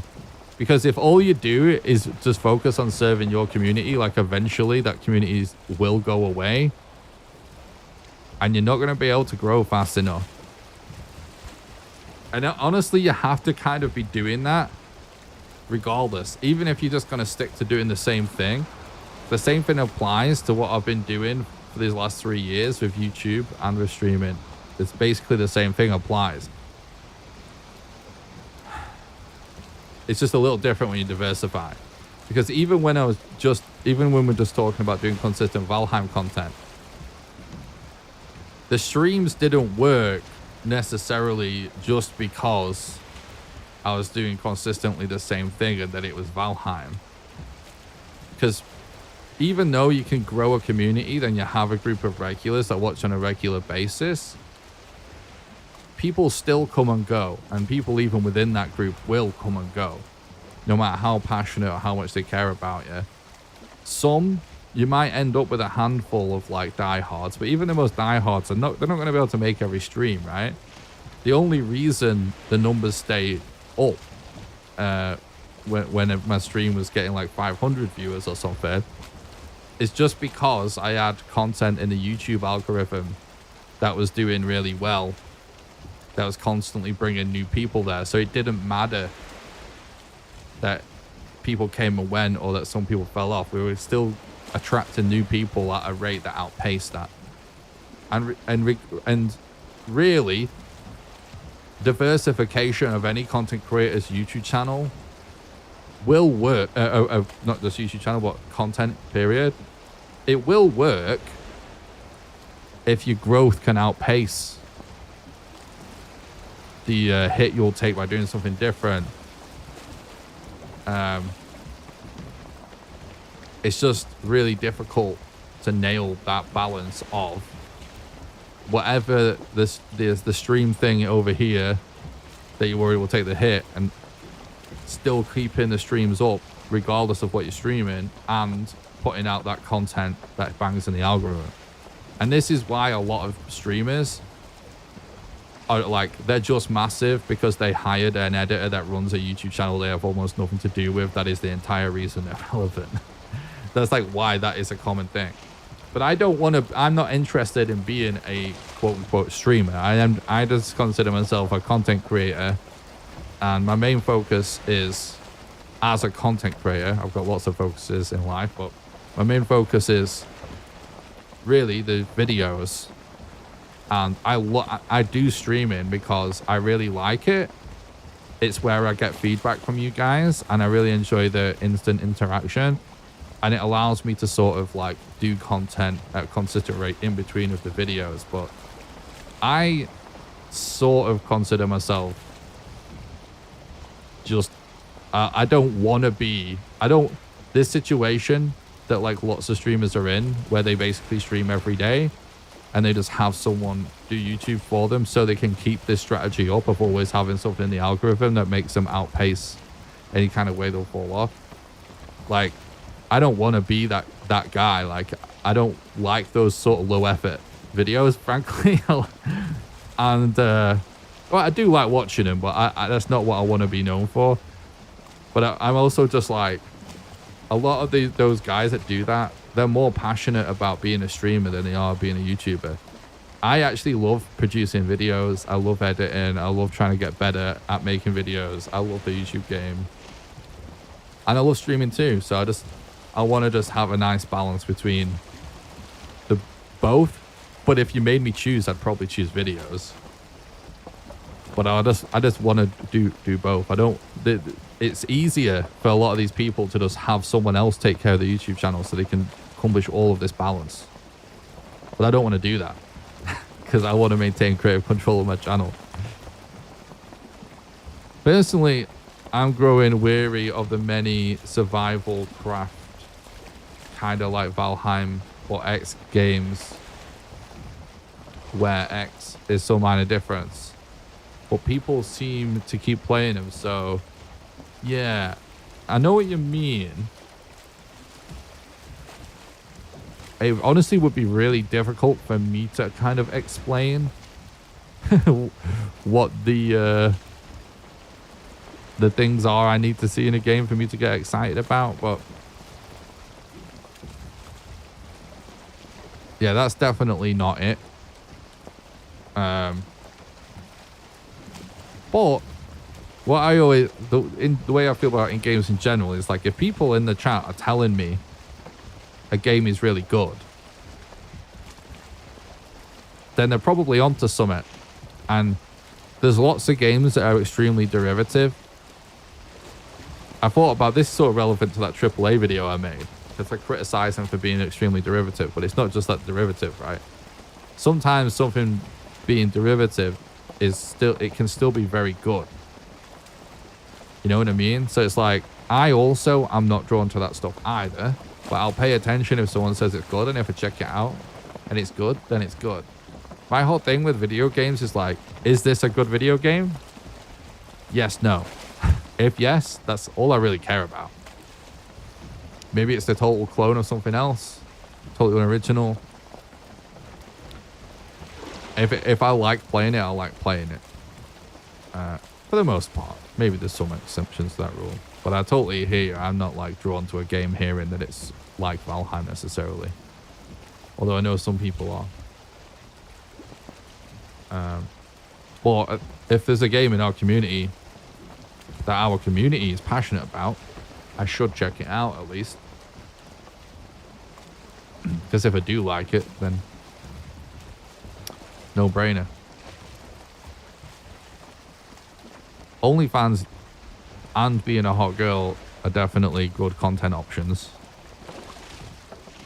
I actually do not have a problem with anyone that does any of that stuff. I just consider that a different type of content, and I don't think I would do very well on those platforms, so not really an option. I have no moral qualms about it. But something tells me I wouldn't be earning $1 million a month on OnlyFans or whatever. I super like your challenge videos, so I'm glad to keep in them up. Oh, thank you. Yes, hopefully we can just do more and more of them. They're the favorite thing that I do, Valheim-wise, I think. I do like the speedrun stuff too. It's just kind of, that's trickier with video production, but what to do with them. But yeah, I appreciate that. It's the one persistently is true. How does chat affect the game? Oh, okay, good question. So the way that chat affects the game is every time someone donates via the donation link in the pinned comment at the top of chat or in the description, they have to use that Streamlabs link. it adds to the bar at the bottom of the screen. And every time that bar hits a $10 increment, all of chat, not just donators, whatever, all of chat gets to vote on turning on or off certain world modifiers.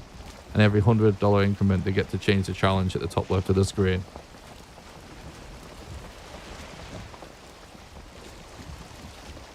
No OnlyFans coming soon then? Bro, if I thought I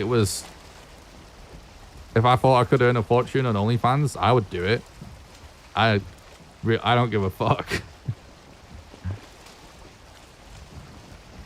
I was going to say I have no shame. I guess, but that's not really true. I just don't consider that shameful. I'm pro-sex work, I guess, is what the cringe thing to say is in that scenario. Only Nicks? Fucking hell. What a horror show. Are there any more game jams coming up, possibly? Maybe some for another of those? Yeah, there's always game jams going on. In fact, developers often call this time... Wait, no. I guess it's January, right? Where most of them... Don't people call... This gonna sound really dumb. Maybe... Oh, no! Is it January that people call Jamuary? Or is it now that people call Jamuary? It's a term that I've heard people throw around for there being a specific month that there's loads of game jams. There's always game jams going on though, and I'll definitely enter more. Before I do any of that though, I need to sort of turn out the content I'm going to make about the Pirate Software game jam that we entered, because my plan wasn't just to enter the jam and do it all on stream. The plan was also to make a video summarizing the whole thing. So this is what the plan is for game development and jam content. The plan is, right now I'm working on a video about crazy builds on the build server. That is going to be called something like 10,000 Days of Building in Valheim, right? Pretty sure that's going to be a banger. I'd be very surprised if it isn't.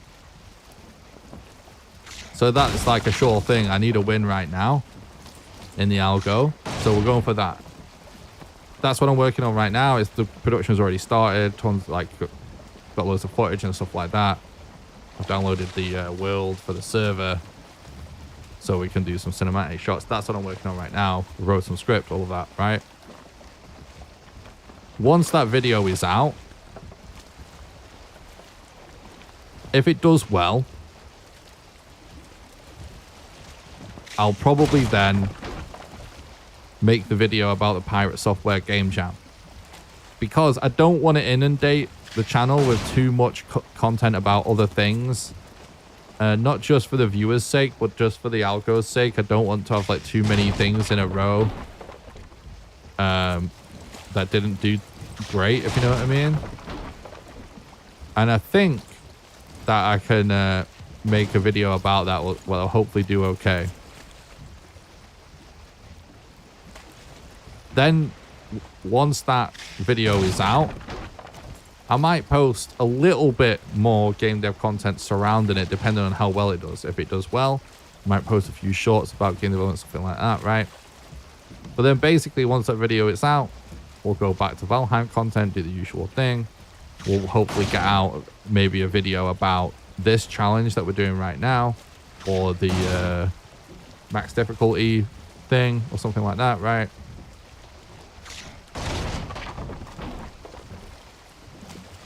And as long as these videos are doing well, then I will. If basically the video about me doing the game jam does well, I will do the whole process again. Or as long as it does well enough.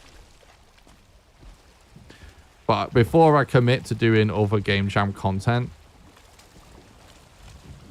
I want to just go through my whole plan of what the content cycle is, which is like do the streams, make the game, and then make a video. I've not done that make a video bit yet.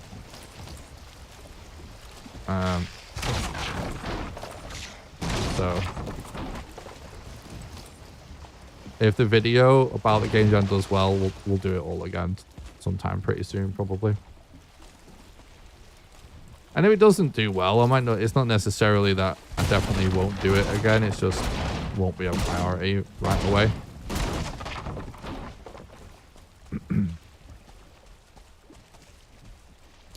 The thing is,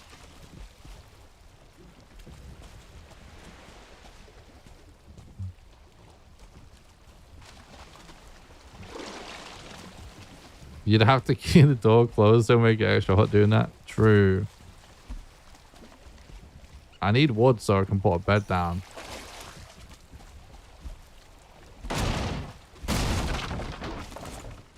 The thing is about, I'm really, first of all, I really appreciate anyone that's interested in seeing my game development content. It is the most fun I've had in a long time. Game development is my favorite thing.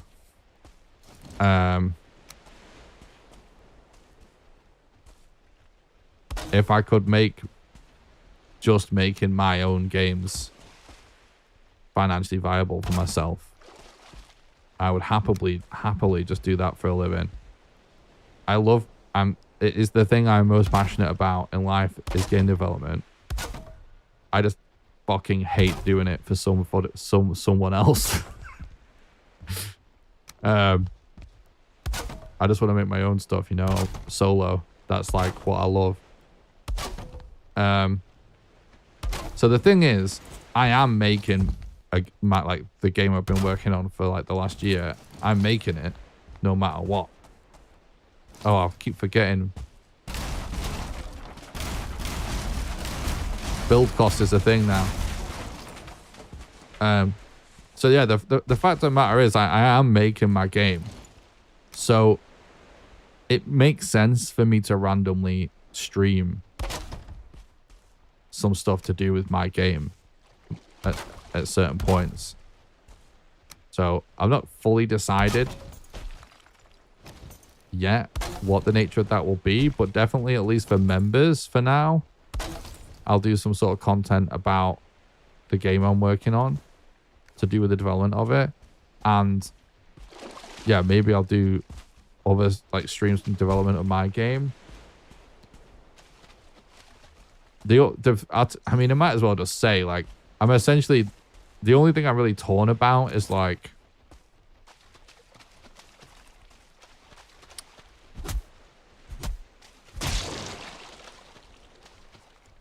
there's some things in the design of my game that are extremely unique. And it may take years to make. And I'm a little bit concerned that someone will steal the idea in that time. And I'm not 100% sure about what to do about that.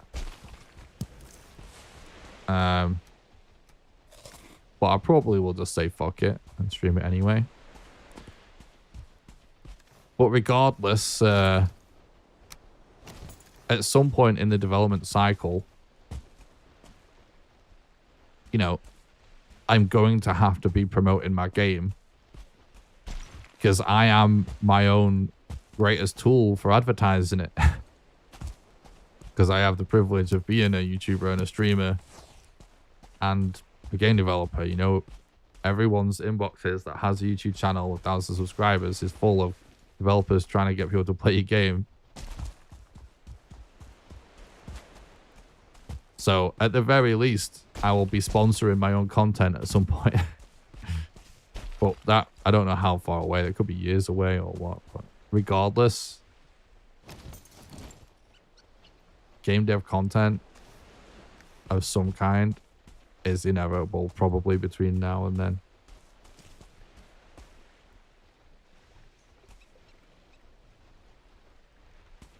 I think, you know what? I think all of this was sort of pointless. We got rid of the leech, but there's no other wood, so I have to destroy this bed anyway.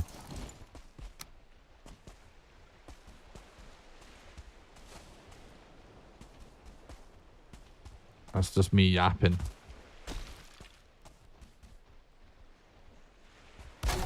I have to end the stream at midnight at the minute anyway, guys, so I don't wake everybody up.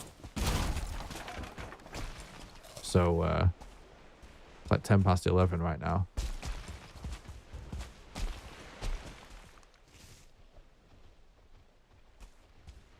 We just go out and back in. I think we have to, don't we?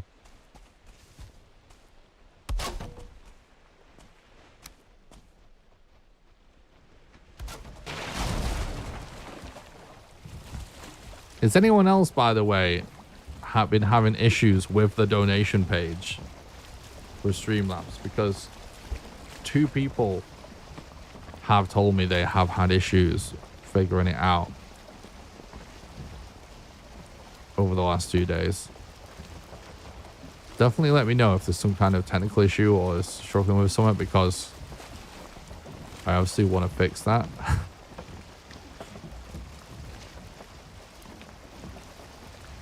I have changed some settings to make it simpler.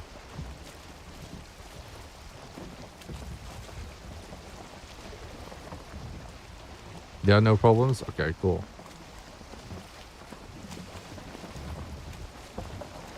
Thank you.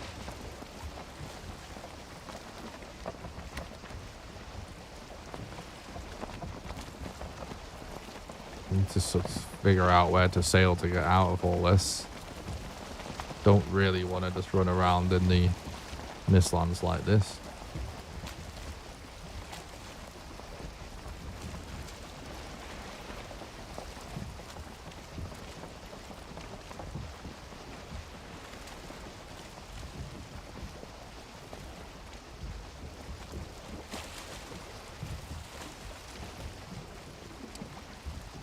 Yeah, the other thing I need to do in relation to my game,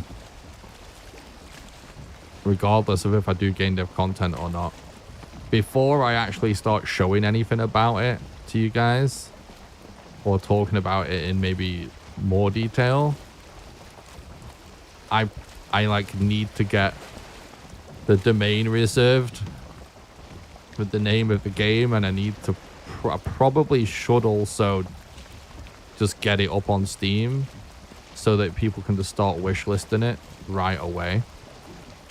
In my head, I was like, oh, we'll wait before doing that. But I think in reality, the longer I have to start gathering a wish list, the better probably. So I just like need to do that stuff. I was really like, one of the things I'm so passionate about with the game is actually the name. And I don't really want to talk about the name. Don't really want to say the name too much until I've got all that stuff taken care of. Because it would really be shit if it turns out I couldn't get the website or someone took the Steam page away or something like that.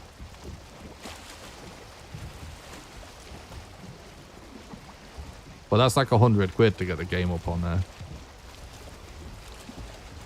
So it ain't gonna happen right now.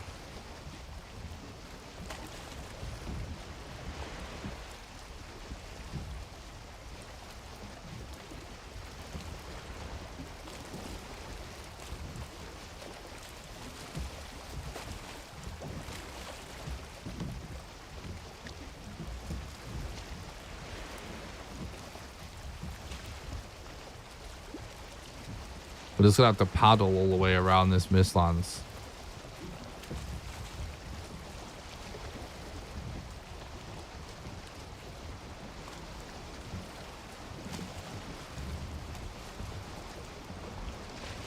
Is someone behind in the VOD on YouTube or something? Someone's trying to vote in the chat. No, it's just like a random singular giant orb of mist. It's weird, isn't it?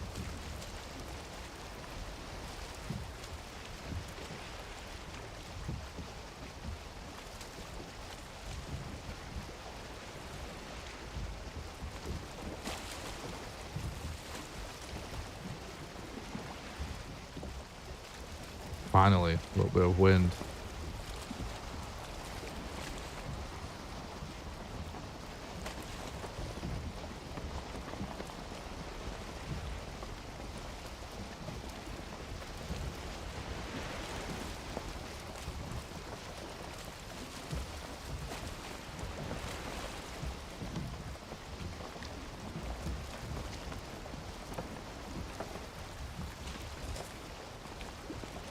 Oh yeah, it has been going on down there for ages.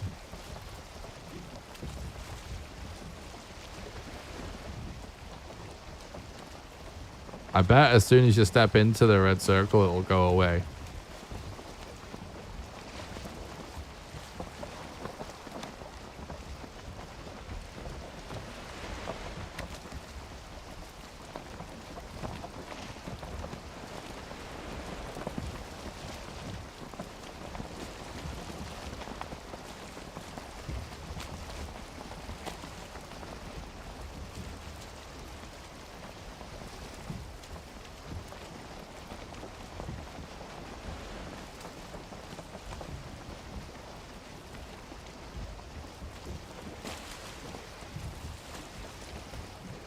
The raid will end, but another will start immediately. True.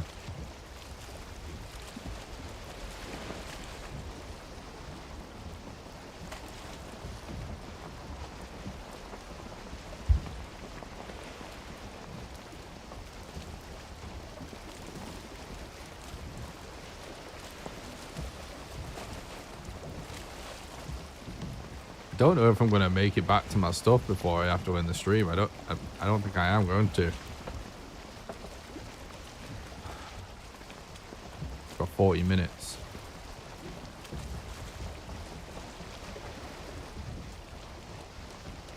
We should keep doing what we're doing, but if we find somewhere nice and safe to get a bed down or something, like a meadows, gather a few more resources, we should just settle down there for the night.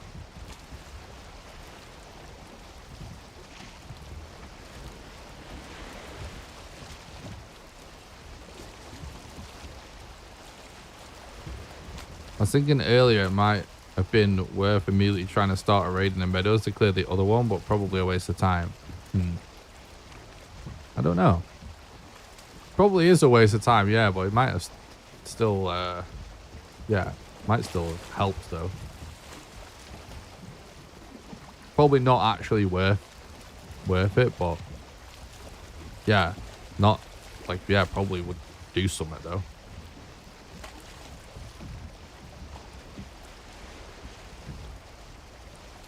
Hopefully there's still not just a horde of skeletons around my body, because that's just going to be disastrous. Hopefully like drakes spawn in and kill him. Wait. No, I thought I just saw the queen entrance there.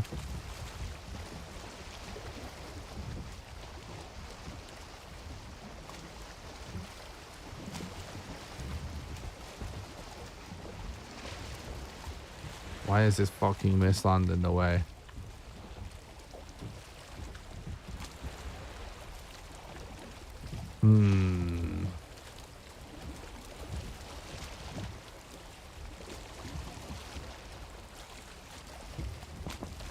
We may be trying to sail back to the original path we went on. Maybe that's the move.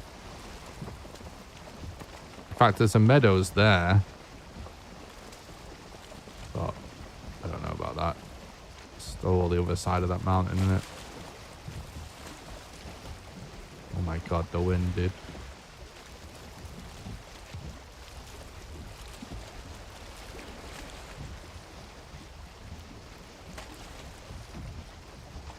Not the most exciting content should just be sitting in meadows waiting for a raid. True.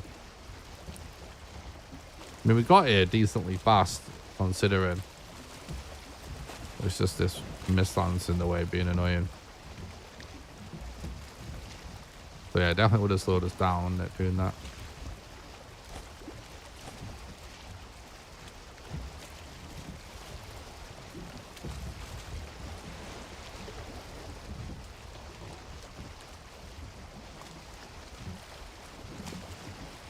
At least this has been moving faster than a car. True. We just need to be thankful like chat didn't vote for being a vegan again.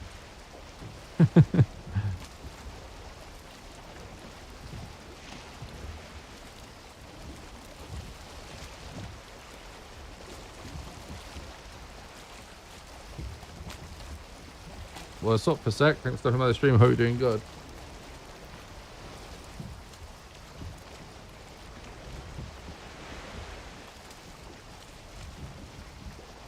What happens to chat votes for vegan when you're already in a raft in the middle of the ocean?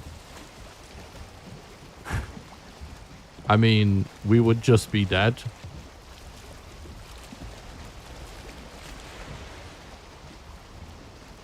I guess. I guess we just drown and go back to the middle. Let's start again, but with a cart.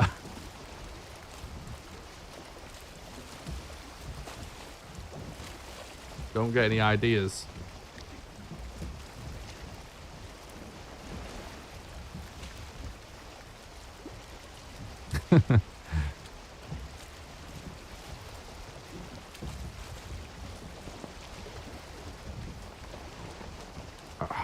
God, look at it. It's all just horrible. Look at what we're surrounded by. Pure mistlands. Giant mountain. Giant swamp.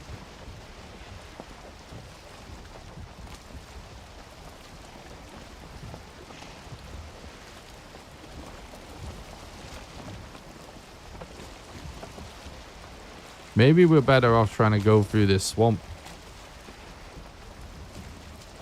Come out here. We can maybe try and run to here. It sounds easy, but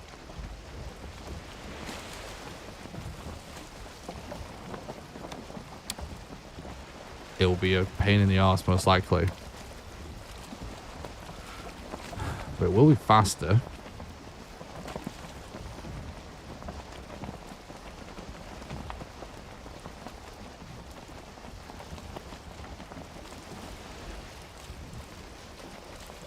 Yeah, leeches will definitely be a problem. Nah, I think we're better just sailing around. If we sail it, it's gonna, yeah. We'll just sail around and we'll just go to that meadows and get a bed down, and then we can like get some resources. The thing is, we're just gonna die to archers. We might not even be able to keep the mats for this boat if we get bombarded on the coastline, and then we're just gonna have to get a bed down, and then we're gonna die to mosquitoes a million times probably before we get to where we want to go, which probably won't be faster than just doing this in the long run.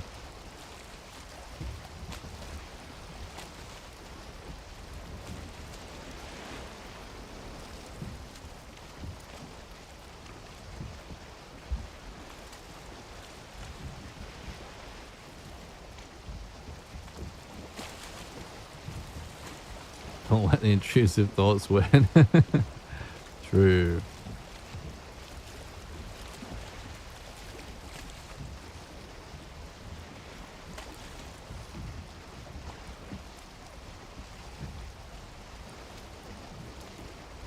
We can't really go a bit left to catch the extra wind because that puts us directly heading for the swamp, so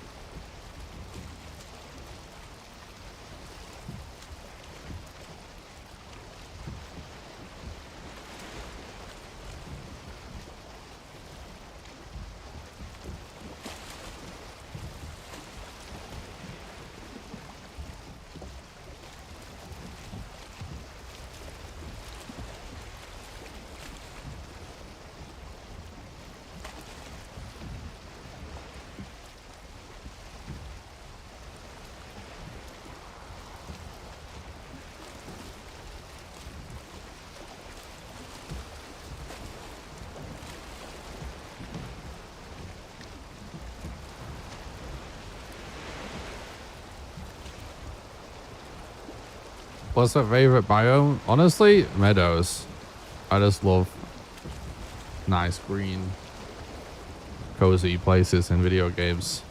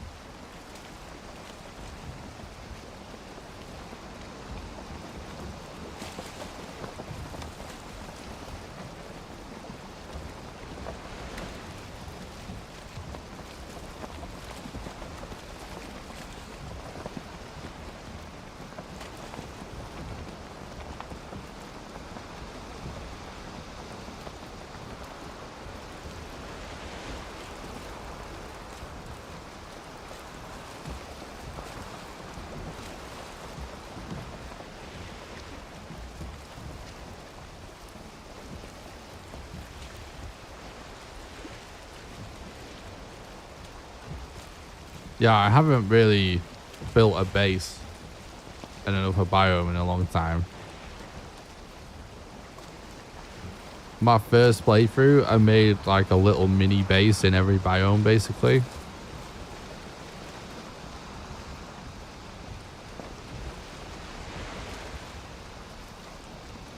But now I just always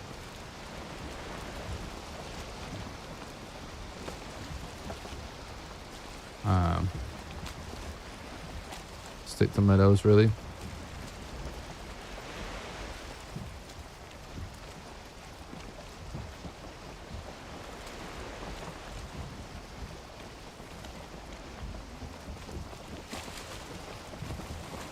Right, got to end the stream in like 30 minutes, so we're probably just gonna get to this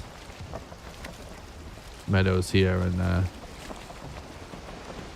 get a bed down and call it.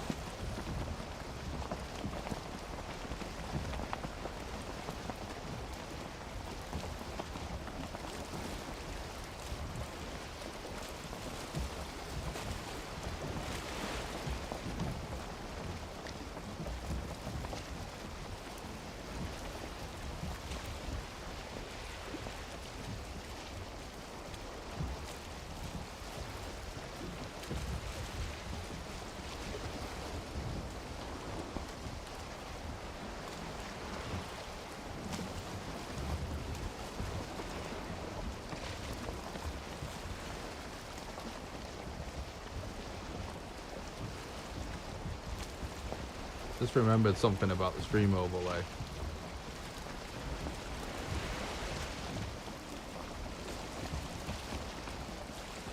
Because the chat has moved back to the left side of the screen, I can put my alerts back to appearing around my logo, which I think is pretty cool.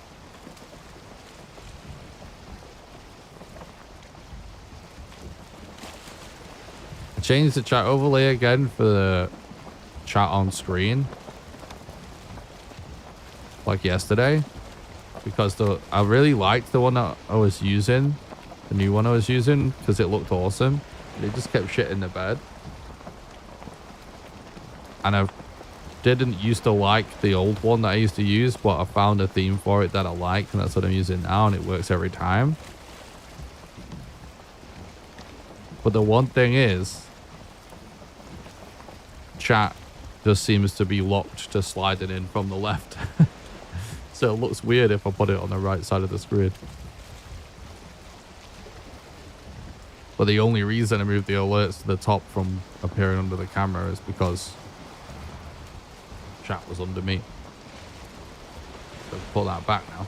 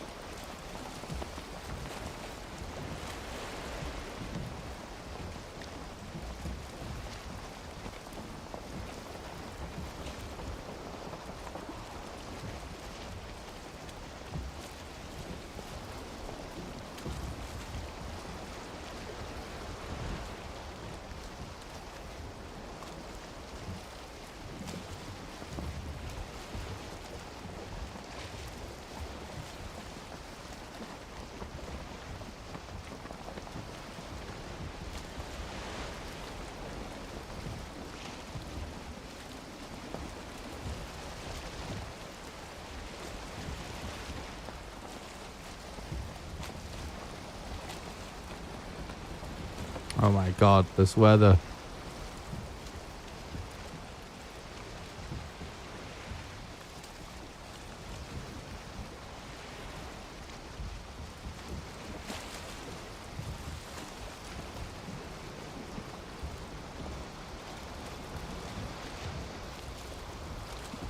Don't want to get too close to that plains either, because this game has a real tendency to put mosquitoes way outside of the plains biome.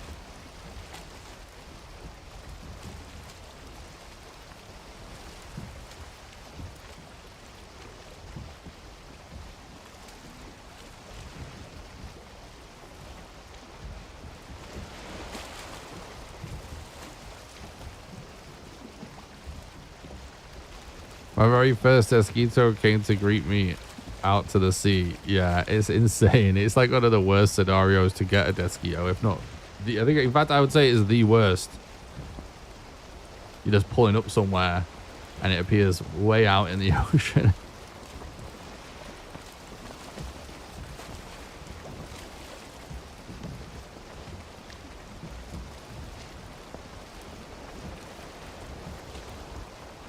Didn't know what it was, but I was so confused. Yeah.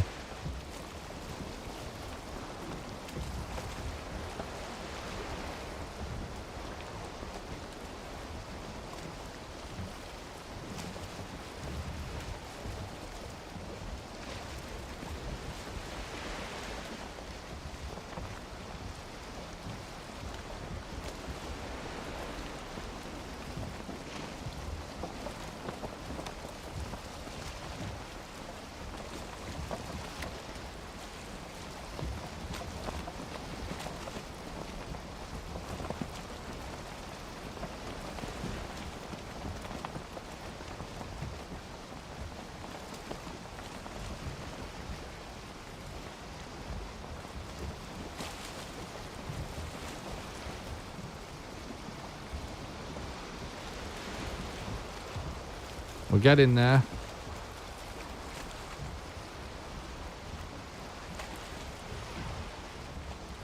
Once we've got a bed down and a spawn and everything on this patch of meadows here, we're probably going to have to call it.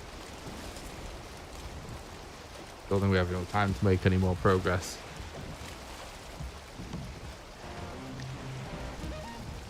Thanks for the sub on YouTube. I appreciate that.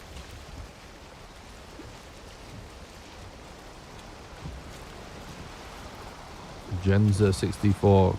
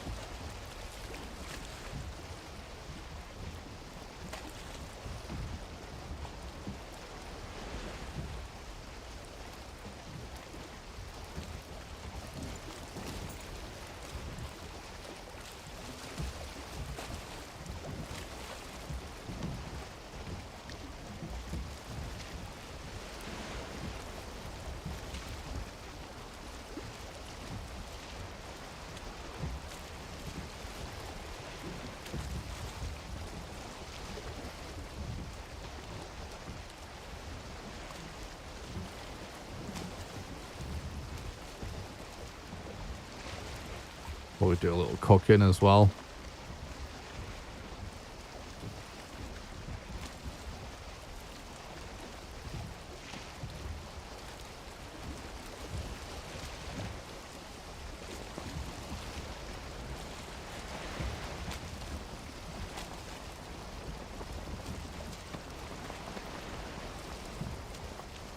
Wait.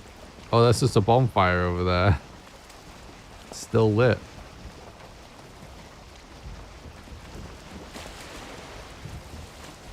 Oh, in fact, my little makeshift base from when I climbed the mountain is still there.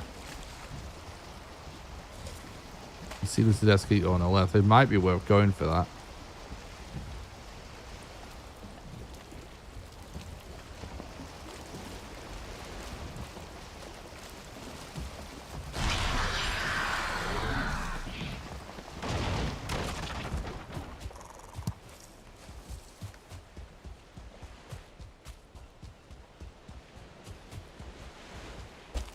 Okay, it's not lit now.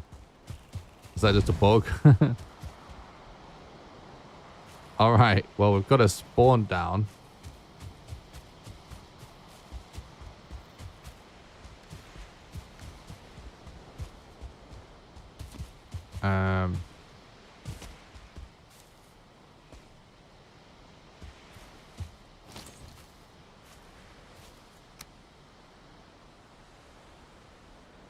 My God, they invert shit. Oh.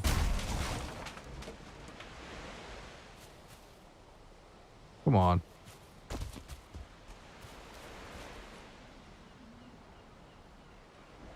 It's not quite. Oh. Nope. Whatever, but I just wanted to not put it somewhere where it's all going to burn down.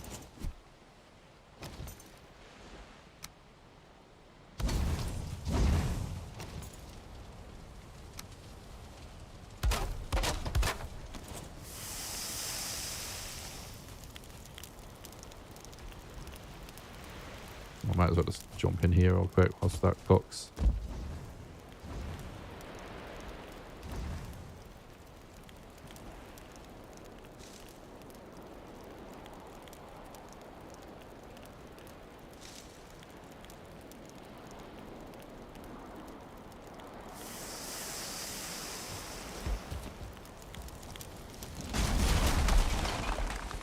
Oh, never mind.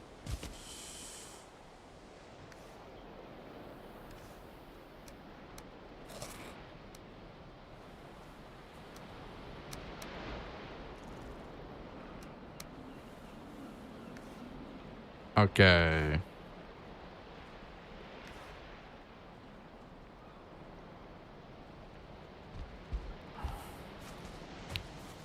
That's gonna kill a little bit of boar and then I'm gonna call it for the night, chat.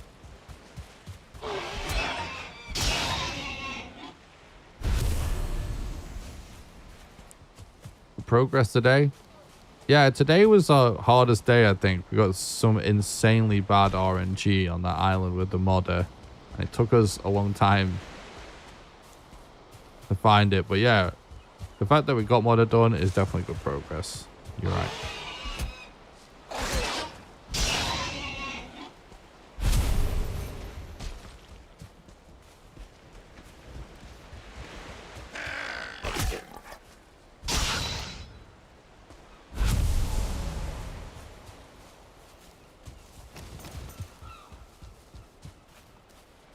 What the hell was that noise?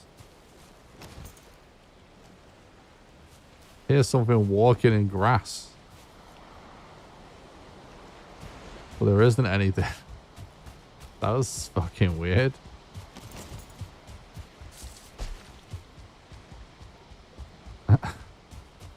What? I'm probably not gonna get to kill that deer, really.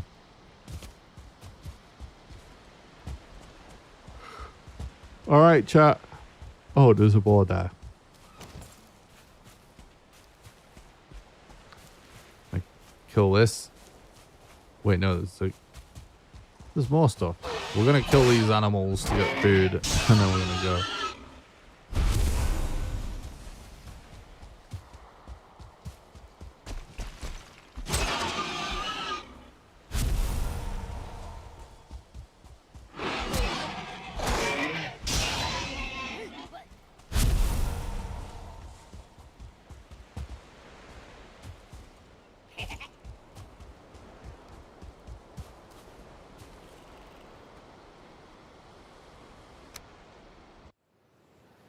I don't want to leave it fuelings around. Let's try and lose him first. Logging on to something kind of challenging right away is like pretty much always a mistake.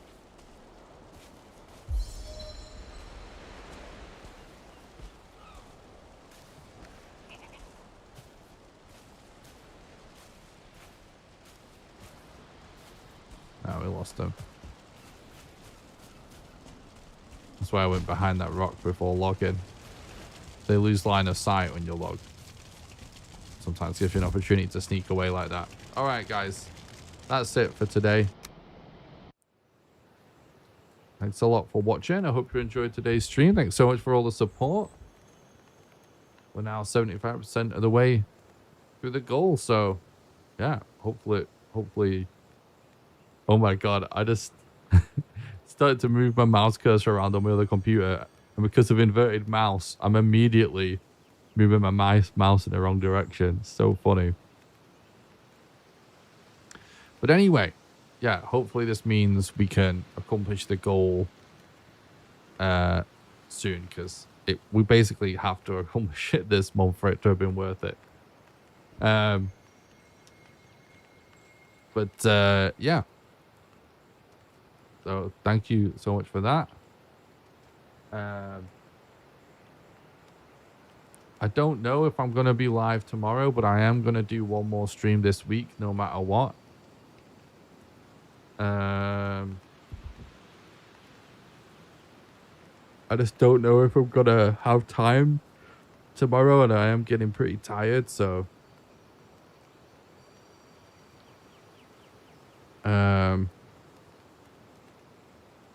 yeah, I don't know yet, but I'll definitely be live within the next couple of days.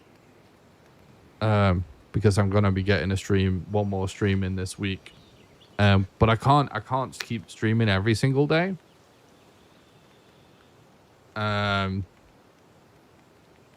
Because this event we're doing to try and hit the donation goal, it's already taken so long that it's fine. I need to do all the other things that I need to do, like work on videos on my game. So I need to just do it within my schedule of like streaming 2 or 3 days a week right now, because I've got lots of other things that I need to do as well. So yeah, we'll be doing one more stream this week. So I'll be live very soon. Maybe tomorrow, but I think like probably not, because I'm feeling pretty tired, and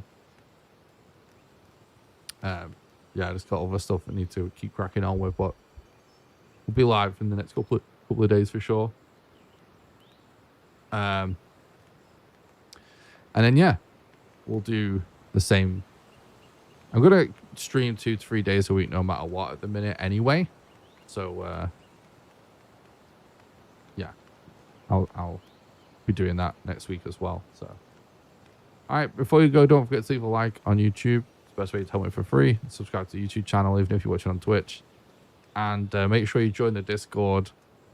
Why am I drawing a black? To make sure you don't miss any live streams or videos. I don't have like a rock solid stream schedule, so if you want to make sure you don't miss a stream, just join the Discord and watch the announcements channel, because you get an announcement when I go live. I'm tired, so I don't think I'm going to make any sense right now if I keep talking, so I'm just going to go. Also, thanks for sharing some of your insight into streaming content creation. All of them kind of convos. Oh, yeah, you're welcome. Nice. Yeah, I feel like I have it pretty well worked out. Diversifying is my only problem. Hopefully we can get there too. But anyway, I'm going to go. And yeah, I'll see you guys soon for some more Valheim. Night, guys. Bye.